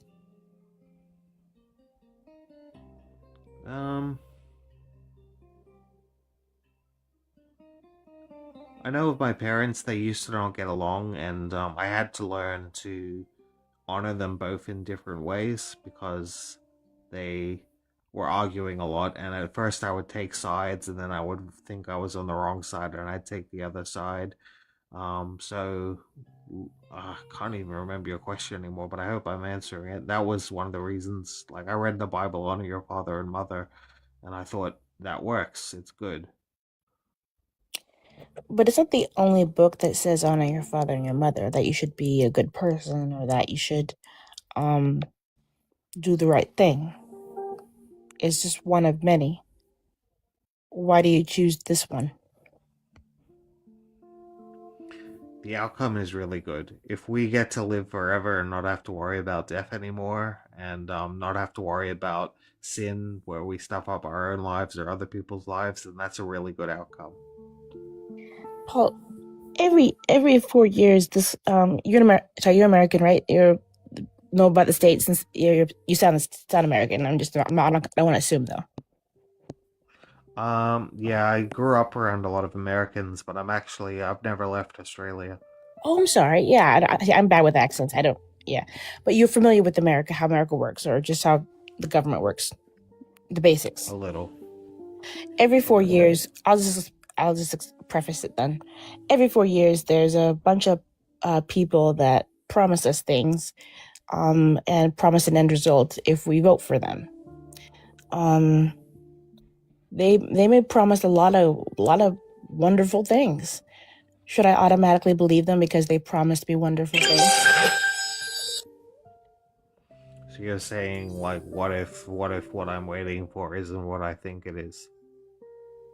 No, I'm asking you if promises are always come true. Well, certainly in our world, humans often don't live up to their word, especially politicians. So when someone promises us something, no matter how wonderful it is, if it's not true, how good is that promise?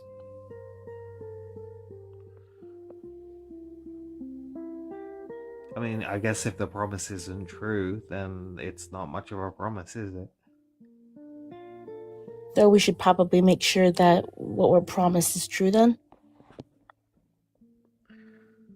Yeah, but there's just no way. I mean, not like there's near death experiences, but I've looked at those and it's just gibberish. No one's ever come back, save Jesus from the dead. Oh, like I suppose there was a couple of other things in the Old Testament, but yeah, like I know that some people say that Jesus' resurrection proves, well, it's meant to show us that there will be a bodily resurrection because he was resurrected. So That's the promise. Once again, I've forgotten what I was saying when I was saying it. Are you pointing out that resurrection is one of the things that makes Jesus because Lazarus resurrected as well? That's right, yeah. I've always found that funny. Sometimes people say Jesus was like the first one resurrected, but it was actually Lazarus, yeah. And I think there's like Old Testament sort of people, like the widow, Elijah and the widow's daughter. She dies, and then Elijah brings her back to life with God's power. So yeah, but I guess Jesus is showing us that it can happen for us, ordinary people.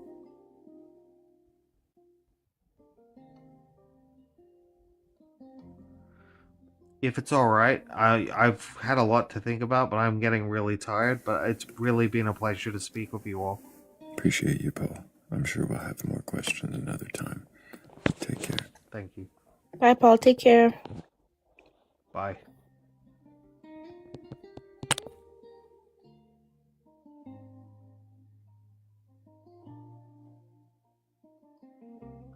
Paul had lots to question, so yeah, makes sense. And I hope he keeps questioning. I hope we get to talk to him again soon. We have talked to Paul a few times before, so. Yes, I remember him from last time. Nice guy. Mm-hmm. How are you doing, Bats? Can't complain too much. How you doing? How's the coffee lasting? I actually just emptied the cup. I'm thinking about refilling it. Ooh, whenever you go get coffee, I know there's a chance of a musical segue. There would be. It really is going to depend on if these ghosts in the queue are ghosts, or if they exist, if they can apparate on the panel and question their beliefs. Once they do, maybe we could reset the gift goal or something. I know we're up to 82,000 taps. Hell yeah. Hell yeah.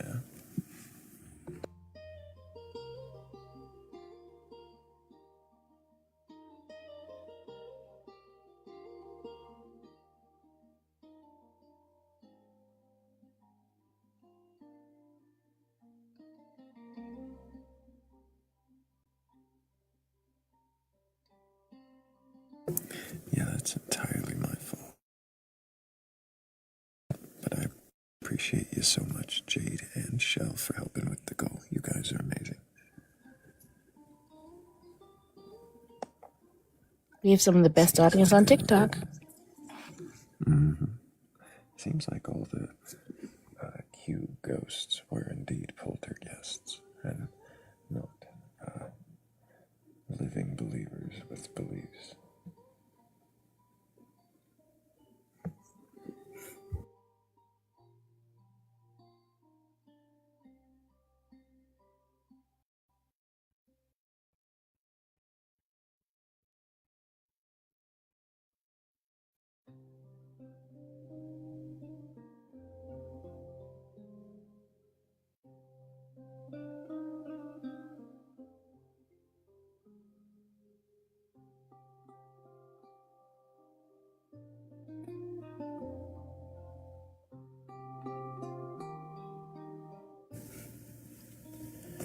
Might need a musical segue.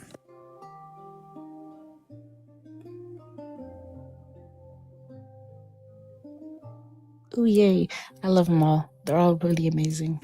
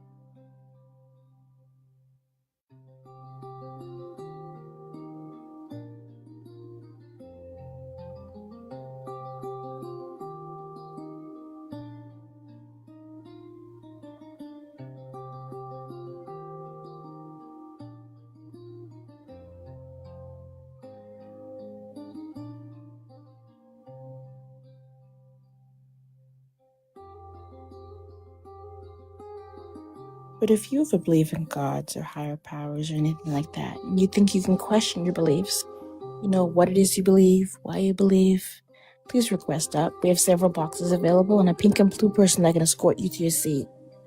We're not here to take your gods away from you, but merely to ask you who they are and about them. Think of it more or less like an interview process. Not a debate space, not a place where we come to make you look bad or tell you that your gods aren't real, but to question to see if you know they're real.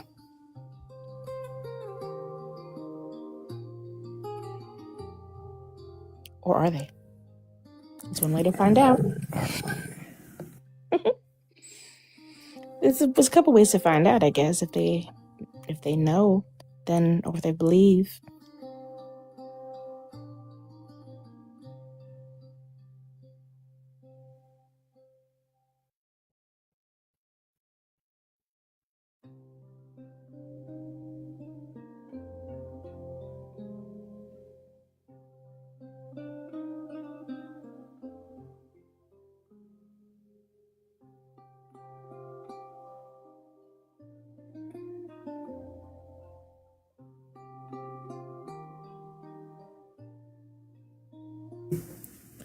I think it might be. I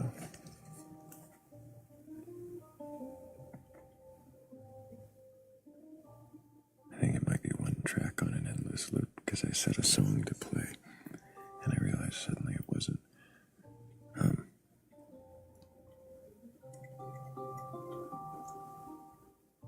You got the replay on. Something. I have to fix that. I'm gonna go make a cup of coffee, and hopefully, when I get back, there's somebody with a belief in a god or gods or something like that who's curious enough or courageous enough to question their beliefs.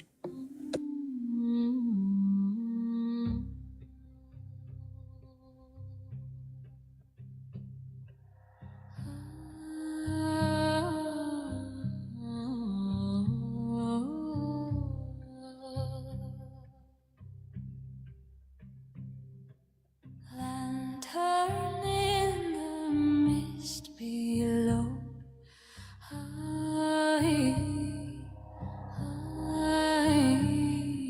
Shows the threads the forest know. You held your answers like a flame, burning clear and bright. But every truth you swore was fixed, flickers in the night. Maps you drew inside your mind drift like smoke in wind. Every road you thought was yours turns and bends again. Lantern in the hollow air shows the patterns always there, not to guide and not to warn, only what was always worn. When the last sure answer breaks and the quiet patterns show, that is when you hear the call through the hollow in the fall. In the quiet of the wood where the old roots wind, others walk the hidden ways of a different kind. Not by crown and not by throne, not by law or chart, only those who saw the threads others passed apart. Lantern in the hollow air shows the patterns always there, not to guide and not to warn, only what was always worn. When the last sure answer breaks and the quiet patterns show, that is when you hear the call through the hollow in the fall.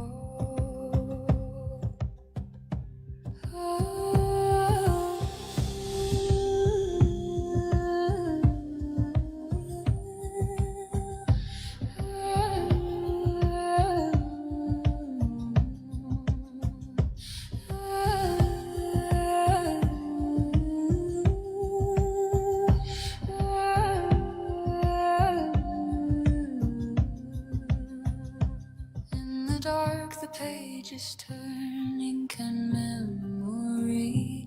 Every Every path a story told in the hidden leaves. Tome of whispers, branch and bone keeps what time forgets. Every soul who heard the mist written in its steps. Lantern in the hollow air shows the ones already there. Those who saw the threads beneath certainty and breath.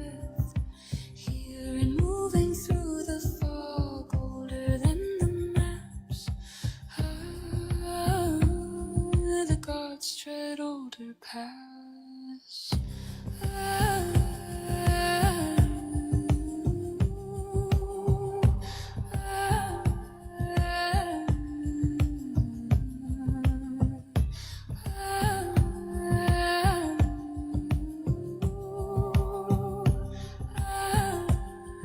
even the gods tread older paths.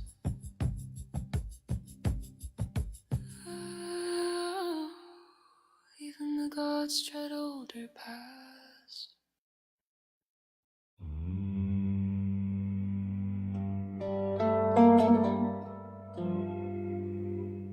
Welcome in.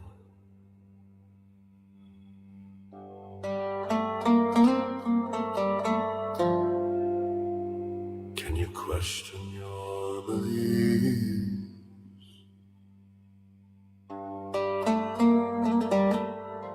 Do you have a belief in a God?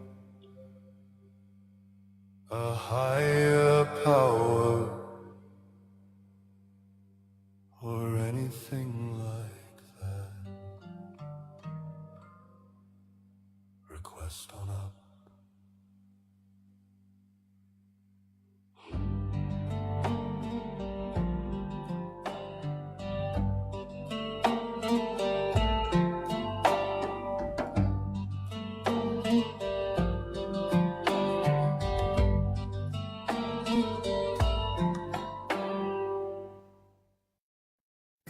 Hell yeah.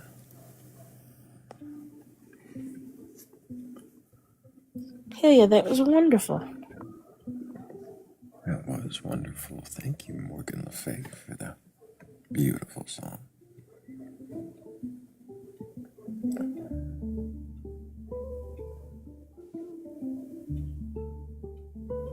Over the age of 18 for TOS. How far over the age of 18? I am 25. Do you have a belief in a god or gods, higher power, or anything like that? I just came to come up with a suggestion. Can you question what you know? Not belief. Because I'm not interested in your suggestion.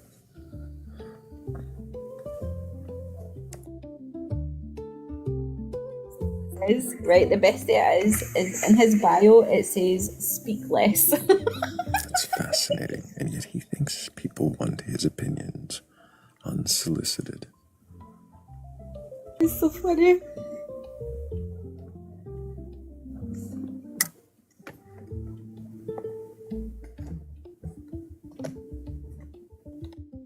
The thing is, as well, is he's got a name. Like his name is Crow Name. He's obviously somebody that has a kind of belief that would be interesting to question. Do you know what I mean? Are you sure? I think I would have found interest in it. Even more so now I know that there's a chance that you might not like the sound of that.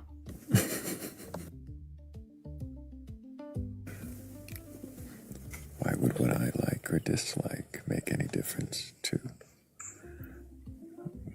your opinion?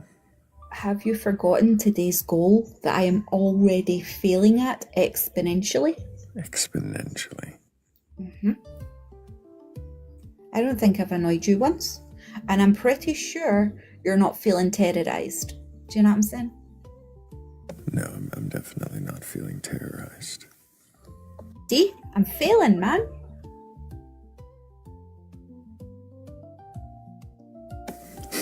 Dancing in Duality says, let the torment commence. I'm trying, Duality. I'm trying. I'm not getting anywhere. Do you know what I think I've done wrong, Duality? I think because I told him, he's just going to make it his mission to not be terrorised. I think we need a new action plan, my guy.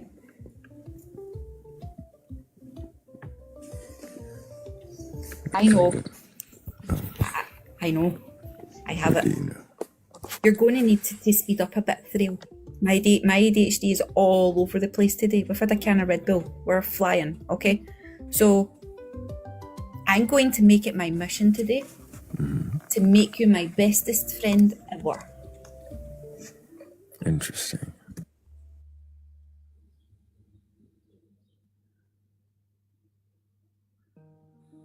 Were you just going to meet a proposition like that with pure silence? What is, you said bestest friend ever? Yeah. What is the metric for best? I think I'm going to take my statement back. I think I'm just going to go back to terrorising you. You think Thrayle of all people wouldn't question a statement? I was thinking love bombing would work, Bats. So Thrayle loves to gaslight. I think he's already aware of love bombing. I know, but he's not had it for me yet. Do you know what I mean? Like, it looks different for everybody. Do you know what I'm saying? And he's just seen right through it. I'm not happy. I'm not happy with this. I need to take it to the God of Ham, see what he says, get his divine intervention here. Oh, you'll be lucky if Hammy's even awake. Oh, no. It's good that he's sleeping. Poor lad.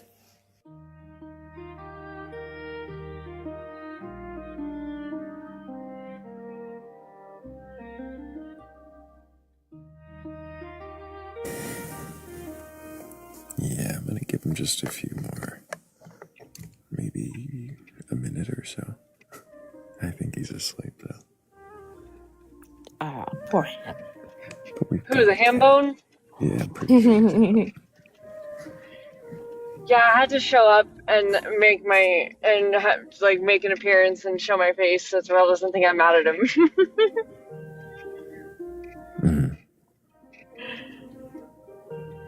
No, I came because I wanted to be here, not just so you didn't think I was mad at you. Well, that's good, because we're running out of things to question, except Crow's ambition to terrorize me. But that's my favorite thing. We don't need to question that at all. We don't want to. Yeah, we don't need to steal that away from anybody. That's fantastic. If in doubt, bring Cat up.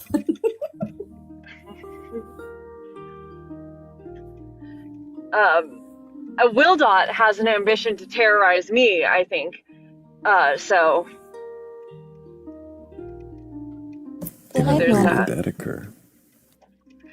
Oh, it's just that. So the thing about Wildot is like, when he has somebody on his live that he doesn't have the patience for, he like summons me into the room, and because apparently I am the epitome of patience in Wildot's eyes, or maybe just the epitome of patience that he knows will come when he summons me. You know what I mean? And so anytime I'm on Wildot's live, it's because he has a fucking awful guest, and he needed somebody with more patience than he has, or any of his friends have.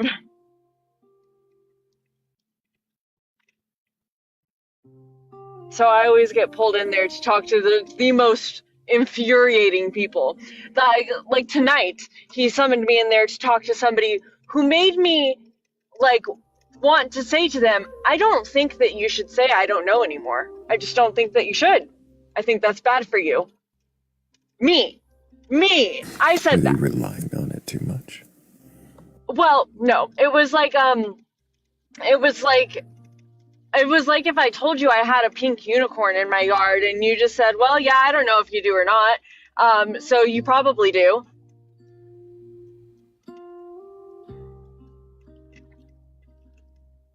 But what? But what would make you think I had a pink unicorn in my yard?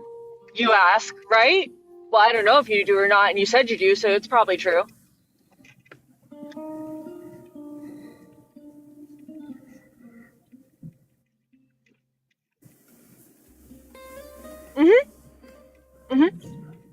That's what I got summoned into Wildats for tonight. So I think he's trying to terrorize me.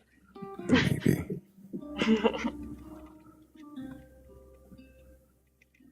Well, if And then when I tried to like logic it out with them, they just argued with me. It's like,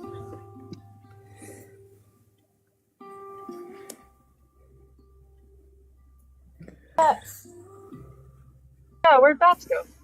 Uh-oh. I think Bats was about to say something and then they popped off the panel. And then they just disappeared. Come on, Bats. Come on back. Unless there was a family emergency or anything. But you can always come back. That I have this thing with change, right? And all week it's been perfectly lined up, but today, for whatever reason, it's not. And your actual skeleton in the background is taller now than the skeleton in the picture, and it's fucking with my zen. I'm just saying. Every time it flickers, like you can see that it's a bit taller, and it's annoying. So fix that, please. And then the next guest was talking about about non-dual dualism, and I said that's not a thing. You can't have that. Well, you can, I guess. I mean, I guess some people might. Either be one thing or more than one thing, but it can't be both of them. Croname, you're in the comments saying a lot of really cool stuff, sweetheart. You should just come up and talk to us. He could try again. He's just... Only if he can question his beliefs. He's got potential to have a really cool conversation, do you know what I mean? Do you think? I do, yeah. Crow, can I get your age for TikTok TOS? Yes, I'm 25 for TikTok TOS. And do you have a belief in a god or gods, higher power, or anything like that? Well, if I say no, you might as well drop me. Why? I mean, isn't your live about belief? Would you like to engage with the questions instead of trying to jump ahead and meta? I mean, okay, so if we know that belief is provisional. Answer the question I asked. Okay, so I would say, if I believe in God, let's just say for instance, right? Can you answer the question that I asked? No. Are you trying to No. give a TED Talk? No. I that's why I literally said So you can't even answer the I question. don't believe. So there you finally answered it. So you don't believe in a god or anything like that? No. Would you say that you have some other acceptance of a god? No.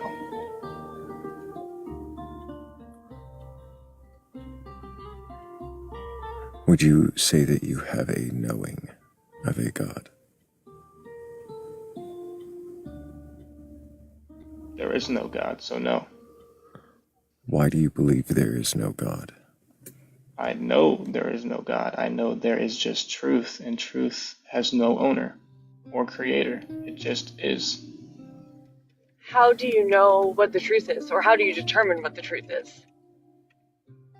Simply, truth does not negotiate with innocence or monsters, so explaining it means it has to fit your narrative.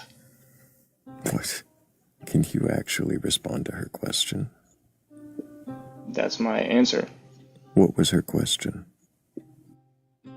Can you explain truth or define truth? Nope.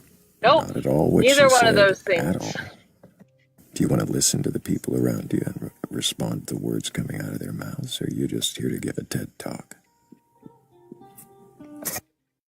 Then repeat the question and I'll answer. It's a really good question, too. How do you determine what the truth is?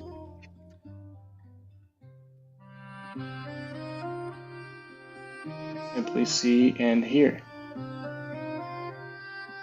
And your seeing and hearing, can your senses not deceive you? Are you Yes. infallible? Yes, your seeing and hearing can deceive you if you don't practice emotional regulation. Is that the only reason your seeing and hearing may deceive you? If you are just reacting and not regulating or processing things, then therefore you are just reacting and following blindly into things that you supposedly You're not answering think the is question. true. You followed blindly.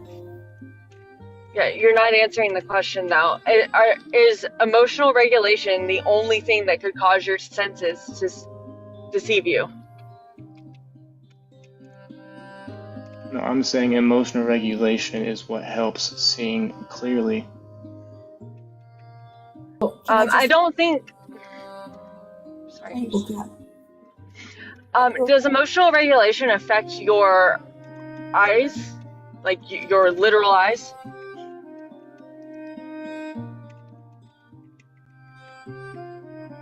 Yes. Emotional regulation. Are you saying emotional regulation affects your ability, your physical ability to see? No. Okay. So how could a lack of emotional regulation affect your physical ability to see truth?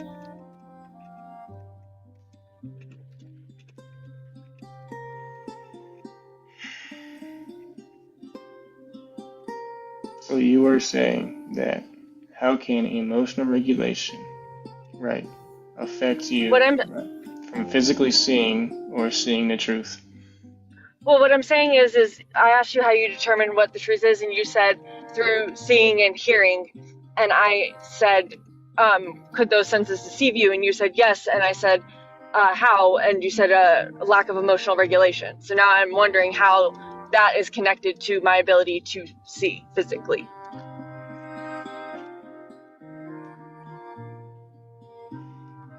Do you see what you want to see, or do you see what is there? What is? Why are you responding to her question with a question? Well, like, it's either I see what I want to see, and it has to fit my narrative, or I see what is, that is there, that Do is you tangible. think that you see what is? Yes, absolutely. Are you saying that you are immune to seeing what fits your narrative? At first. At first? What do you mean at first? You have to see the patterns in which, knowing that you have, so it's like, for instance, okay, if you're looking at something, right, and it doesn't, it's either you see it for what it is, or you see it for what you, or how you want to see it. I've got an example, right? Okay. I'm just going to cut you off. I'm going to give you an example of. Right. Okay. So before you came up, you saw me telling Thrayle that this would be a really interesting conversation with you, right? Mm-hmm. And you asked to come up to have that really interesting conversation. But also for the last hour, you've saw me telling Thrayle that I'm going to take every opportunity to terrorise him, right? Now, I knew that this would be a difficult conversation for Thrayle, so I told him that it would be really interesting because my motive was to terrorise him, and I knew that you would be able to do that, right? Right? And you've proven that point by coming up. But what that means is that you followed blindly, your words, based on what you saw and what you heard, because you thought at that time that that was the truth, that you would have a really interesting conversation. So I'm going to ask you, does everything you see and hear present the actual truth?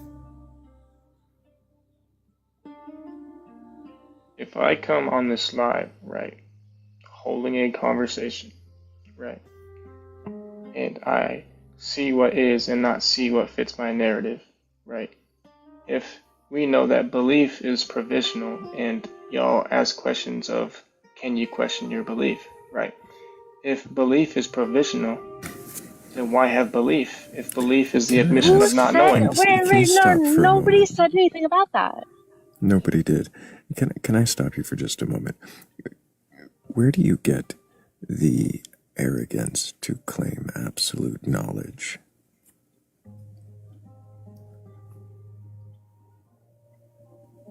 Where do I get what? Why is it you claim absolute knowledge? Because it's there. So there is It's absolute. in plain sight. So just stop for a moment. Are you saying that it is in plain sight? That there's Yes. absolute. Can you let me finish my sentence? Are you going to let me finish when I start speaking again? By all means, go ahead. Great. Are you saying that there is absolute proof in plain sight that there is no God? Yes. What is that?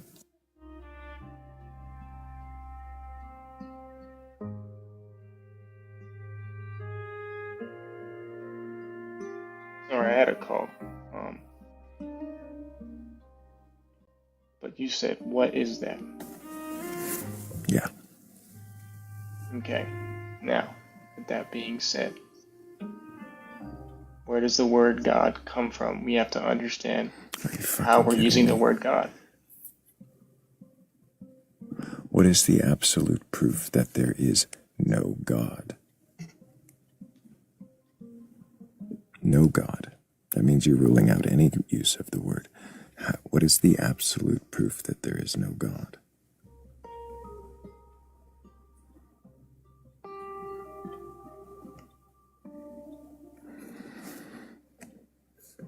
God is an egregor. Before.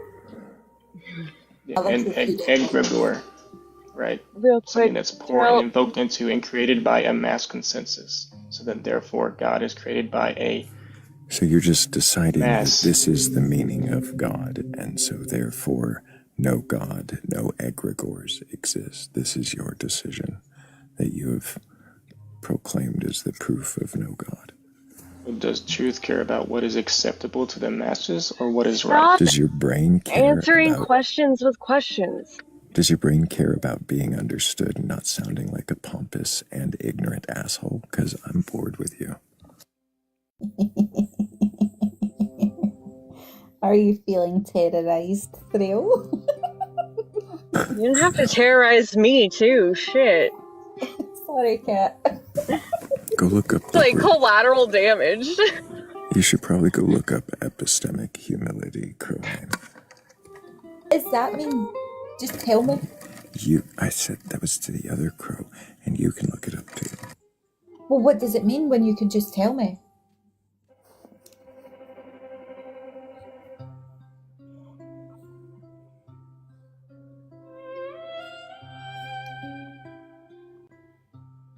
I'm going to Google it. Fuck you.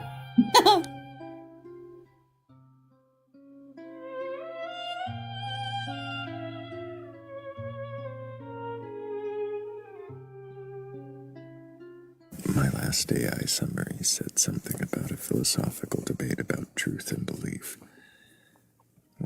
I don't know what the hilarious one I'm hearing about in the comments is.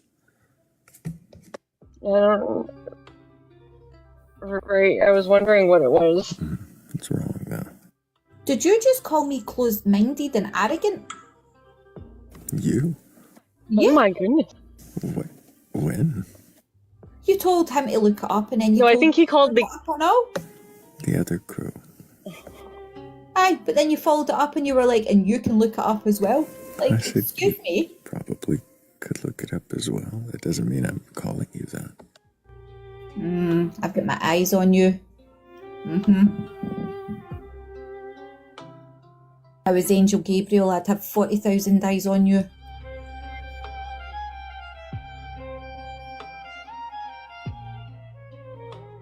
Oh, whoops. My finger slipped. Oh no. Uh-oh.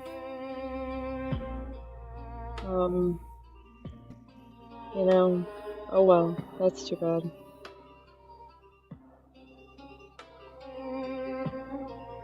I can't currently look at what he did, so I'll take your word that it was necessary.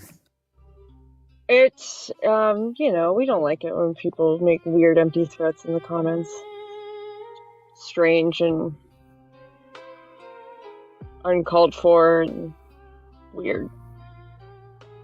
I missed it. Wow.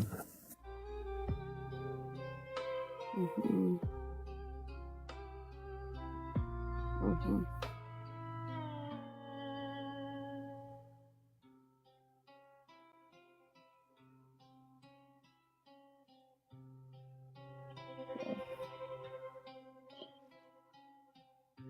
Weird to come up on a panel and be weird and arrogant and not answer the questions that were asked and then be upset when they don't want to talk anymore. Legion, sweetheart, I'm not the person to say that I didn't. I'm assuming. Stop tagging me. I didn't do that. Tag the other one.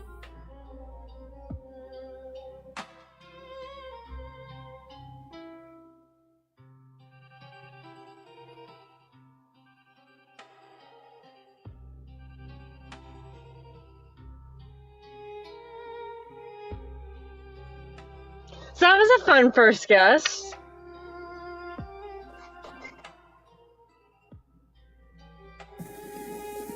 Oh, for you, My first guess. first. Yeah, we've had a few.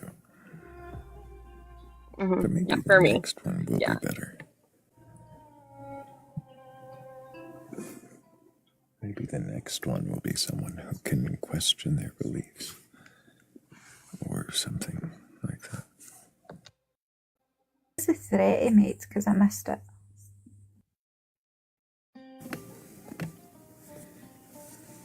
Oh, that we were being watched. And that he wasn't going to... Well, I mean, we're being watched, though, by 165 people, so we are being watched. We're also being watched by Sky Daddy. We are. Sky Daddy's watching everyone.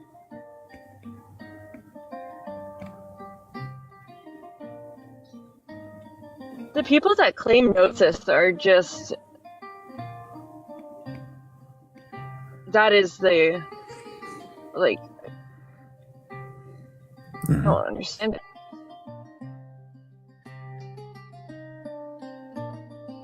I hope I'm being watched. I mean, that's how my content's pushed, right?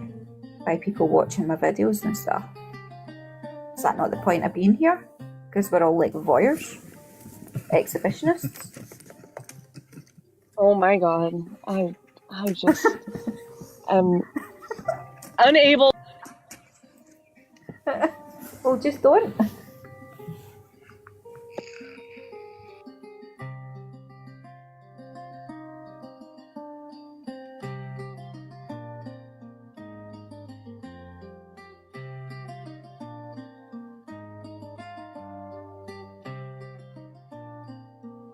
Mustard and ketchup are in. Nice.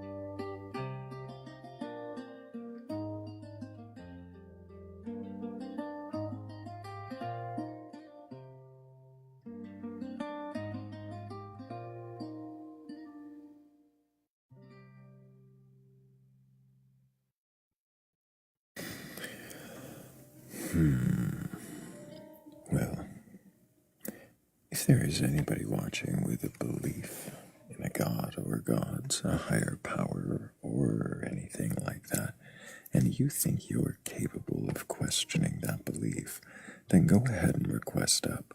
We're not here to debate you. I'm not looking for an argument or some kind of philosophical victory. I really just want to know, if you can question your beliefs, then what is it that you believe? And why do you believe it? And maybe I might have a few more questions for you.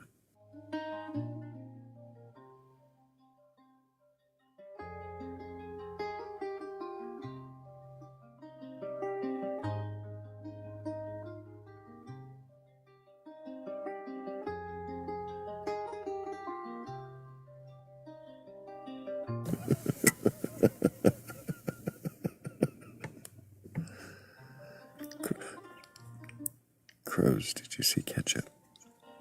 Ketchup's question for you. Oh no, I That's really didn't. funny. Oh, sorry, I was down the stairs. Are there days when you feel full Scot instead of just Scottish? Every day. I was actually thinking about that yesterday when we were sitting out on the deck, and I was sitting and I was thinking the other Scots feel like this. And I was thinking about the different types of Scots that assign themselves to different areas. Like you've got the Ulster Scot, you've got the Unionist Scot, the Nationalist Scot, and I'm over here and I'm just like, I don't fit any of them. I'm a Scottish Scot. Do you know what I mean? I do. I think about that way more than what I probably should.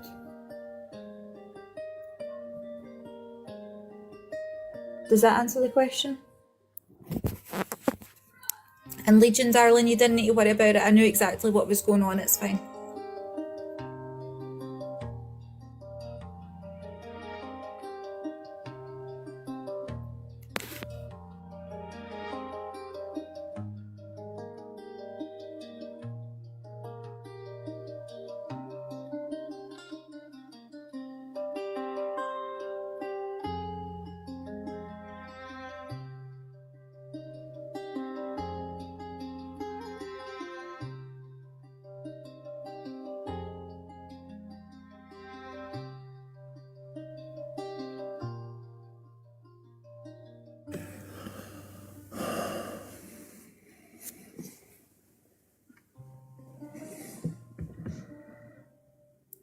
Why, oh why, green screen, don't you like my bones? An odd sentence.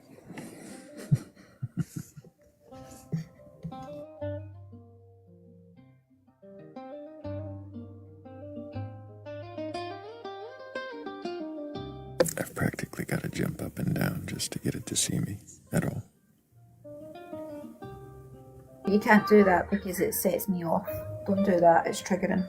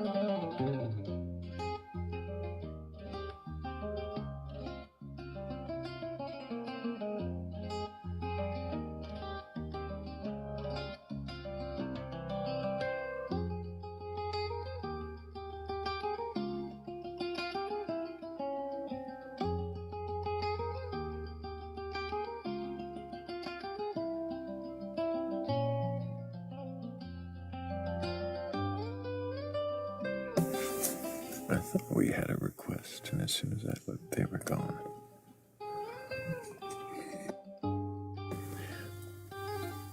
Why are they afraid of questions tonight? I keep trying to tell them that we're nice ladies. They believe you when you say it louder.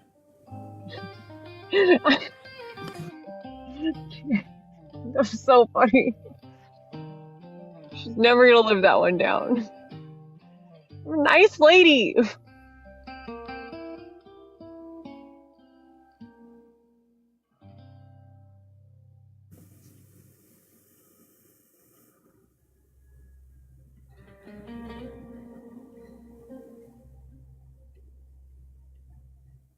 I'm going to use my hair dryer. I will be AFK. I'll still be on panel, but I'll be AFK for about 10 minutes. We'll be here. And maybe we'll have... I think we do have, yes. That's a long time to be drying your hair. You must have a lot of hair. Really do. Hello, Gab. Can I get your age for TikTok TOS? Hello. I'm sorry. I'm sorry. Say that again. I need your age. Oh, I'm 31. And do you have a belief in a god or gods, a higher power, or anything like that? Not exactly. Not exactly. What do you mean by that? Well,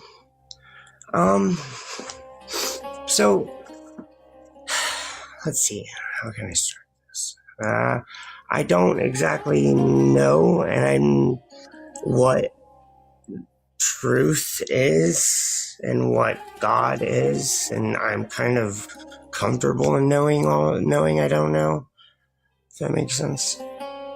Like, I like learning, though, and that's why I like this topic, because I really, really like questioning my own beliefs, like, because I don't know anything.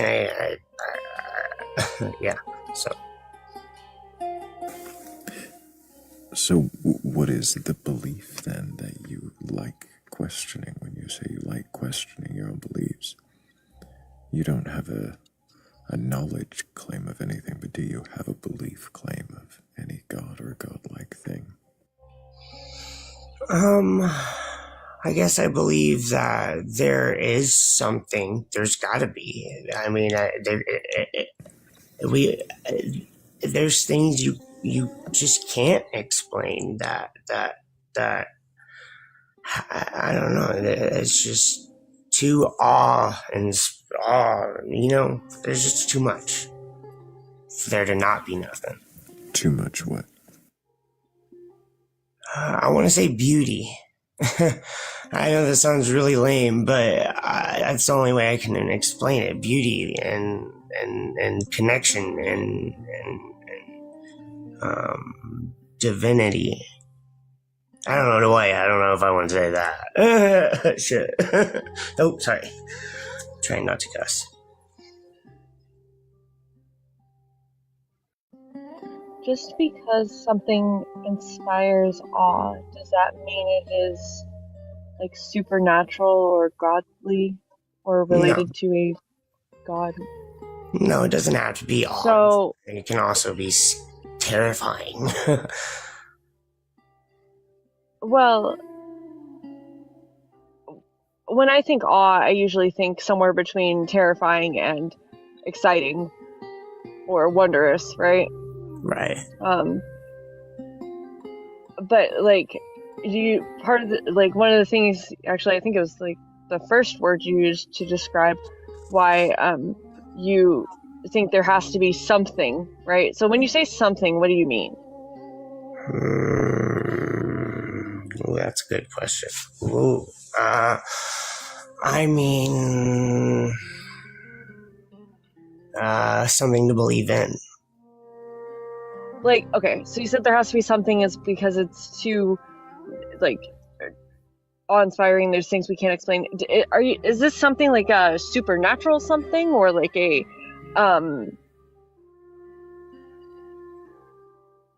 But see, that's the point. I don't know. I don't know. I don't know any. I don't know what it is. There's this Is feeling. this an overarching like force or entity? Like, is this something that created? Is this something that just watches over? Is this something have a mind? These are the questions. Well, and see that again. Again, I have to answer with I don't. I don't. That's why I'm asking. That's why I go and I ask other people, because I want to know other people's opinions as much as y'all do. Like I it's intriguing to that I will never really know what I'm even talking about. If and like I love I don't know, right? I don't know is great, but if that is so, if you don't really have a even an idea or a picture of what the something might be, then what reason is there? What motivates you to think that there is this something at all? Why is it not just the things are what they are? Boring is that? I don't think it's boring. I think it's fascinating and wondrous. But no. I mean, no. I mean, how boring is sitting there and thinking that there's nothing. That's what I'm saying. I'm not bored by that at all. Really? I don't know what you mean by there's nothing. What do you mean there's nothing? I don't know. Like, is there an afterlife? Do you think there's an afterlife? I don't know.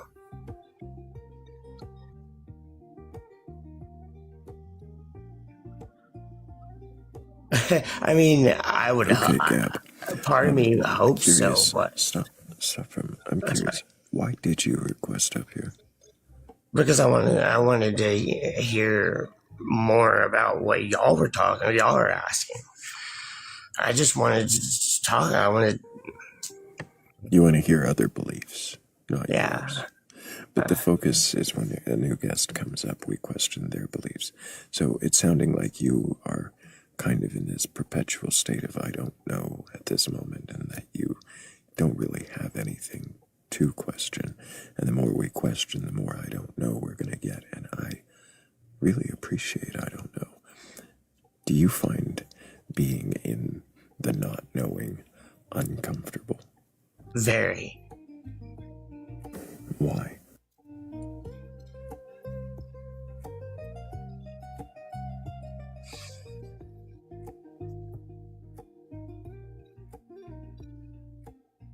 Because I feel like that's my point. My reason for living is to get as much knowing as I can, even if it's something, I just want to feed that in me.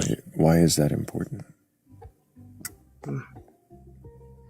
Maybe it's because I feel empty in life. I don't know. I'm sorry. I'm sorry to answer with I don't know. I really, and I understand. It's fine, Gab. It's fine. We don't have answers for you here. No, I know. I know that. I'm not asking for answers. I understand. But what we're doing here is seeing if you can question your beliefs. And where we're at here, it seems like there's not a belief to question. That's fair. So that's fair. I appreciate you coming up and answering honestly. And I hope that you keep asking questions, and if you find some answers, I hope y'all find somebody I hope y'all find somebody. Mm-hmm. I'm going to go ahead and let you go, Gab. Appreciate you.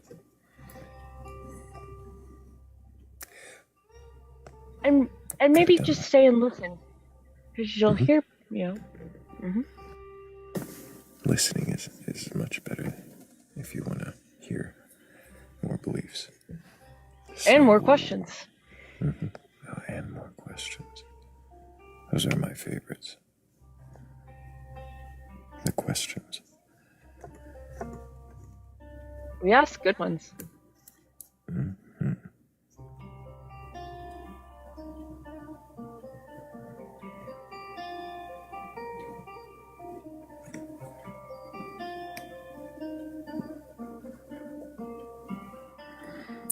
if this guest is loading in. Augustine, are you there? You can try again, of course. There are a few others in line here.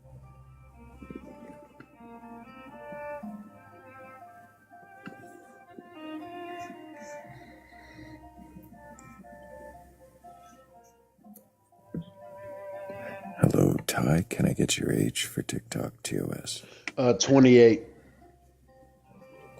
And do you have a belief in a god or gods, a higher power, or anything like that? Hold on, can you give me a second? I gotta fix something real quick. Mm-hmm. I'm a request to come back on immediately. Okay.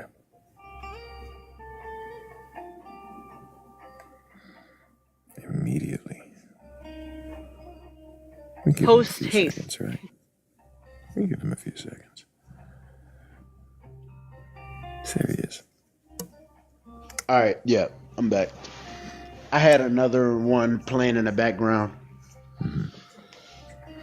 So, I'm sorry, give me your age again for TikTok TOS. You didn't fix it. You might have to close your app entirely and come back.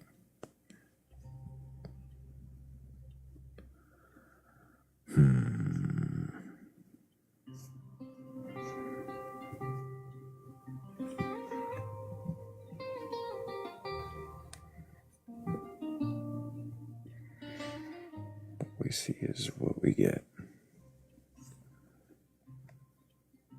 Oh, Ty came back. Well, hold on, Ty. We'll probably get to you. But Fu, can I get your age for TikTok TOS?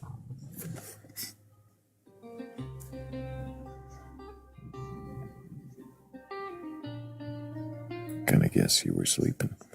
You could TOS.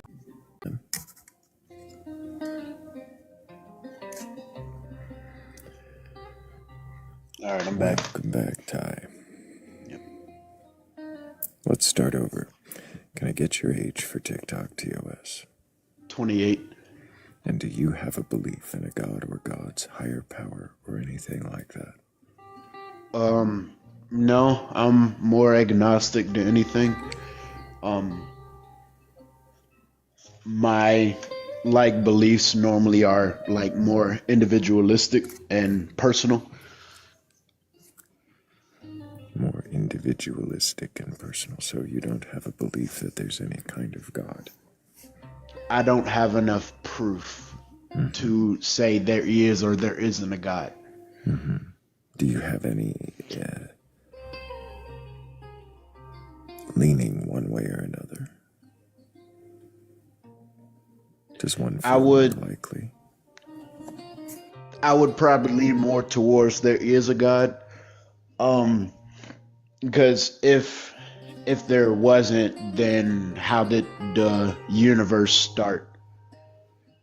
How did we get to be the beings that are able to understand this concept with the level of intelligence that we do? So you say there's not reason to believe one way or the other, but this is what would make it more likely to you. Yeah, it would make it more likely to me. There's also some good explanations on the other side too. Mm-hmm.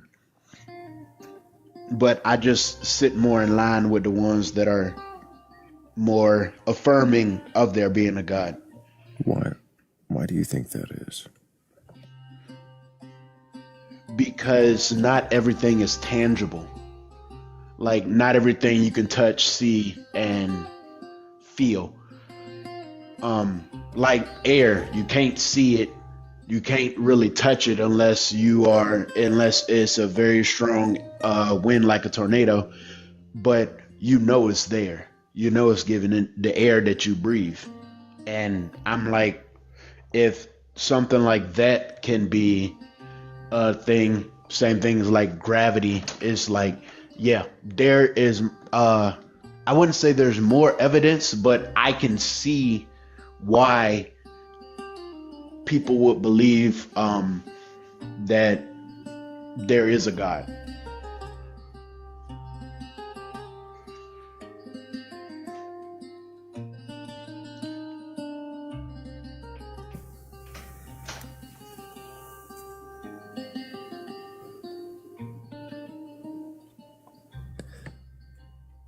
Do you want there to be a God?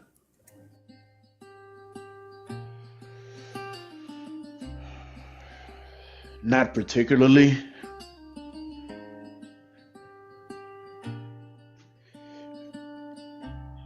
But then I can also say yes. It's I'm not really too I'd never thought too deeply about it. But I will stick with the answer yes. Cause maybe if there's actually a clear answer, then wars would be stopped fighting over the differences in beliefs. Do you think that if you had a better understanding of how, like, the universe was formed, or the universe as we know it today was formed, and how evolution works and all those things, that you would still think that there was a God? If I had something that was disproving of a God and I could actually put faith into it, yes, I would be able to believe there isn't a God. Like, I'm not, yeah, I just don't have enough evidence to say that there is a God or there isn't. Right, no, I agree. Do you think that you need faith if you have proof? No, I think if you have proof, then faith is just something that can easily turn into a bias. Because you can start getting into confirmation bias where you are like just looking for proof that supports your side rather than looking at the truth that is in front of you.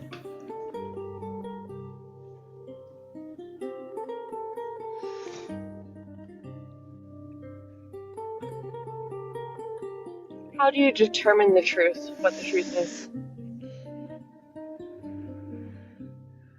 I don't particularly know, mainly because truth is subjective. But if like a truth that I would be able to accept is like if like it's like irrefutable evidence that God exists or doesn't exist is if the only way that I can really know is when I unalive and I actually see it. Like I can't put much faith into people's words because people have different opinions, people have different statistics that it can pull up. I can't put my faith in any of it, mainly because I don't know which way I'm leaning 50% of the time, if that makes sense. So you really are just like right down the middle on this, huh? Yeah, I don't have the right answer because I don't have enough proof to disprove one and prove the other. Like I'm perfectly agnostic. Like I don't disbelieve or falsely believe in a God.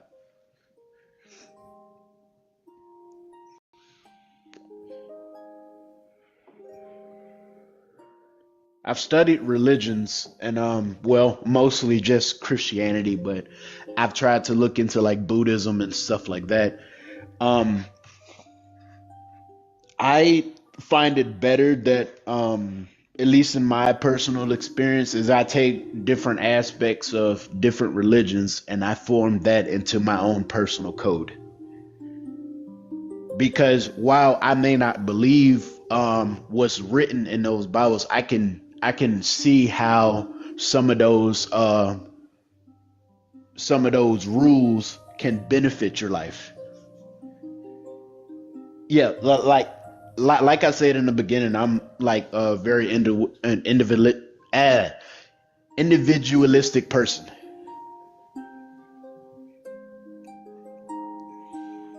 And that comes down to the same thing with my beliefs. This might be more agnostic than you and I, Thrayle. No, I don't know about that.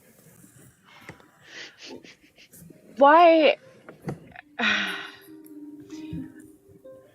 This is always perplexing to me. If the answer is I don't know, why lean towards, or why have a leaning towards the God at all? I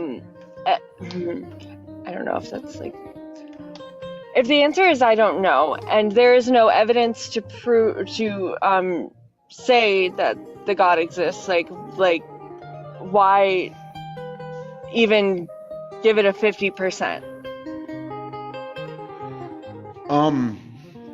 In my own personal experience, it's like I see more benefit to there being a God than isn't, because like in the different texts that different religions have, there's like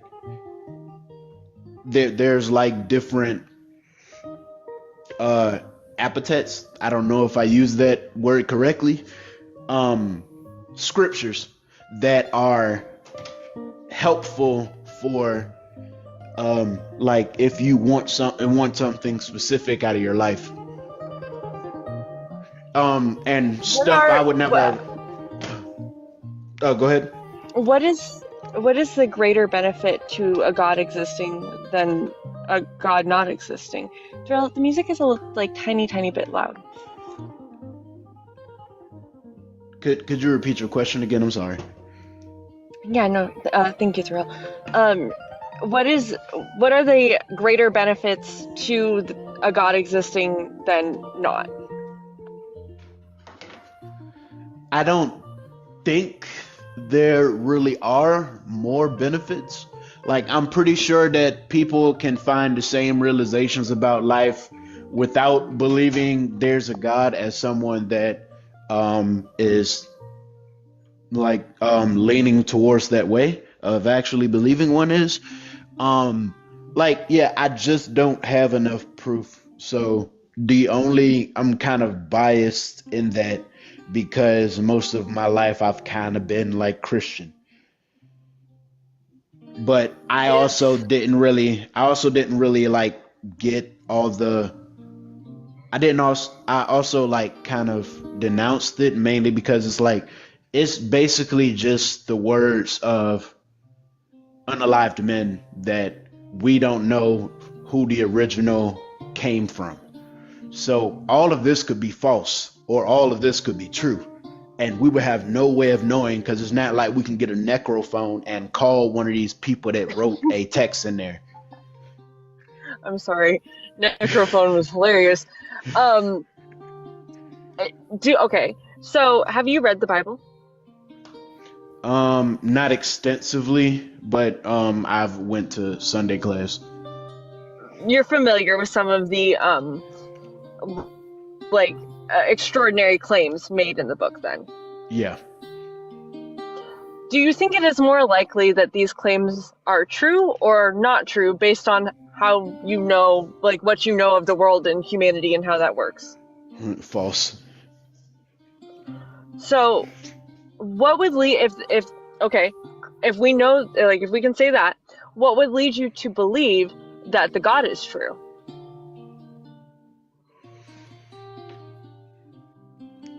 I don't really know. I just grew up being like being told, so it may still be coming down to my own personal bias. I grew up told that belief can make something real. So while the God is not actually the real, God is not actually real, the belief that he may be real could be enough to bring him to life, at least in the people's heart that believe in him. So what you're saying is the God doesn't actually have to exist for it to be meaningful. Yeah, like the scriptures, whether they're based off of fact or falsities, they actually help people get through tough times in their lives. They actually help improve people.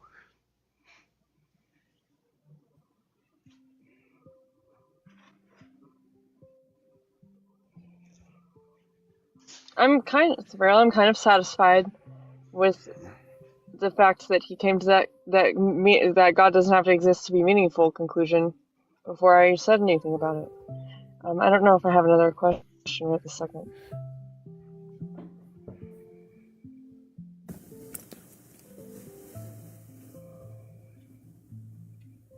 Does it matter to you if a God exists? Not particularly. I'm gonna still live my life the same way I've been living it.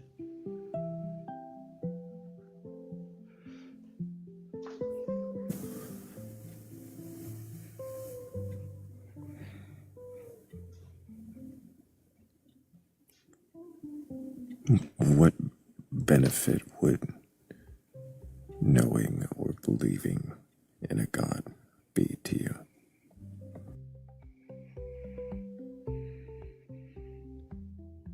Not really that much of a benefit, given that I don't particularly care whether one exists or not. Yeah, I would like to solve the mystery just for curiosity's sake, but I don't particularly care whether gods and goddesses are real or not. It's just if it brings life into people in a meaningful way, then that's fine. But if it's not real, and that's also fine. Like we have free will for a reason. Like we don't have to let our whole lives get dictated off of whether there's an afterlife. Just live your life the best you can at this moment.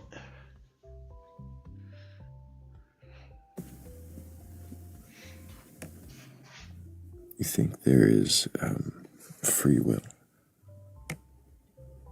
It's very limited. I see. So limited will. Yeah. It's not free. Yeah, and that's kind of something that I'm trying to get more knowledgeable on too, because if the will is limited, then it can't be free. But if free will is truly free, then there wouldn't be all these influences in our way to limit our free will. We would just be able to be free. And Does like, it matter if we have free will? I would like to think so. If all along we had free will and we didn't know it, I would think finding that out would be a pretty significant thing. What I But kind of meant by that was, like, if it appears that we have free will, if it seems we have free will, if it feels like we have free will, does it matter if we do or not?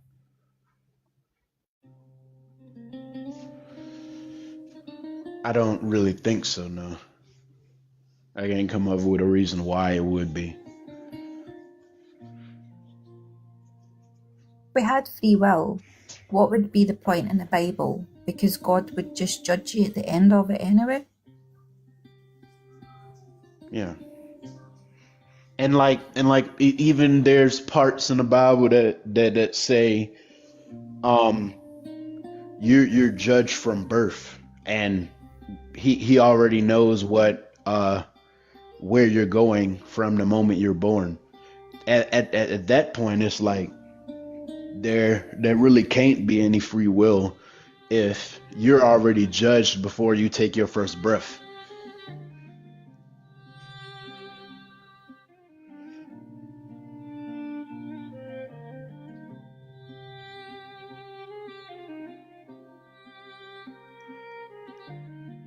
Would mean then that he willingly created both Jesus and Lucifer to put them through what he put them through. So where was their free will?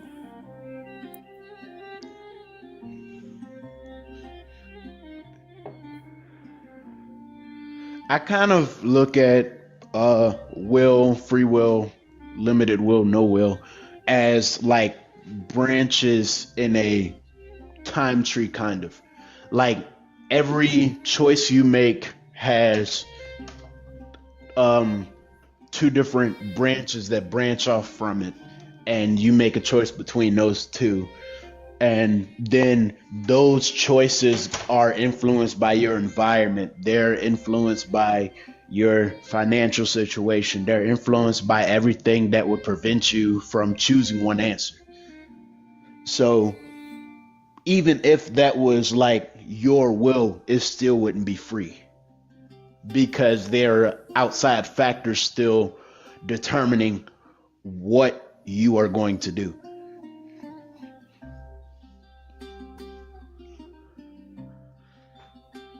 That's my view on will.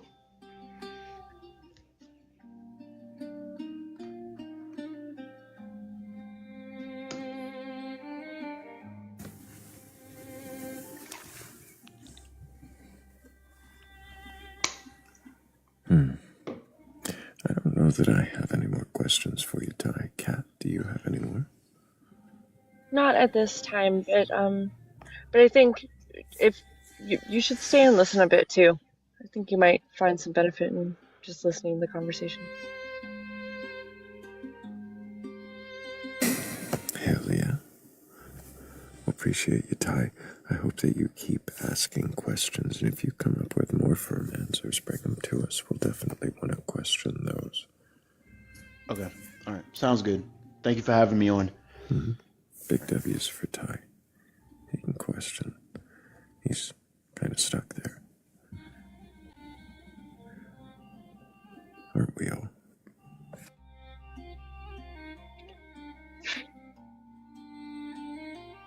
That's right. That is the thing. Oh, yeah. Yeah, that's the thing.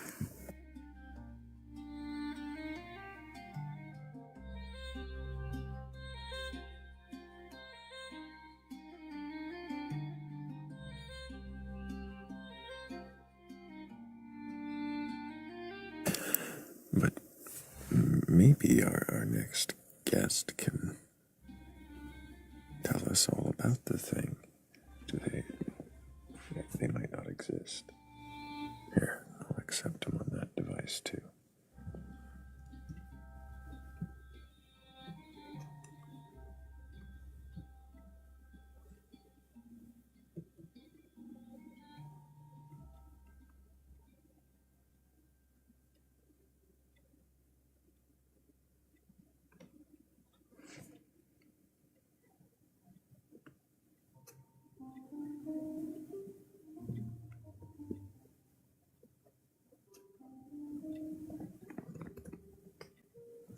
I think the music's gone now.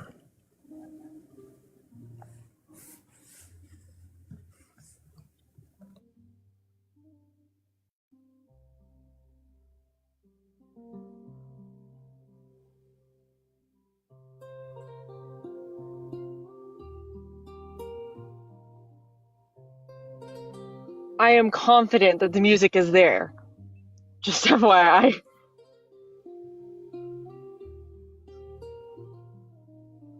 Are you sure? I'm certain. Don't start gaslighting me in the comments, you guys.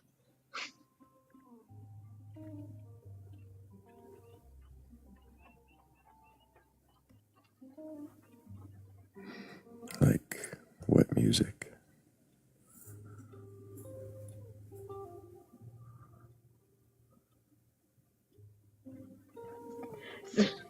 Das wasn't there when that happened.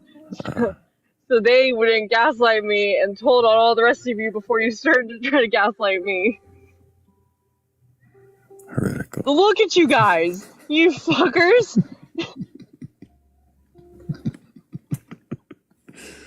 The fuck?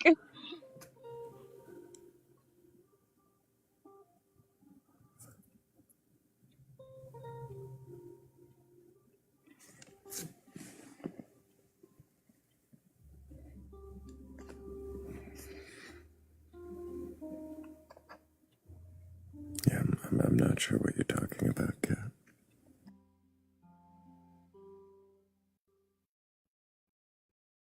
Not sure what gaslighting even is.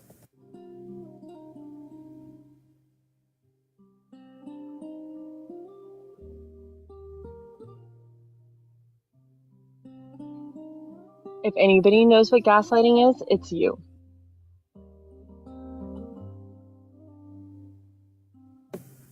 I have no idea what you're talking about.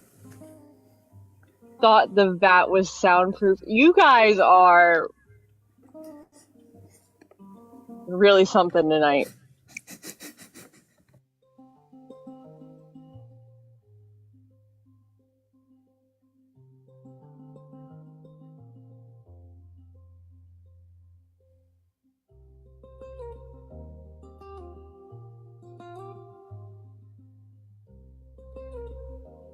That is not gaslight proof.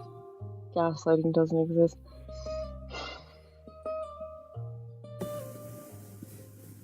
Look what you've done. I didn't do it.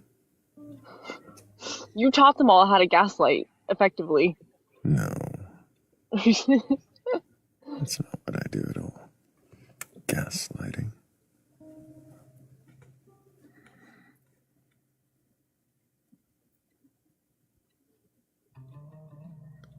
I don't even have matches.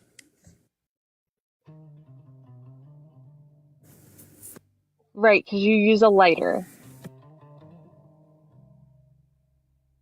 Matches are unreliable, and you would never be so sloppy about it.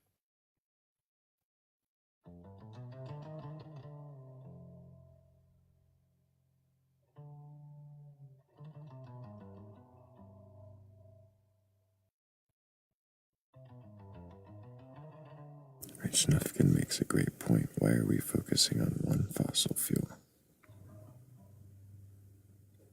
Right, what else? What else are we lighting? Coal. Wood. Morgan has a wood-burning stove. Morgan does have a wood-burning stove. Mm-hmm. That is true. Wood lighting. Propane? Is that? Propane. I use propane. Mm-hmm.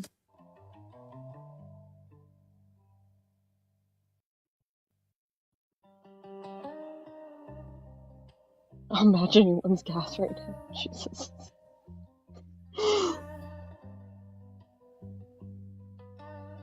Spontaneous combustion? Yeah, I know. That's what you guys are trying to make me do.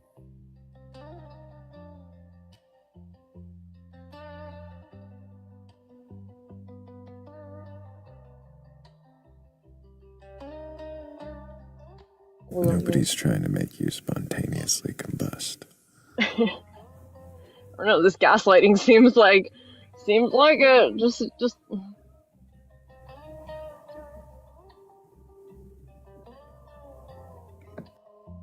The skeleton does say no. Isn't the vat fireproof? I don't know. I haven't tested that.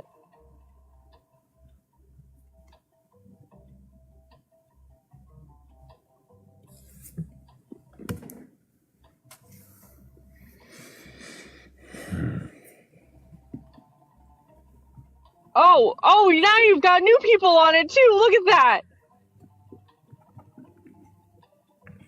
Right, the music's really quiet.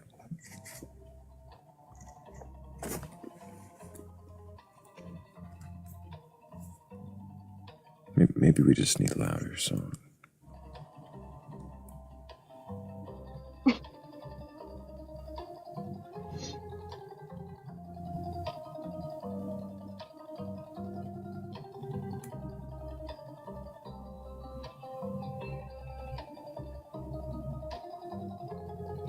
Have you heard Heretical's anime intro for the live? Heretical's what? It sounds like an anime intro. No, I have not heard this. No. I think it might be a good wake me up kind of song. Mm-hmm. Oh, would you speak of the devil himself? And he might appear in the request. Okay, I've finally finished drying my hair. God.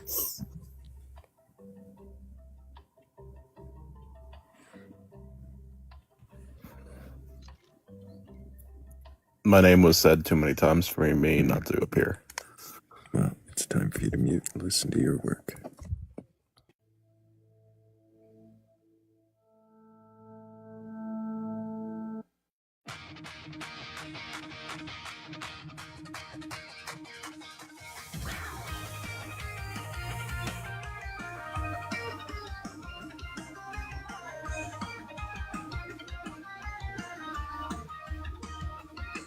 Click clack, midnight on the tiles. He's grinning with his skull on file. Cards flip, every secret face up. Truth or dare, your fragile hopes, huh? Knee socks, shaking in my boots. Lip gloss, tastes like bitter fruit. He says, girl, are you sure you're sure? I say, hit me with one more. Every answer feels like falling. Tiny heartbeats, curtain call. If my faith is just pretending, let it crack or let it glow. Skeleton men, ask me again. Peel back the braid from my trembling hands. I stake every wish I ever planned on your cold bone questions. Skeleton men, I won't hide. Lay all my faith on the firing line. If it breaks, then at least it was mine. Test my true confession. Skeleton Q&A showtime.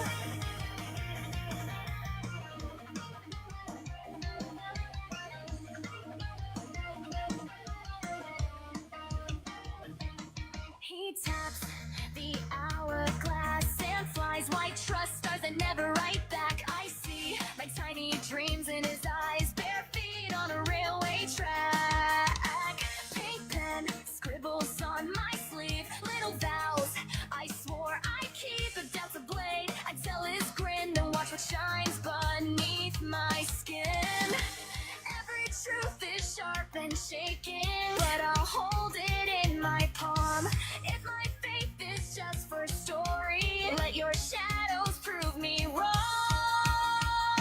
Skeleton man, ask me again. Peel back the braid from my trembling hands. I'll take every wish I ever planned on your cold bone questions. Skeleton man, I won't hide. Lay all my faith on the firing line. If it breaks, then at least it was mine. Test my true confession.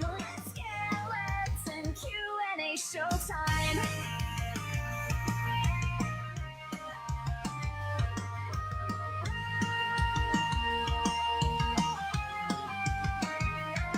You say, little girl, what if you're mistaken? I say, so what if my heart comes back shaken? If I'm shattered, I'll still shine. Fragile, but it's still my life. Skeleton man, ask me again. Peel back the braid from my trembling hands. I'll stake every wish I ever planned on your cold bone quest. Skeleton man, watch me tonight. Turn every crack to a battle cry. If I fall, I will fall in the sky. Faith in full expression. Skeleton Q&A showtime.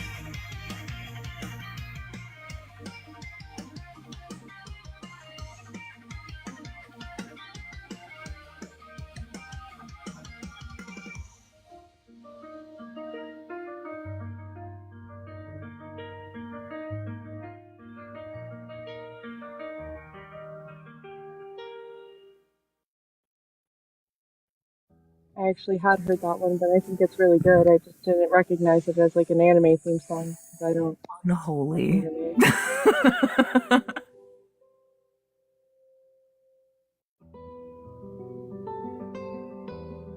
Thank you, heretical. That was something. Thank you, Dancing in Duality.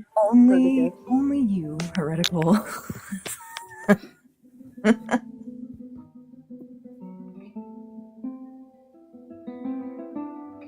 I think that's really fun, heretical, and I like it a lot. I have so many ideas for animating that. Cat, don't gaslight me. And Keep Up says, That is this is- a distress call? Are you being kidnapped? And that was the signal that you're in trouble. Okay, so the first time I heard that, heretical, was right after I asked Thrayle to play Morgan's emo song, which I think he should play. Anyway, and I literally said, "Oh my gosh, that was so fun!" after it was over.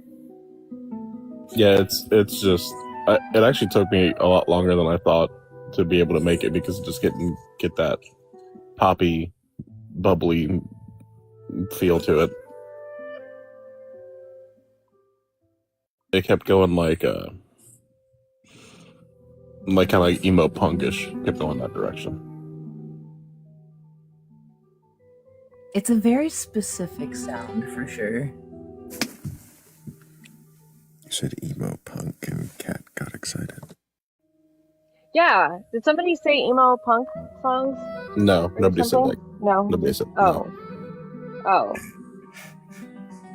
The gaslighting continues.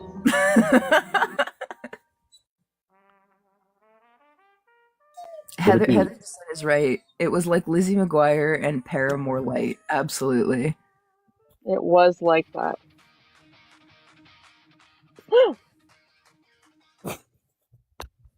Would it be It's not called supposed to play twice? Would it be called vat lighting instead of gaslighting?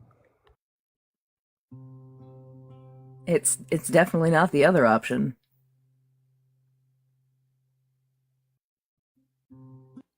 I wish you could see my face right now. At least you have a face. Oh, that's fair.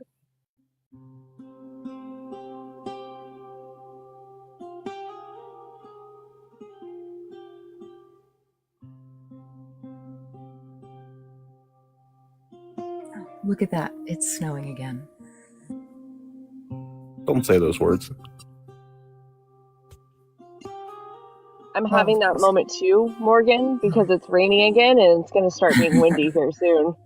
Oh no, we fixed the rototiller yesterday, so of course it's gonna snow for the next like 3 weeks.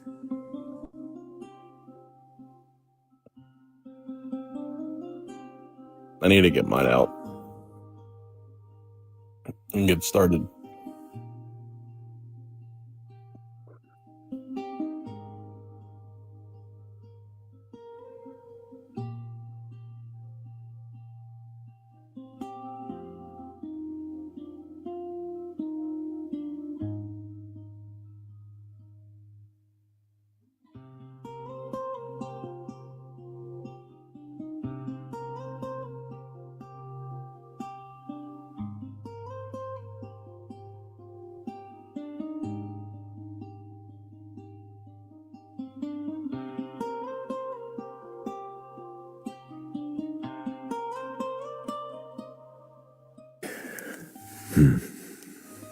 Before we hear the song Kat was just talking about, I do want to make sure that I thank everybody for tapping the screen up 122,000 times. Thank you guys so much. Also, thank you for the 124 shares that we've done. Every single one of those helps get us out to the FYP of somebody who might be curious enough or courageous enough to question their beliefs. So thank you guys so much. Really appreciate every one of you. Did you see me? Oh no. I was just going to say, did you see me really nicely and gently ask them to please tap the screen in the comments earlier? I was so nice about it. It was so nice of you, Kat. Not at all threatening. It really wasn't. I was actually really nice.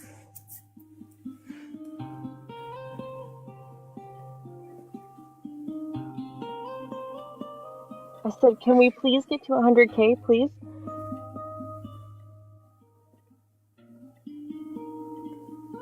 And didn't threaten anybody at all. Mm-hmm. I'm a nice lady. Okay, I just have to switch the order of songs real quick. Hang on. Oh no. Okay, we're good.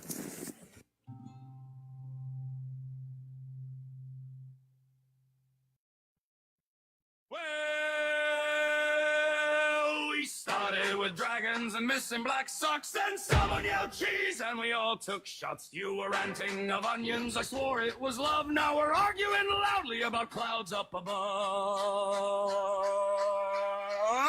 What the fuck are we talking about? Hey!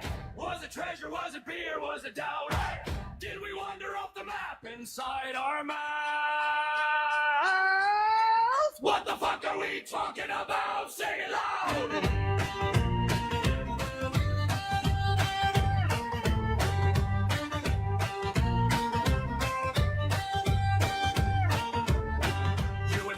The shovel was king of the tools. I proposed that a spoon should be crowned in these stools. Then we drifted to politics of garden gnomes and the ethics of stealing each other's food.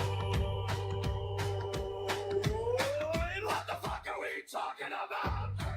Was it heartbreak? Was it stew? Was it gout? Did we trade in all the cents for another round? What the fuck are we talking about? Drink it down!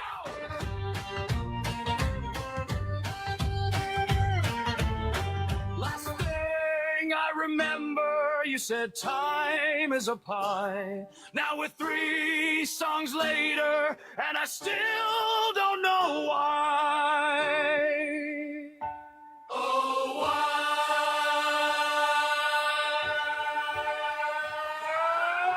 What the fuck are we talking about? Was it fortune? Was it frogs? Was it trout? If there's meaning in this mess, it's hiding out. What the fuck are we talking about? One more shout!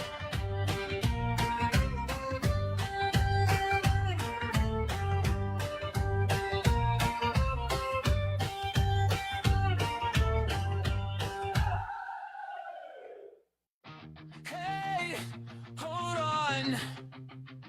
Say it once, say it twice. What do you mean? You came in sure you had it set. Nice and clean, no missing steps. Light held close, just bright enough. Didn't think you'd get caught up. Took a seat, you heard it start. Simple thing, just do your part. You smile like it's nothing new.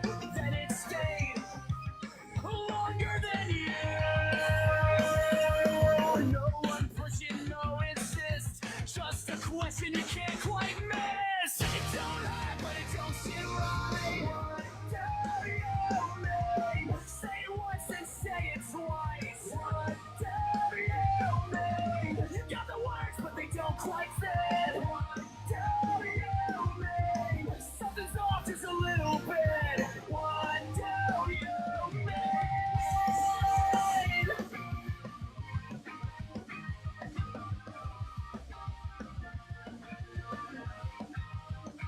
From somewhere close but hard to place, walk me through it line by line, just in case that it shifts without a sound. Same idea, just turned around. Every answer feels okay till it bends a different way. Now it holds but not the same. Still your words just change in shape. No one says it's wrong or right, just holds it up in better light. It don't hurt, but it don't sit right. What do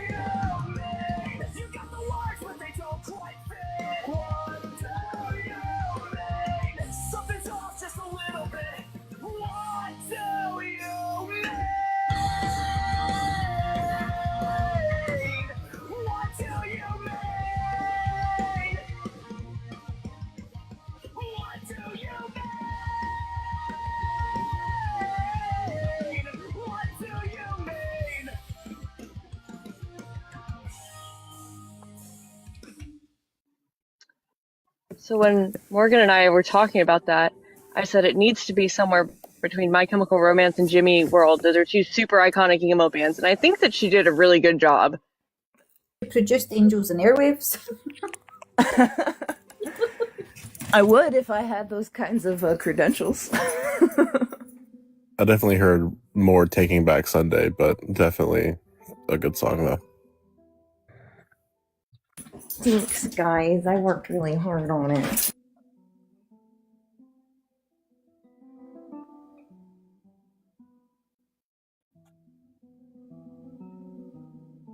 I don't think it's whiny enough to be Taking Back Sunday. I need to listen to Angels and Airwaves. Thanks, Morgan. You're welcome, and I'm not mad. You can pronounce my name however you want. It's the second time this week, and I'm going to ask you, do you work for the Morgan? Fair. I heard it. I see it. It's more like a summer job. Oregon in the summer? Whoa. Boats are being pushed. That.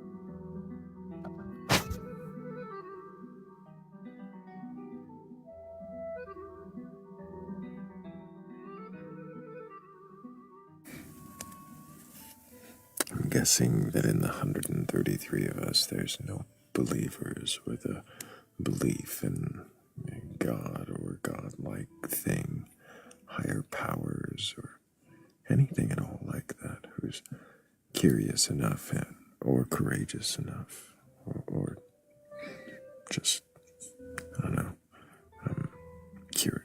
I already said curious. Or just here. That's it.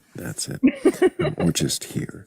If you are here and you can question your beliefs, then go ahead and request up. We're not here to debate or argue. We're not here to tear apart whatever it is that you hold dear. We just want to know, if you can question it, then what is it that you believe? And why do you believe it? And I'm pretty sure we might have a few more questions for you. And even if you're not sure if you can question your beliefs, if you might be able to.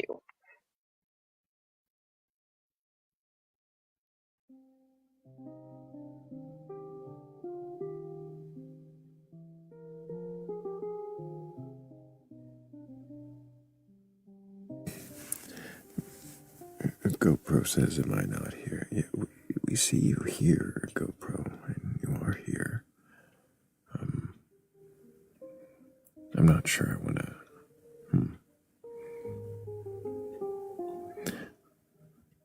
There's a can of worms still open. A big fucking can of worms.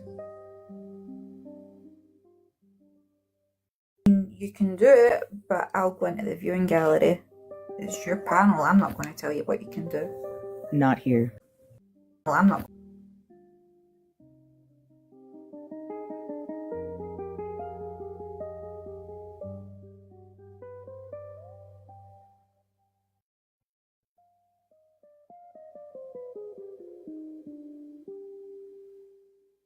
A diet of worms. I don't know about a diet of worms.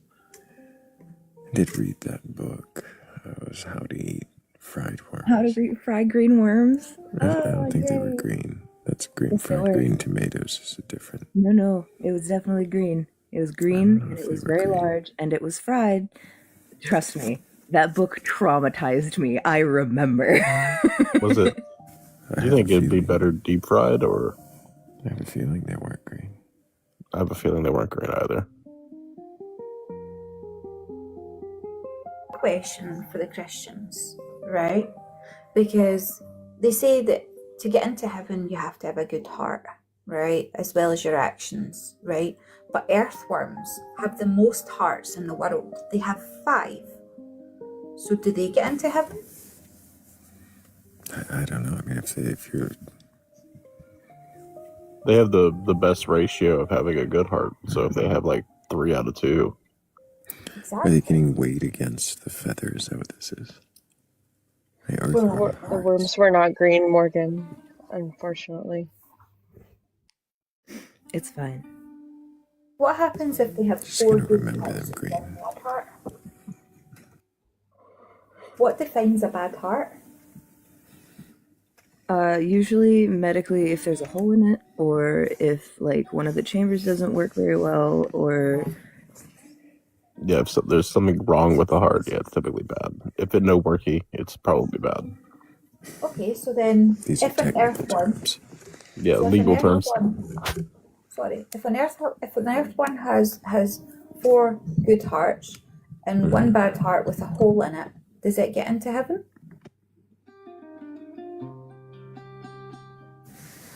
This is an interesting.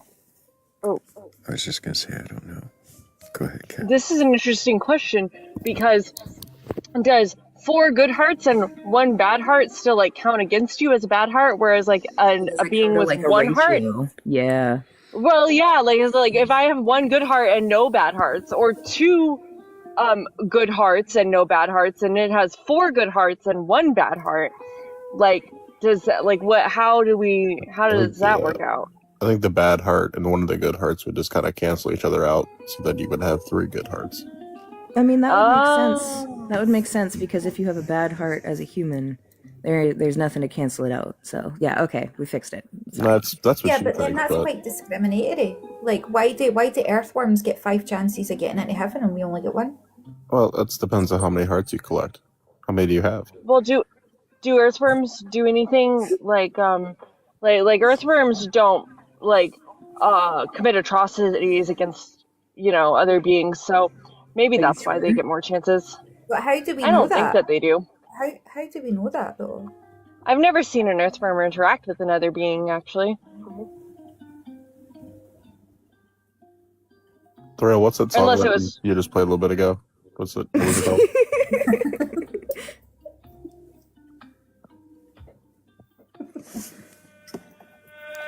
God damn it.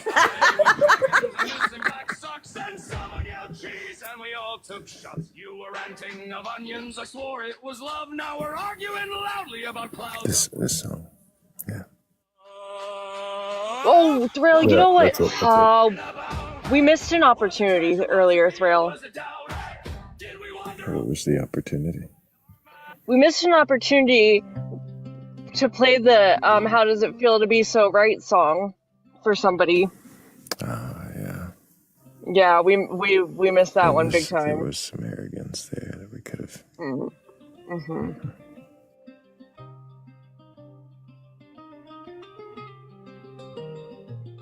Yeah, missed opportunity.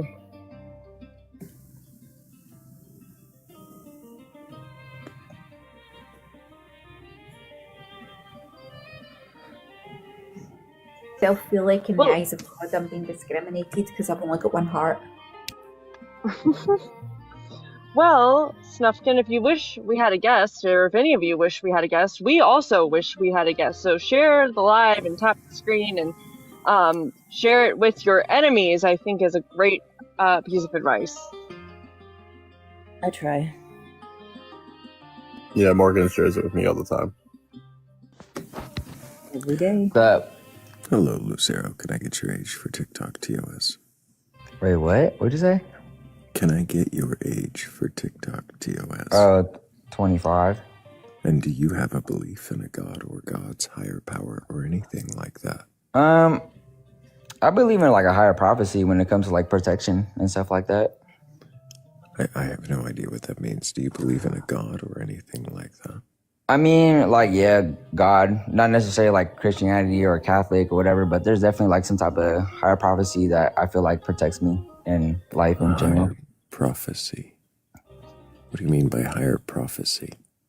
I would say like the universe or like just somebody out there, like guardian angel type shit. What does the word prophecy mean? I couldn't really say a definition on that, but basically just feeling protected, or like, you know, before you go out, cross your T's or whatever.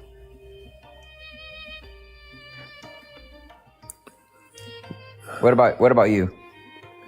What I believe doesn't matter.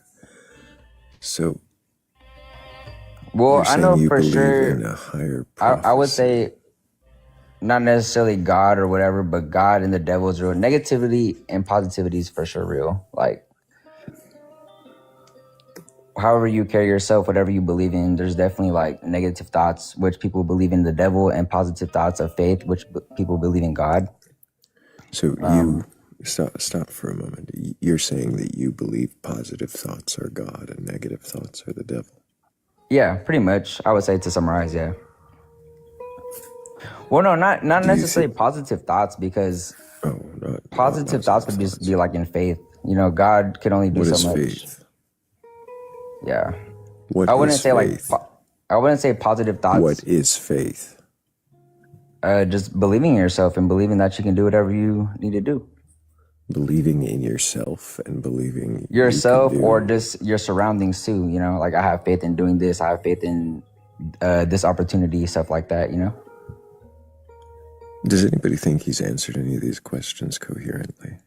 I don't even Faith know. is just having faith, and right. I have no fucking clue what.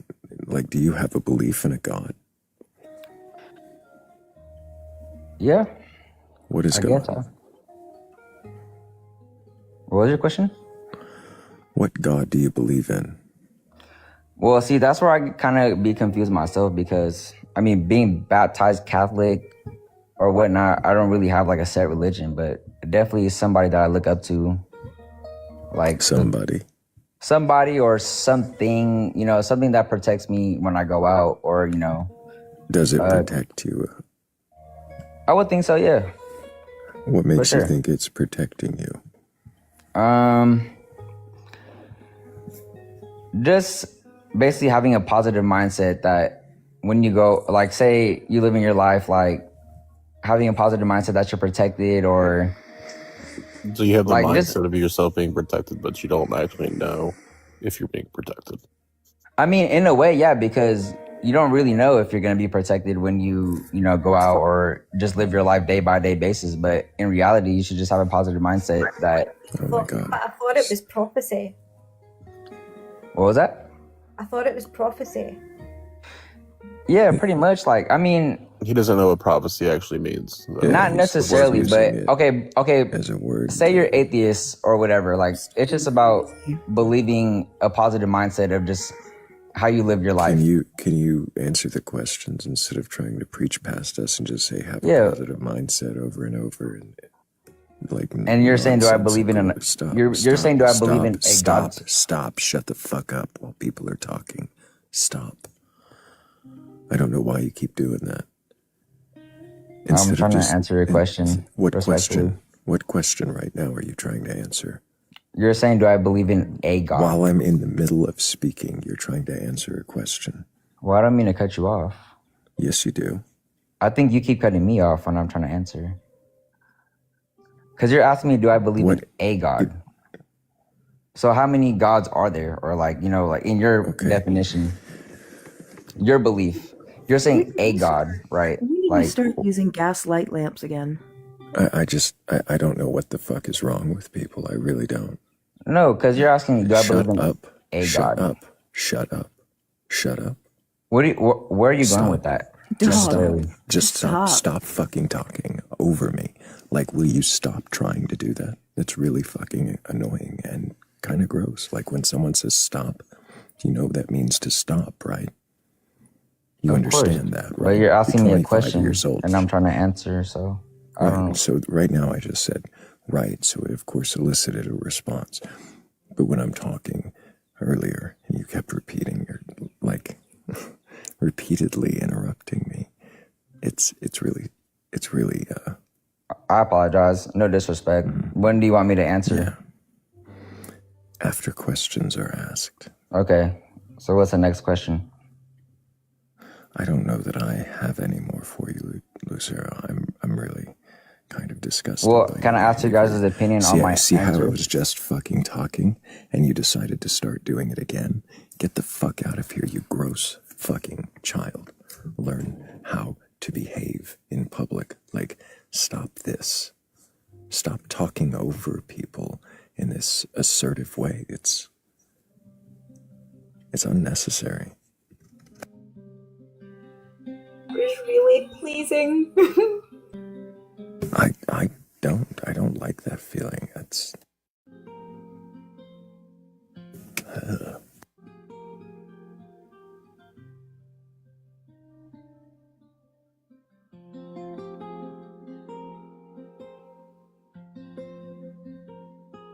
My hobbits have better manners than that. You know, contrary to popular belief, you know, we don't. Oh, fuck. Irritate the fucking piss out of me.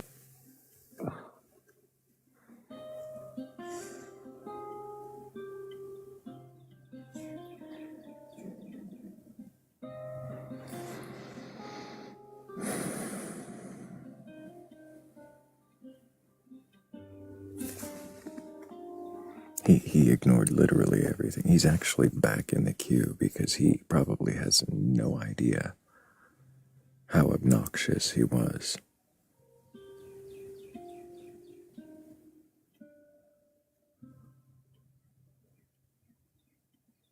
I don't want to have to give that speech. I just don't.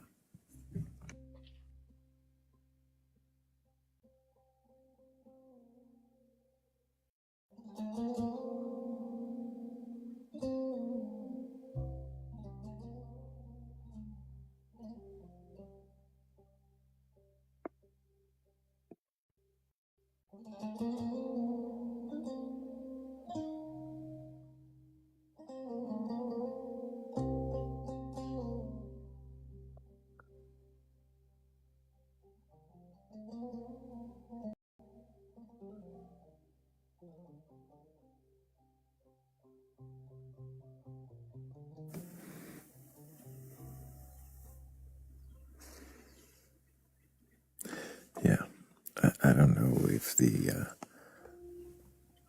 25-year-old with no self-control is still in the room, but I want you to think about that. You're 25, and you can't understand the word stop. That's fucking terrifying.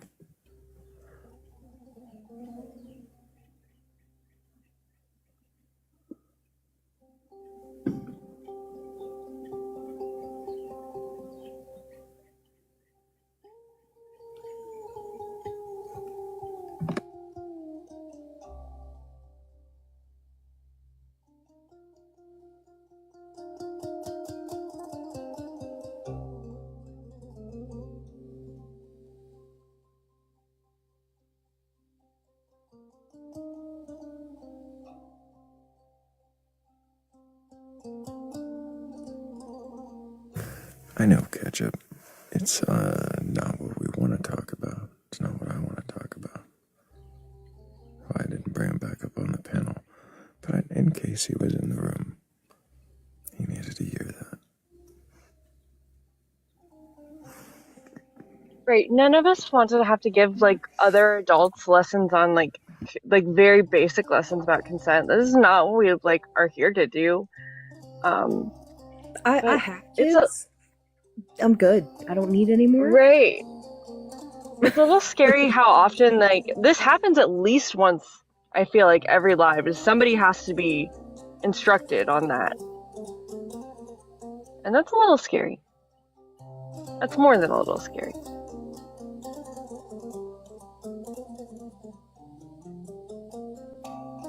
There's a reason I increasingly do not leave my house.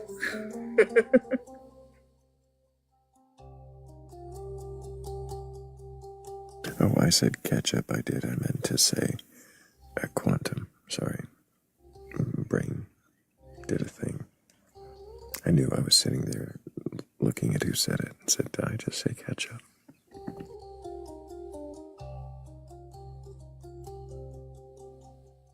Too very different people. Very different. Oh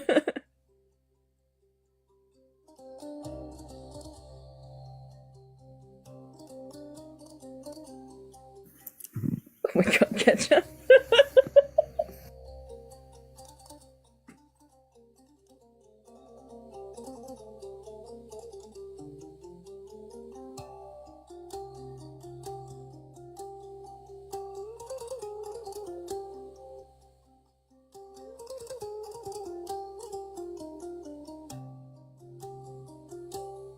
Oh yeah, that's definitely not appropriate there, Quantum.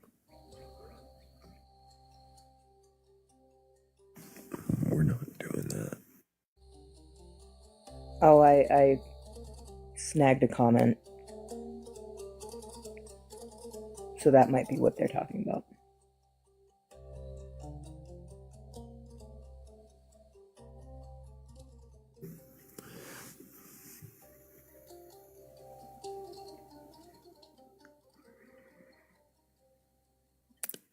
But if anybody watching has a belief in a god or gods, higher power, or anything like that, and is capable of questioning that belief,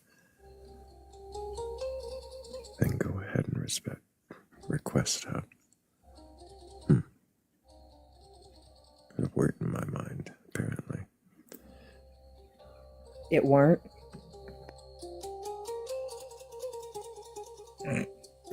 A word.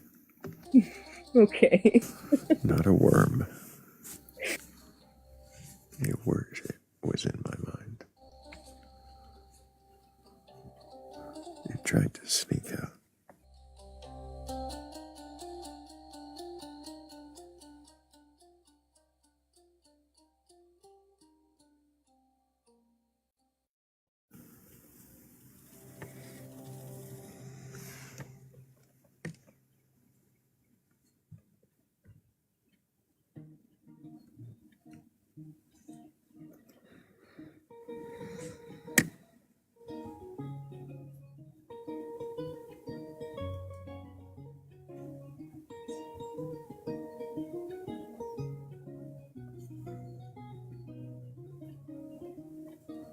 Was the worm green? And fried. I don't remember if he actually fried any of the worms in the book. I don't know. I feel like it was like gross dried sidewalk worm.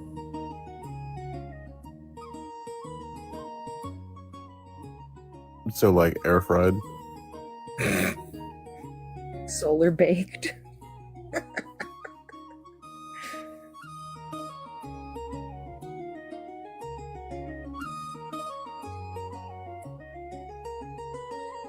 Oh no. I think Ketchup's having an identity crisis.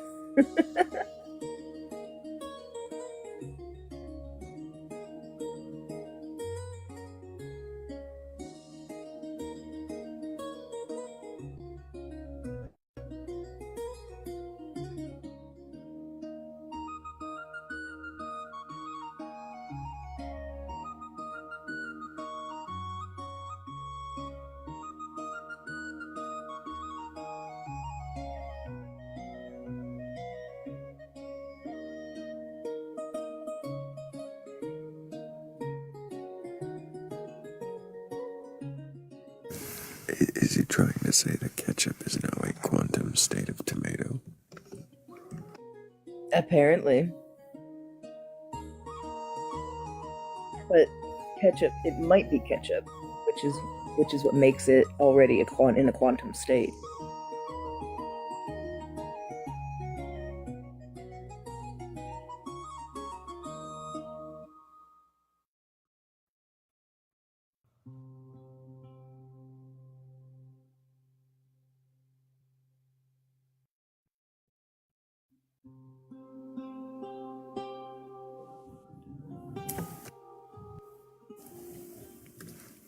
Well, hello, Brad.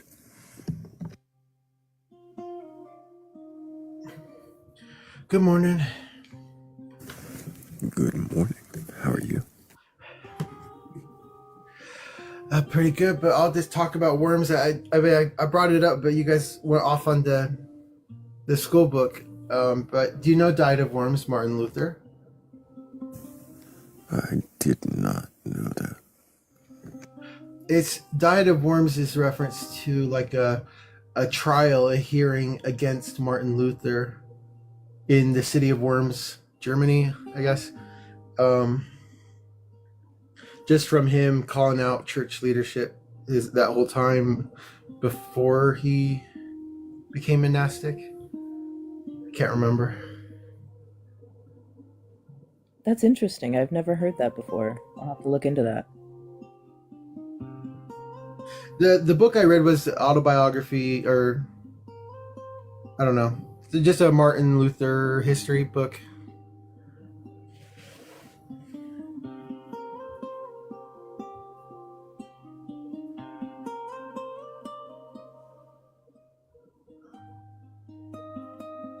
But I guess the belief that the Died of Worms leads to asceticism, absurdity, like fool for Christ, the concept of Died of Worms, like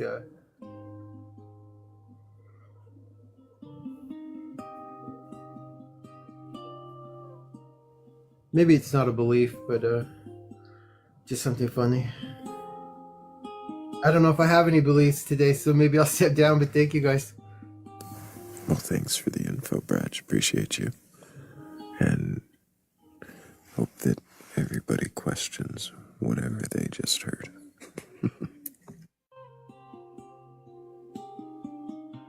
So I also have to be dropped because my hobbits are awake.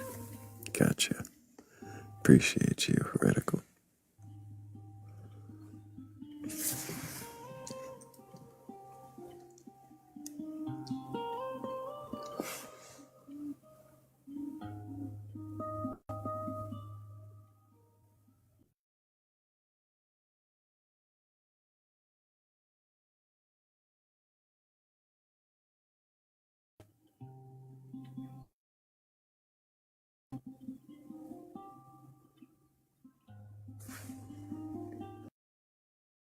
I wonder if that owl was coming through on the mic.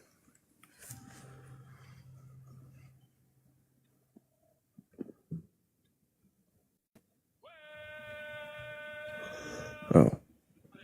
Oops.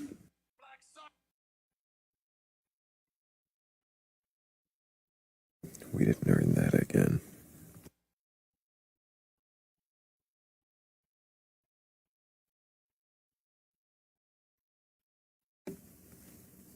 We might, however, have earned this one.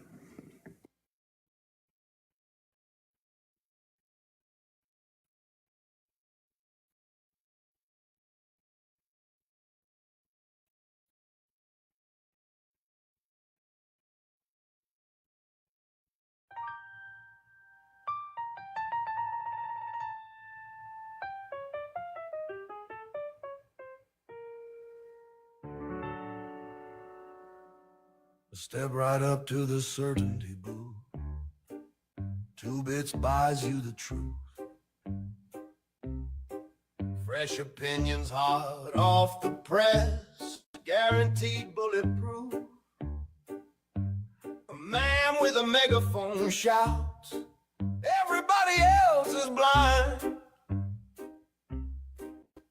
But the mirror in his pocket has a different state of mind. I ain't selling answers, I'm just chasing ghosts, trying to see which fool tonight is wronger the most. Why you wrong? Why am I too? Why does the truth play peek-a-boo? Everybody swears they know. Everybody makes a toast, but if we're all a little crooked, someone's wronger the most. Professor in a paper crown says the world's a perfect sphere. till a sailor with a broken map starts whispering in his ear. A preacher on a soapbox says he's got the master key, but the lock keeps changing shapes when nobody agrees. Now I ain't throwing stones from some ivory post, I'm just counting all the ways I might be wrong or the most. Why are you wrong? Why am I too? Why does the truth keep changing shoes? Everybody bets their soul, everybody loves their ghost, but if we're all guessing blind, someone's wronger the most. Now listen close, ladies and gents, here's a trick in the machine. If everyone's wrong all the time, then somebody somewhere must be right, it would seem. But the one yelling loudest about what they know and quote is usually the gal or fella who is wronger the most. Why are you wrong? Why am I wrong too? Maybe the question is all we can hope to prove. Raise a glass to broken maps and the theories we hold, 'cause the moment you feel certain you're wronger the most. So step right up and take your dose, and remember doubt runs the show. And the loudest one in the circus is often wronger the most.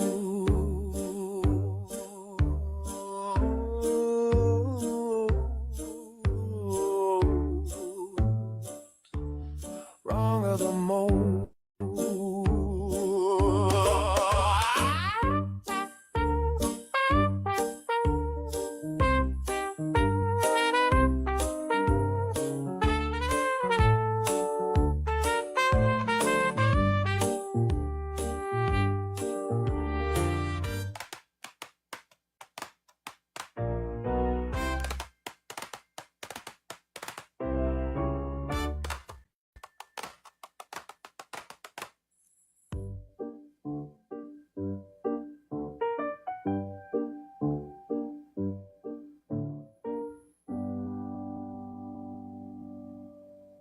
Welcome unto the Batcolyte. Can you question your belief? Request on up. Do you have a belief in a God, a higher power? And you can question that belief. Request on up.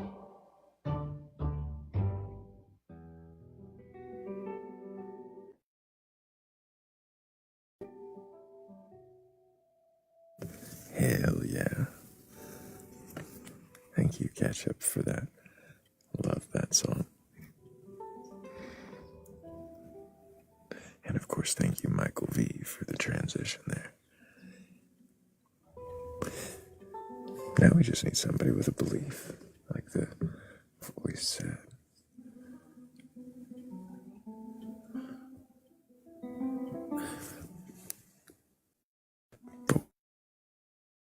While we wait, this seems like the perfect opportunity for me to thank Shell and might be Ketchup, Hanky Bubs, Diamond, also Bats and Heather's Descent, Angela, Cassie the Sea, and Bradge. Thank you guys so much for helping with the goal. You guys are amazing. Oh, and Jade and Donna B. Yellow. See, that's what happens when I assume I've got the whole list. Thank you guys so much.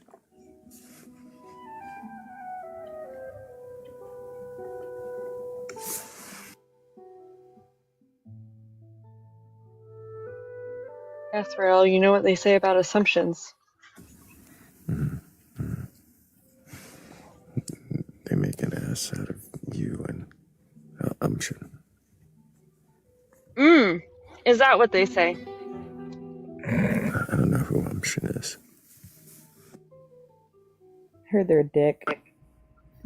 Yeah. Hello, Zaz. Hello, how's it going? It's going pretty good. How you been? Pretty good. Had a fun time hanging out with Kat earlier tonight. We did have a good time, yes. Yeah, we did.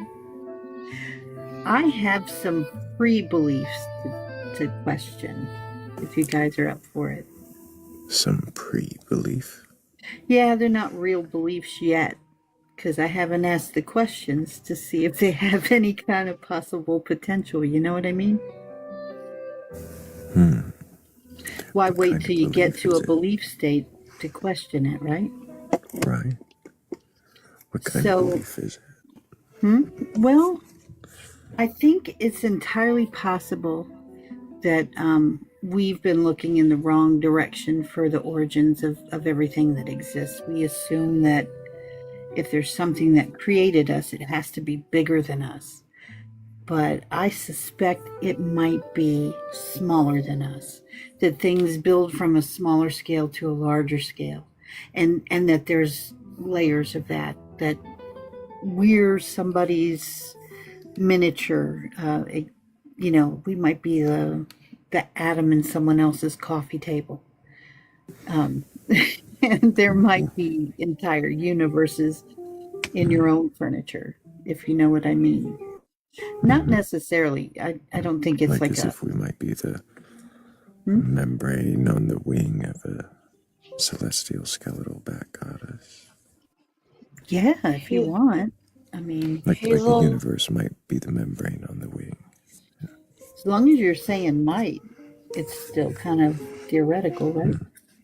Hazel loves to make the comparison to the flower in Horton Hears a Who. Yeah. Well, yeah, that's a very good example. Probably could have gone with that instead of the coffee table.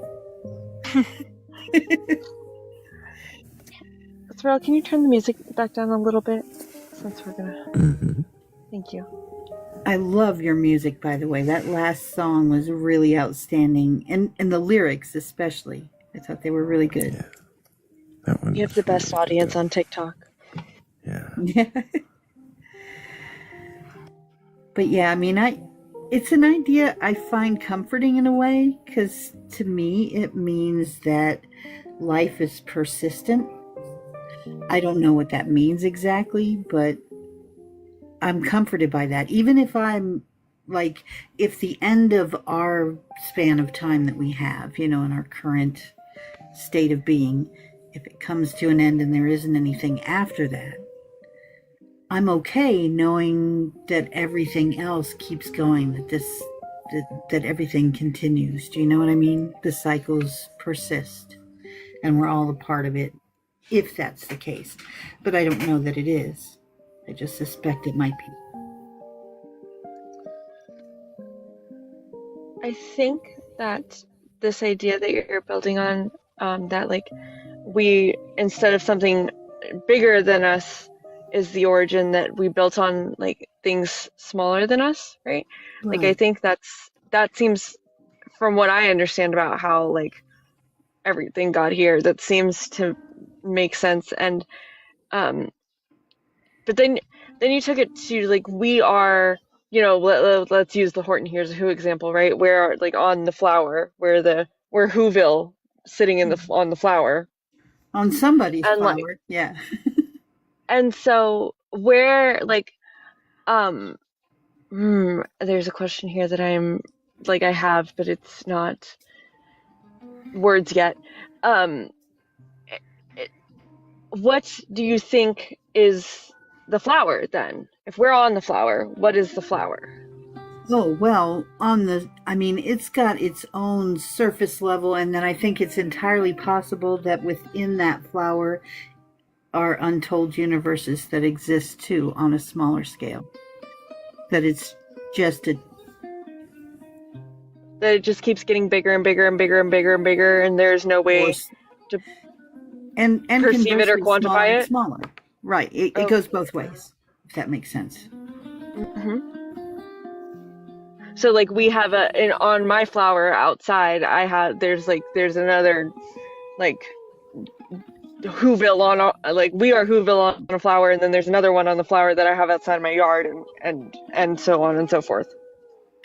Right. If you want to go with flowers, I've had this idea actually since I was a very young child. I want to say about 10 or 11.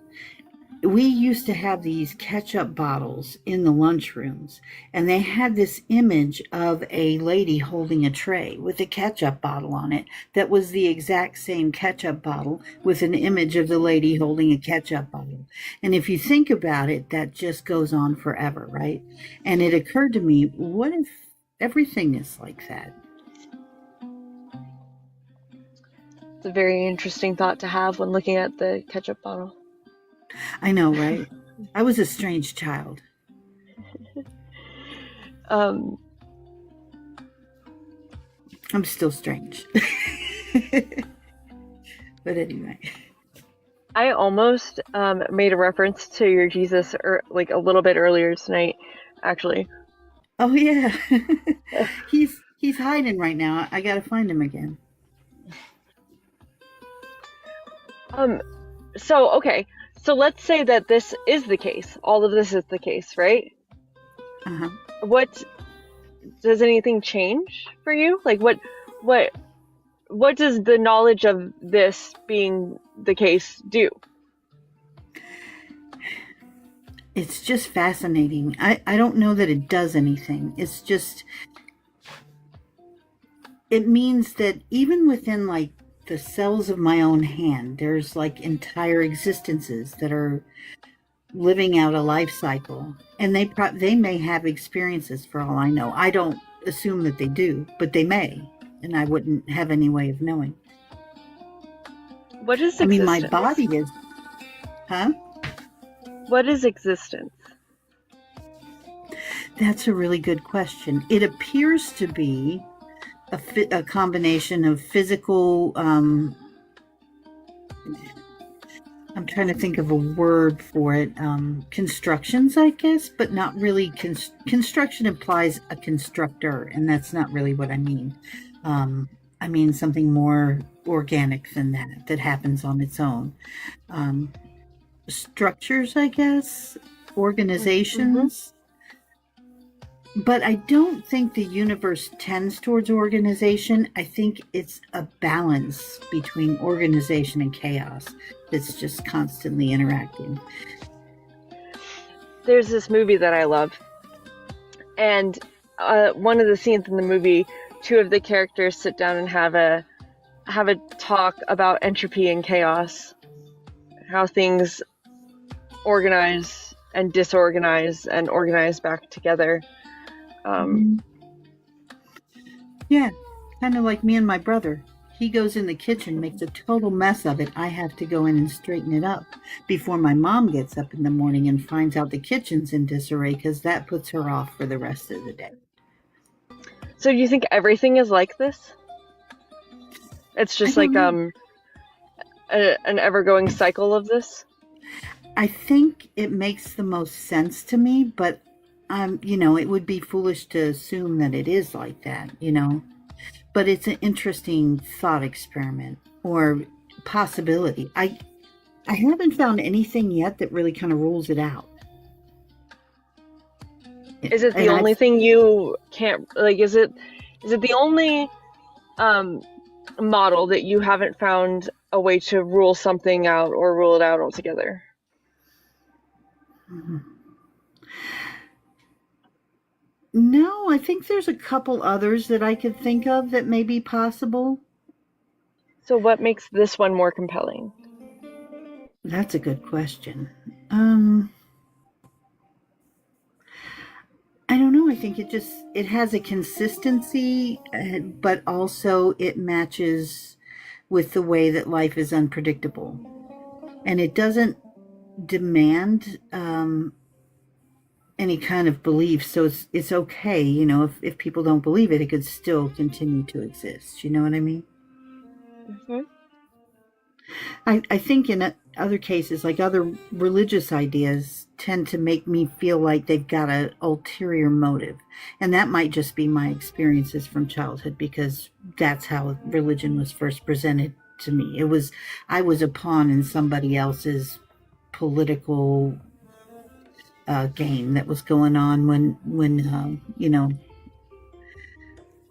that I had a teacher who outed me in school as an atheist, and triggered a whole bunch of harassment. So I think that affects me, and that's probably why I instinctively reject religion. I find people who are coming at me with dogmatic beliefs very suspicious. I agree.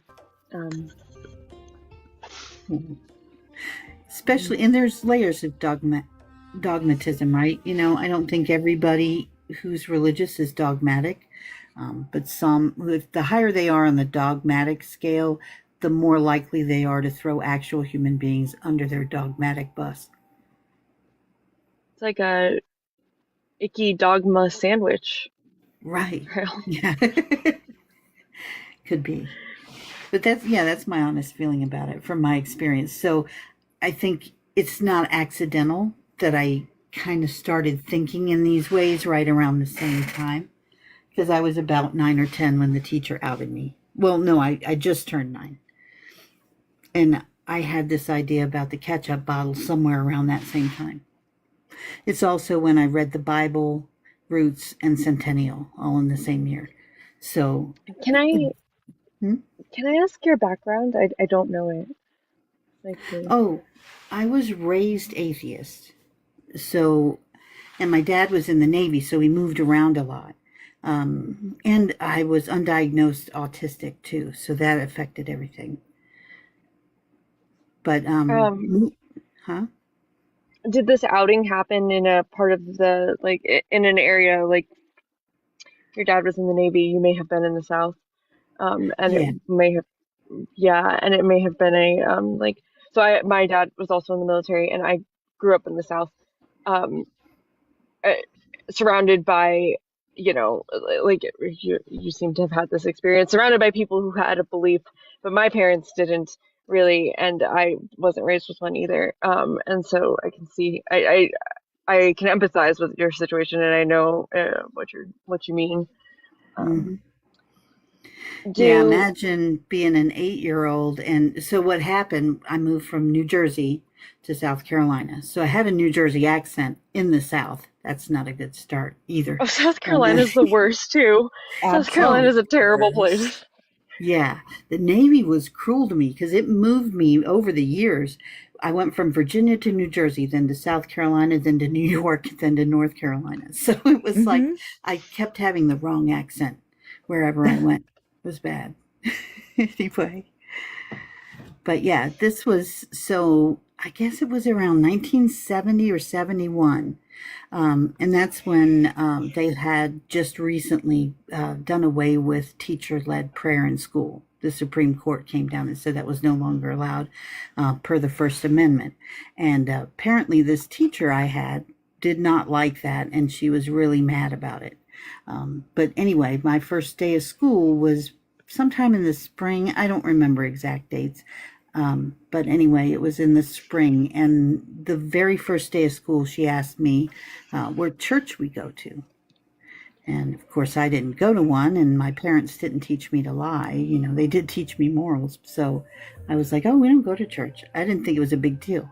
The whole entire class, reacted with shock and horror. And, then the rest of the school year, I was pretty much bullied every day. And the teacher didn't put a stop to it. She seemed to kind of enjoy it, actually. Had me read from the Bible. The book of Job was the first book of the Bible I ever read.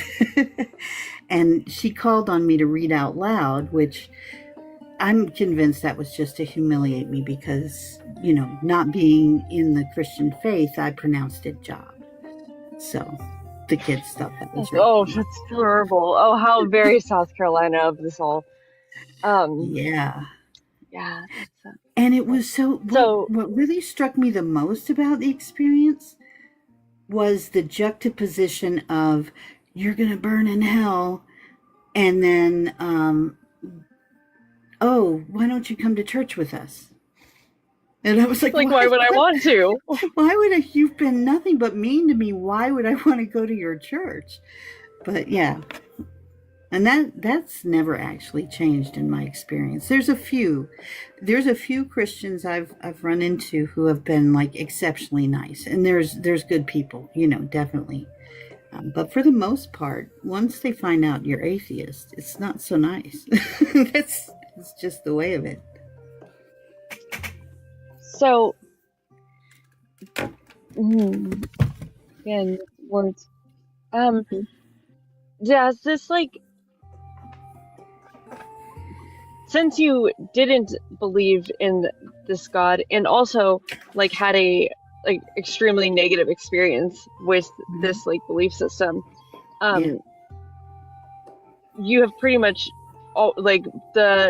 any explanation that you have been looking for the nature of reality or whatever, right? Has been not outside of any spiritual or religious belief. Actually, that's not true, because I did go through a spell where, so after the teacher did what she did, I went and read the Bible, because I'll admit they scared me. The descriptions of, what happens after life was not, I had literal nightmares. So I decided I had to read the Bible. And I was horrified because I read it from the beginning. So I read the Old Testament and I was like, oh, no. And right after reading Roots to read the Old Testament, it's like, oh, the slavery and the grave I just read how bad that was. And here it is in this book as if it's some kind of holy mandate from God. I was like, that can't be right. But, anyway, so I rejected that. But then I thought, well, I was actually jealous that that they had something of their own, I never had imaginary friends or anything like that. And I'm like, maybe there's something wrong that I don't have these kind of belief instincts. So I became a Wiccan, thinking, well, that's a healthier, don't hurt anyone kind of religion, in touch with nature. All that kind of stuff appealed to me.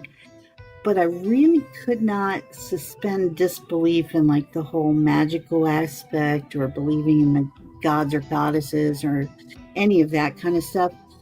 I will say there is something about repetitive ritual, though, that can center the mind. That I still feel like I keep that. And yes, I know about Spinoza Snufkin. I played around with pantheism for a while too, and I even have a little bit of agnosticism. I think I'm very agnostic on the idea of panpsychism, because who knows? We don't really know how far, although you have to define consciousness as kind of like life force instead. Anyway, sorry, I'm rambling.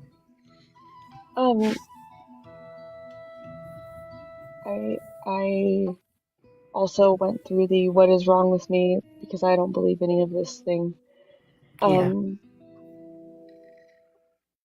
Is there some okay, so I think that most of the beliefs we question and most of the things that we see and the conversations we have, this is centered around a couple things. It's either a fear, right? And we know why that is, or a search for an explanation about the nature of reality and what's really going on here and how we got here and how everything exists, right? And that seems to be kind of where you're at, but could it be that everything just exists exactly as it appears to exist, and that obviously we don't know everything about how the universe formed or any all of the nature of reality kind of stuff, but could it be that it just kind of is what it appears to be? Yeah, that's actually something, to that end, I spent a lot of time kind of trying to study the mind and how we think and like what human beings are prone to thinking, like the way we tend to fill in the gaps, not just God of the gaps, but we tend to fill in gaps anywhere we find them. Our brain's like, what could go here? Because hidden things could be dangerous to us. So we have an instinct to try and want to find the answers to anything mysterious. But I'm actually abnormal that way because I like the questions.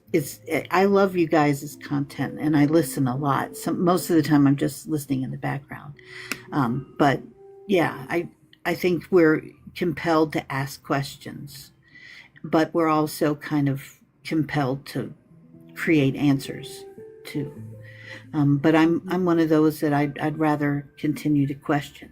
I think I would be let down. It's like when you watch the last episode of your favorite show, and it's like, well, now I don't have anything to wonder about anymore. I know how it ends.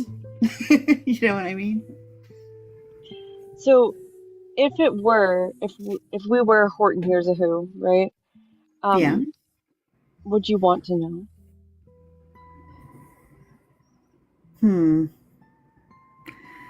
Yeah, in that case, I would, because it's the vastness of that kind of model. Maybe that's why that one appeals to me. Might have answered that question for me because it's so vast in either direction. What's on the microcosmic scale and the macrocosmic scale, all of it is, there's so many more questions that you would have if that were real.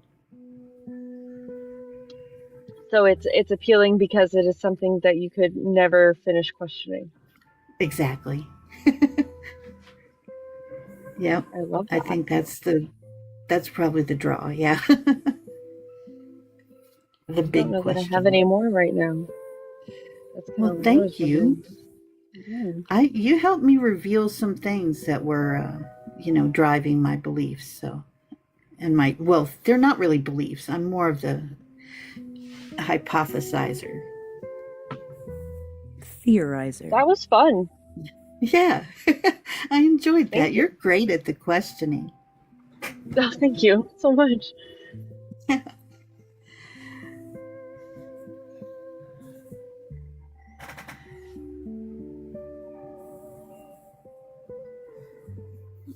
Oh, did you guys? You think Thrayle's making a cup of coffee? I bet Thrayle's making a cup of coffee.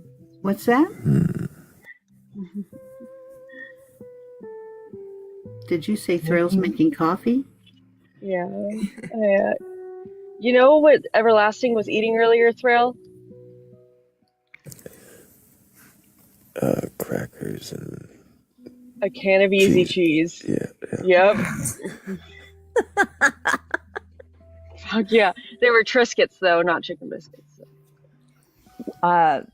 A certain somebody who went with me to go get snacks last night talked about getting some, and now we need to have a conversation. What's weird is I bought easy cheese with my last grocery order for like the first time in months today. I had some on my desk while Everlasting was eating his. Oh, thank you, Quantum.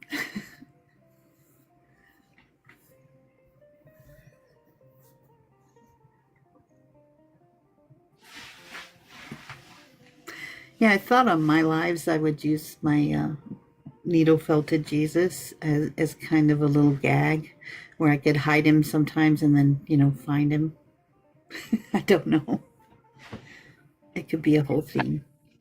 I thought that she was making a Jesus voodoo doll when I went in there the other day.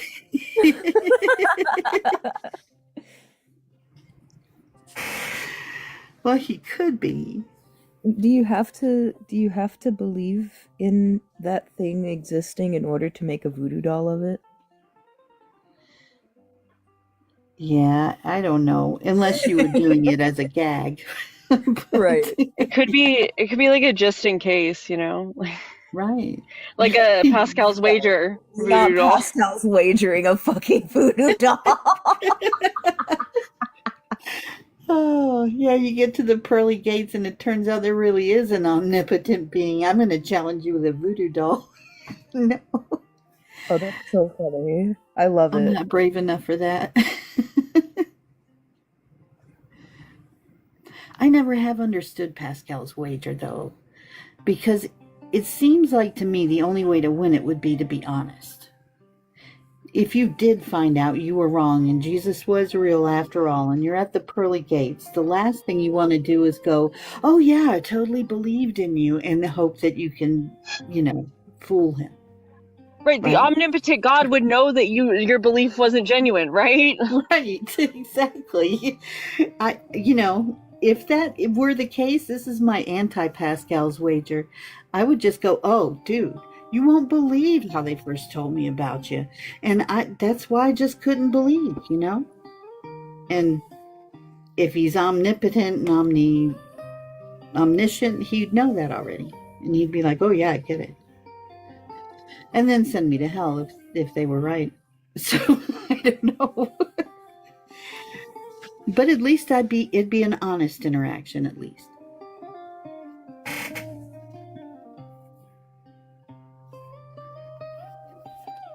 First time I really kind of became friends with Everlasting was he came on my live, and I was talking about if the God has to exist to be meaningful, and he said, we were talking about it, and he said something that stuck with me, and it was something, I'll do the swan dive into the lake of fire.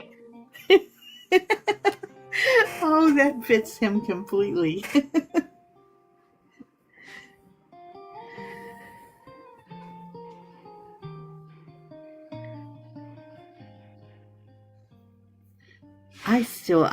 I don't know how a good God could be consistent with a concept of an eternal tormenting place.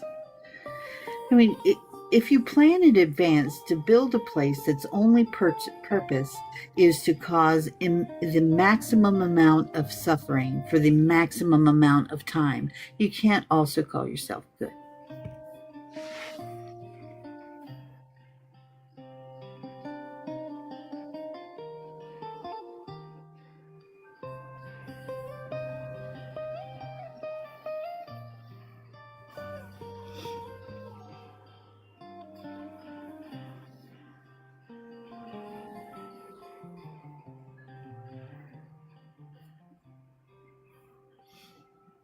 Mm-hmm.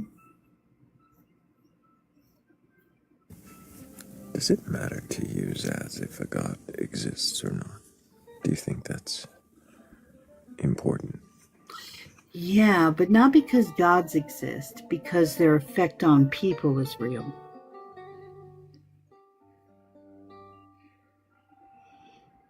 I don't go as far as believing in what they call an egregore, which is like some kind of spiritual being created out of the thoughts of people. I don't think it works that extreme, but your thought patterns lay down neural tracks in your brain that influence your behavior. And when you have enough people influenced all in the same way towards the same goal, that's a super powerful thing that can be steered by whoever at that moment is speaking for that God. So it's relevant to the rest of us for that reason. But it's a human power. Yeah, that's my opinion. I mean, I might be wrong, but that's what I think. I'm pretty firm on that.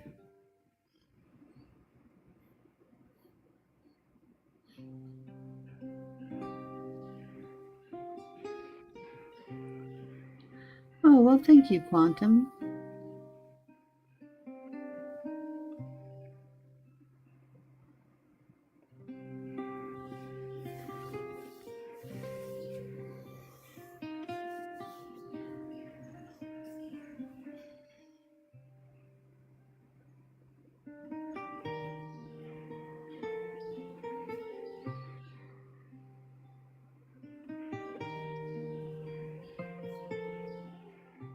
I'm sure I asked you before.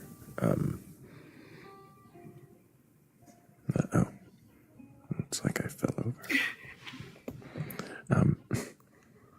I'm sure I asked you before if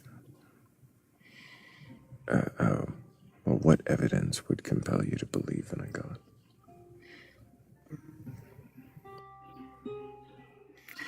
Well, I don't know.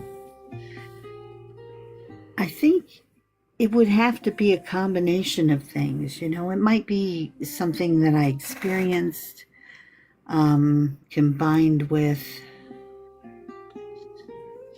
something I can confirm through a secondary source, because our own minds can be vulnerable to disorders or diseases that, what you think you experience may not be what you experience. My mom went through a bout where she was on a medication, and she sometimes she went through a little spell where she was forgetting to take her medications before we realized we needed to do it for her. In some cases, keep track of it for her. And she didn't take one of her pills, and it led to sleep paralysis. So the way she described that experience and just the way she behaved, she really thought people were in the room with her, and it was so realistic to her. She's like, there was no doubt in her mind when it was going on that it was really happening, and it was terrifying to her. And that experience made me, it gave me a real firsthand experience with someone going through, like, not having a hallucinatory experience is basically what that is. So I think I would need a combination of a personal experience and something that would validate that personal experience, like a secondary source.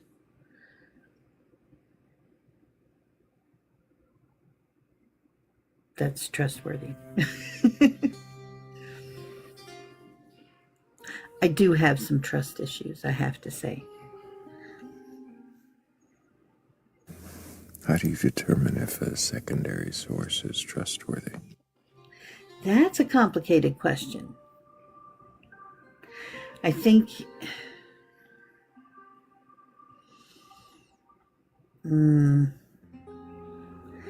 I don't really know. I mean, just experience with them, if they've been trustworthy in the past, would be the best bet.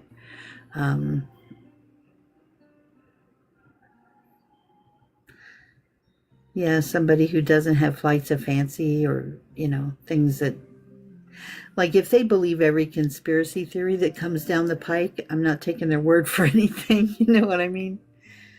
I guess that would be the best.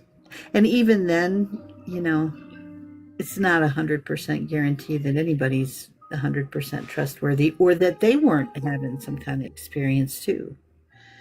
A folie à deux kind of experience, or whatever they call it.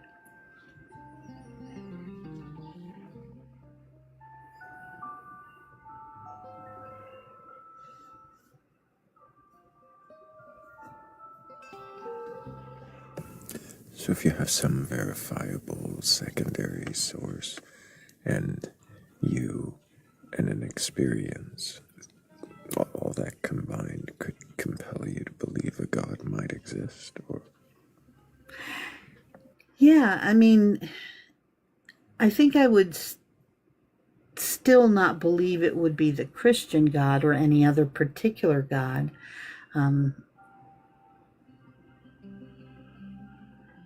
Unless it was, like, more obvious. I don't know. That's hard to say without having an experience to judge, more detail. I don't know how I'd react to that.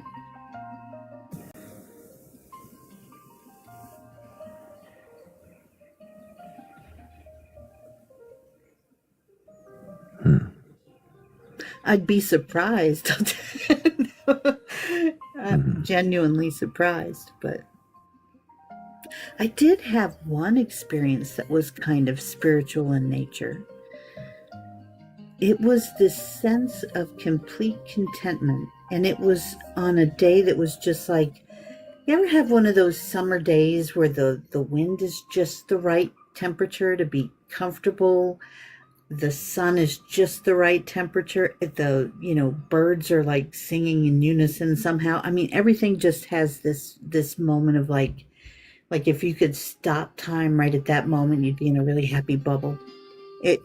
But feeling this sense of like everything is connected, which I don't know that was an outside experience. I think that's kind of human tendency to anthropomorphize things, like everything is the same as me, or like everything exists for our comfort and for our sake. We're the center of the universe kind of thing. So I don't know what the cause of it was, if it was just a really great day, But it felt like more than that. It was a bit unique.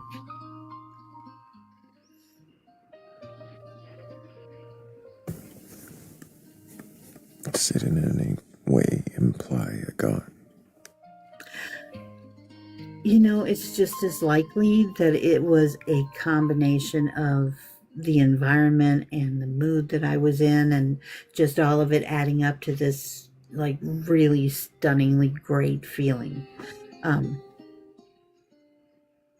That's just as likely as it being some kind of outside. I think that's more likely, in fact, than it being some kind of outside influence. But it was a great feeling. It didn't last long, though. Just about 10 minutes. But it was like there was a beauty filter on my eyes. You know what I mean? Like, wow, everything's great. You come with a feeling of euphoria. Yeah, it was a definite euphoria feeling, yeah.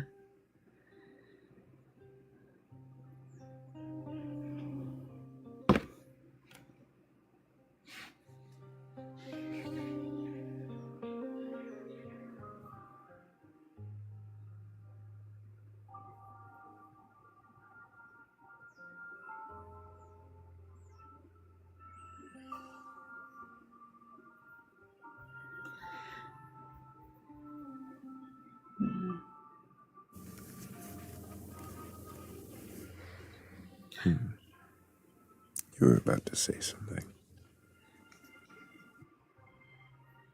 I was kind of thinking of it. I did used to believe in some kind of out there kind of things. I gave them a try, like tarot cards, which have a useful purpose, but I don't think they're any kind of prognostication.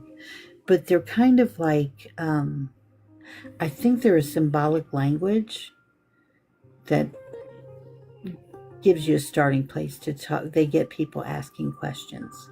You can look at them and go, it's like having prompts. I don't think they're any more effective than like those refrigerator magnets where you have the words you can make poems out of. But it gets conversations going. But I tried my hand at it for a while. And have you ever played Taroki? What's that? Thrayle. What is it? The game for which the cards were designed to be played. Oh, really? Okay. Now I'm interested. It's I don't know very much about the game at all, except that its origins are in Italy. Okay. It's Romani. Specifically. And it's a spades-like game, right? Yeah. That is what I've been told. And that's with the like traditional rider weight deck, the old one. Well, kind of semi-old. Sort of. Kind of. As I understand. Okay. Because now they make all kinds of like really niche kind of tarot card sets. Like my daughter, I'm a big Buffy the Vampire Slayer fan, so she got me a deck of tarot cards that are Buffy the Vampire Slayer. They're really cool too. They have all the characters have the storylines with them, and they're interesting. I have a supernatural deck. A what? Supernatural. Oh, they make a deck from Supernatural? Mm-hmm. Oh my god. Skyrim deck. Hmm? I had a Skyrim deck. Skyrim. Skyrim? Oh, awesome. I have a Thoth deck, and I feel like I am the like darkest, most morbid person here right now. Oh no, that's just. You're like, I got Skyrim, and I got Buffy, and I got Supernatural, and I'm like, I have Aleister Crowley. Like, I don't talk about my other decks.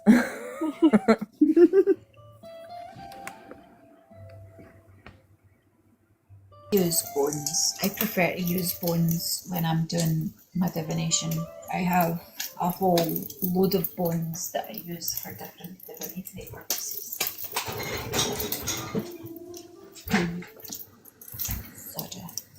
so what I'm hearing.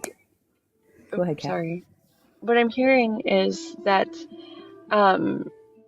there are definite like benefits and insights that can be drawn from things that people often explain with supernatural explanations, but the likelihood of an actual supernatural explanation, just because the benefits are there, is small in your view. Well, yeah, I mean, I don't think it's not a real experience, but it's not an external experience, if that makes sense, in my opinion. And I'm perfectly aware I could be wrong, but I think that it's kind of like, I've said this in the past, and it's not exactly the right analogy, but I feel like religion is the social software of the human species. It's kind of how we share moral information and help control behaviors, and it was ideal for the smaller tribes, but what we've done with it now, where it's this mass production and it becomes this monstrosity of hierarchy, I think that's a bad use of it. That was maybe a little harsher than I meant it, but No, I think that was harsh. But when it's done right, I think that it could be a very great way for people to do things together. That it's almost like when you go to, we do it in high schools, the pep rally before the big game. There's an energy you can feel from other people participating all together and, clapping for the mascot, and gods are kind of like our mascots. That's why I think polytheism is more healthy than monotheism too, because when you have polytheism, there can be different gods there to appeal to different people's needs. And I think they were kind of early political structures too, almost like unions back in ancient Greece. I don't have evidence for this. It's just a thought I had. One day I might see if I can back it up with proof. That polytheism versus monotheism thing you just said was I've never thought about it like that, but it's we could equate that to having a dictatorship versus having a democracy. Right. And they would have been the political action committees of the day. That's why Rome, I feel, was anxious to get rid of them and was trying to find a syncretic, one all-purpose god that they could control exclusively and get rid of all those pesky little temples. That's so interesting. I have a lot of wild thoughts. Oh, that's a good one. Thank you. That's a good one.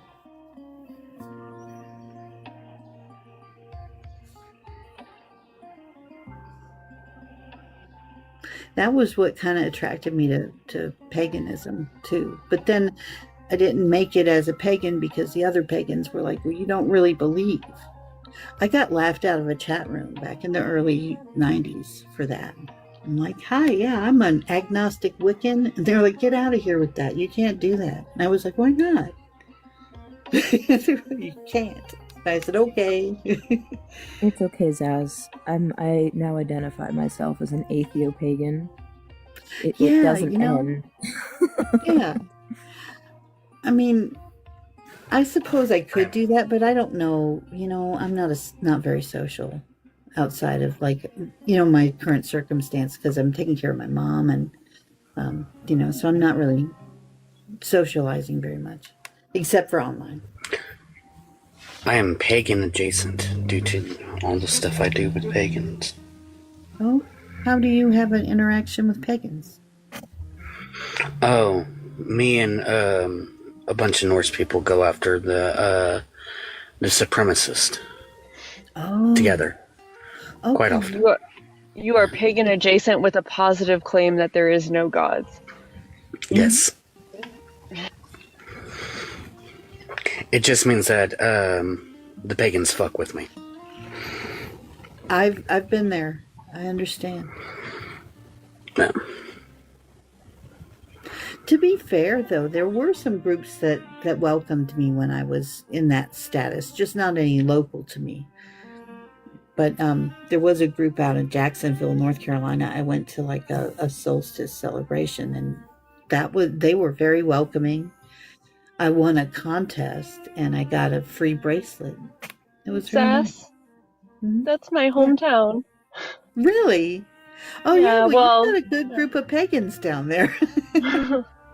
I went to high school in Swansboro, North Carolina. Like it's my hometown. Oh, Yeah, yeah. that's where I'm I from. graduated in Currituck. Oh wow, that's a nice place. Yeah, yeah. Little, you know, well, as you know, it's got a lot of churches for the population it has. So I had to keep my head down. I have not like ran into somebody on the internet who like referenced Jacksonville, North Carolina, like maybe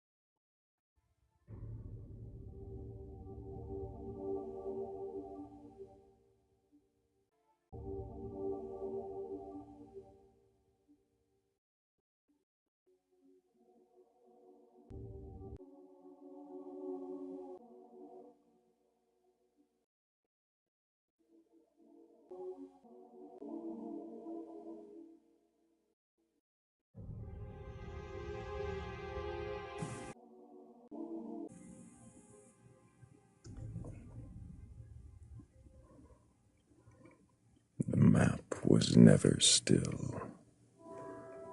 Lines still. Wake up trembling. Rivers have moved.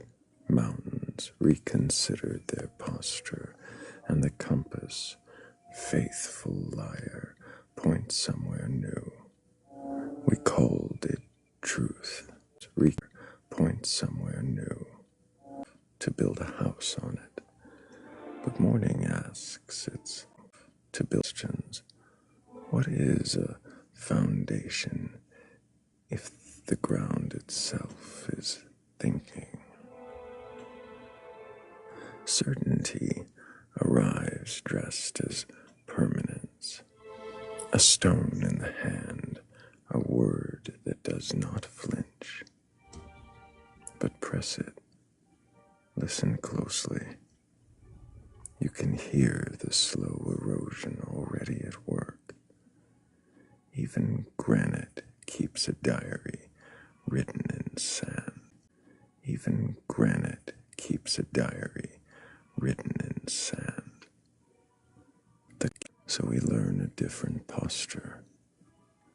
Not the clenched fist of knowing, but the open palm that feels for edges.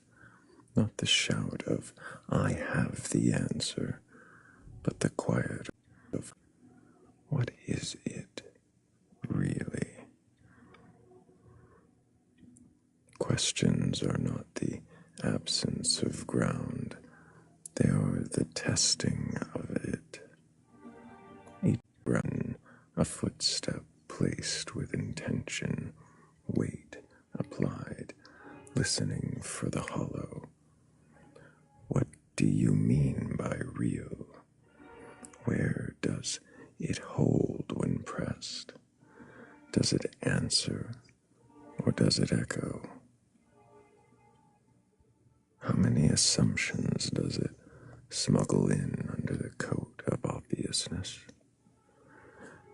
And when it refuses, when it slips the grasp, is that failure or instruction?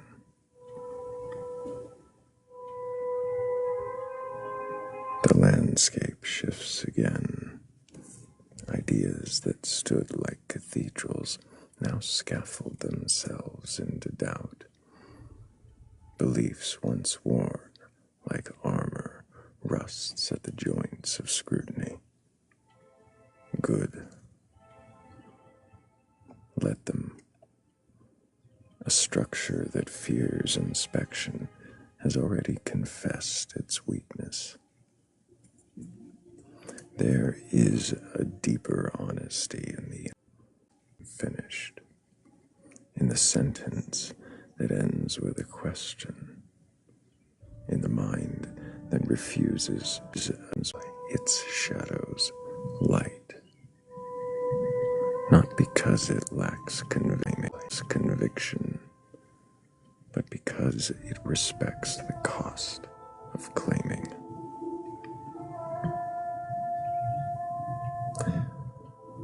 We walk, then, not towards certainty, but through it. Testing, pressing, asking, what changes when I look closer? What remains when I strip it bare? What answers me without borrowing its voice from me? And in this moment, this constant revision of the map, something steadier emerges. Not a fixed point, but a method, one without pretending, not a pretending arrival. The ground may shift. Let it. We are not here to freeze the earth into belief. We are here to feel where it holds. We are here to feel where walking more carefully, more honestly, more sincerely, honestly, more sincerely, with every question, refuses to let the map lie still.